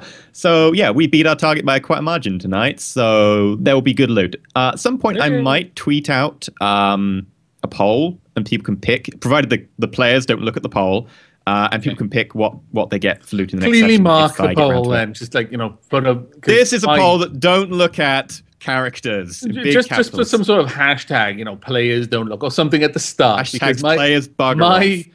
My response to seeing a link in a tweet is to click it before finishing reading the tweet. I will clearly mark it, and I will tell you guys when it goes out. And that'll go out through the Roll For It account. So it's the account I've been retweeting people all week and making them follow. So most stuff's going to go through there. I think we're good. So if you didn't catch what the charity's for, it's for building water infrastructure in places where they don't have water, gets clean water to people. Really good cause. About $30 is enough to change someone's life completely by providing water for one person. So together, you guys have changed like 40 people's lives. 40 people's lives. Just one more thing. The top donors list shows that there was one more donor named Eric Fanuf for a $100 donation, and he must not have left a comment because it doesn't show up in the other list. But he has the highest donation. Oh, thank you very much, Eric. Yeah. Yeah. By all means. Well done. Okay. And I feel that I do want to also say that, I know not everyone is in a financial position where they can donate, even if they want to. Coming by and showing support for the event is, hugely appreciated, whether or not you're in a position where you can donate or not. So, thanks everyone for dropping by. And, if you can't donate, that's perfectly fine. We've all been in places where we can't afford to do things sometimes, and it's perfectly understandable. If you could share the stream to get other people to donate, that would be nice. But yeah, thank you very much. So guys, where can people check you out in between this week and next week? Who wants to go first? Well, as I have two A's in front. I was about to say alphabetical. Yeah, always at the top of the list. You can find me on Twitch as Avak. You can find me on YouTube as users/Avak. I stream... Well, this stream is going to be replacing one of my 2 weekly streams. So on Wednesdays, obviously I'm going to be here. In the future, I'll also be streaming from my side rather than simply hosting. But on Saturdays at 9 p.m. BST, I stream a variety of games. Sometimes I'll stumble on a game and I'll stream it like 3 or 4 streams in a row, until we've had our fill of it. Sometimes I'll just have straw polls for the viewers to pick. As for my YouTube channel, which is my focus, generally a variety YouTube channel. So I've got a couple of different genres on there, and I do occasional first tastes. So, check out a new game for a couple of episodes and that sort of thing. So, yeah, you can check that. I'm also on Twitter. It's the only place where I'm not actually just Avak. It's Avak_ on Twitter. Someone stole my bloody name. A name like Avak, and someone got it first. You just don't expect it. For shame. For shame. I guess Anna is next if we go alphabetically. Wait. Hey, you said Anna. Anna. No. Arumba, you're catching. No. I caught you. Yes. Annalise. Critical fail. There's a hammer in your house that he just sent you that I feel could be justifiably employed. Please. No, not the hammer. I would get the hammer, but I don't want to repeat what I did in my own stream and trip over my cider bottles on the way to get the hammer. So yeah, don't. Yeah, especially if you have the hammer in your hand at the same time. That could be rather dangerous. That thing is legit. Yeah. But yes, I'm Miss Cashnell or Annalise. Not Anna. Never Anna. Almost Anna. Definitely not Anna. I primarily do content on YouTube, youtube.com/Miss Cashnell. Playing a variety of things, currently doing Mass Effect and Valkyria Chronicles. And I stream every Monday at twitch.tv/Miss Cashnell at 9 p.m. BST. And I'm also on Twitter at twitter.com/Miss Cashnell. And I'm very hilarious. You should follow me. You should. Okay. She's been tweeting through the stream. Yeah. Hello and welcome. I'm at Roomba. I mostly play grand strategy games. Some turn-based strategy games, but just a lot of Paradox interactive titles. Crusader Kings 2 primarily, and Europa Universalis 4, more the latter recently. But like Avak, I like to kind of touch on a few titles as they come out. But I'm really just mostly waiting for that next big game from Paradox, whether it's Hearts of Iron 4 or Stellaris or some other title that's grand strategy.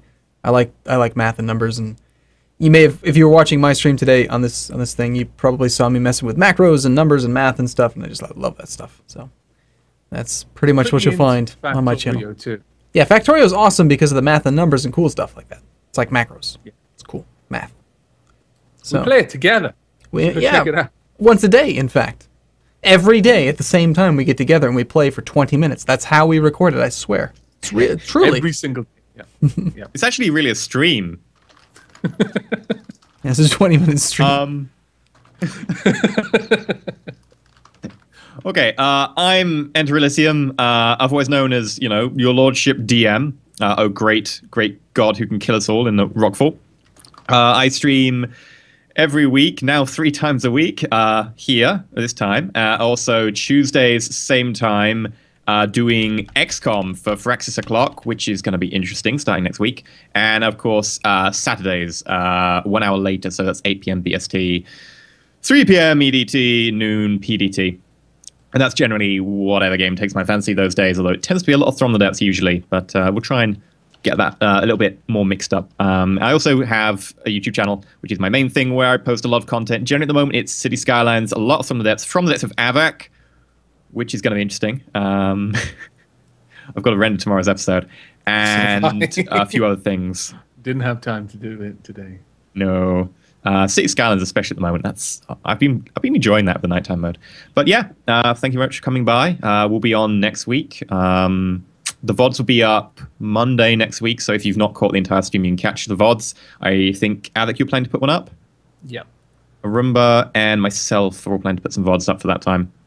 So thank you very much for coming by. Thank you very much to those who donated. Thank you very much who just couldn't afford to donate and just came by anyway to enjoy the stream, because otherwise, there wouldn't really be a stream and it'd be kind of pointless. Although actually, D&D by yourself, still fun with group. But thank you very much. I'm so glad you enjoyed this first session. From what I glimpsed from chat and stuff, people have really enjoyed it, and Twitter and everything. Yeah, I'm really pleased. We've raised a lot of money already. He's almost speechless. Well done, everyone.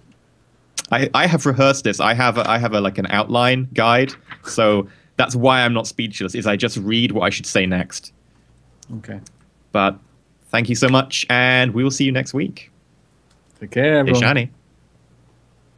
Cheers.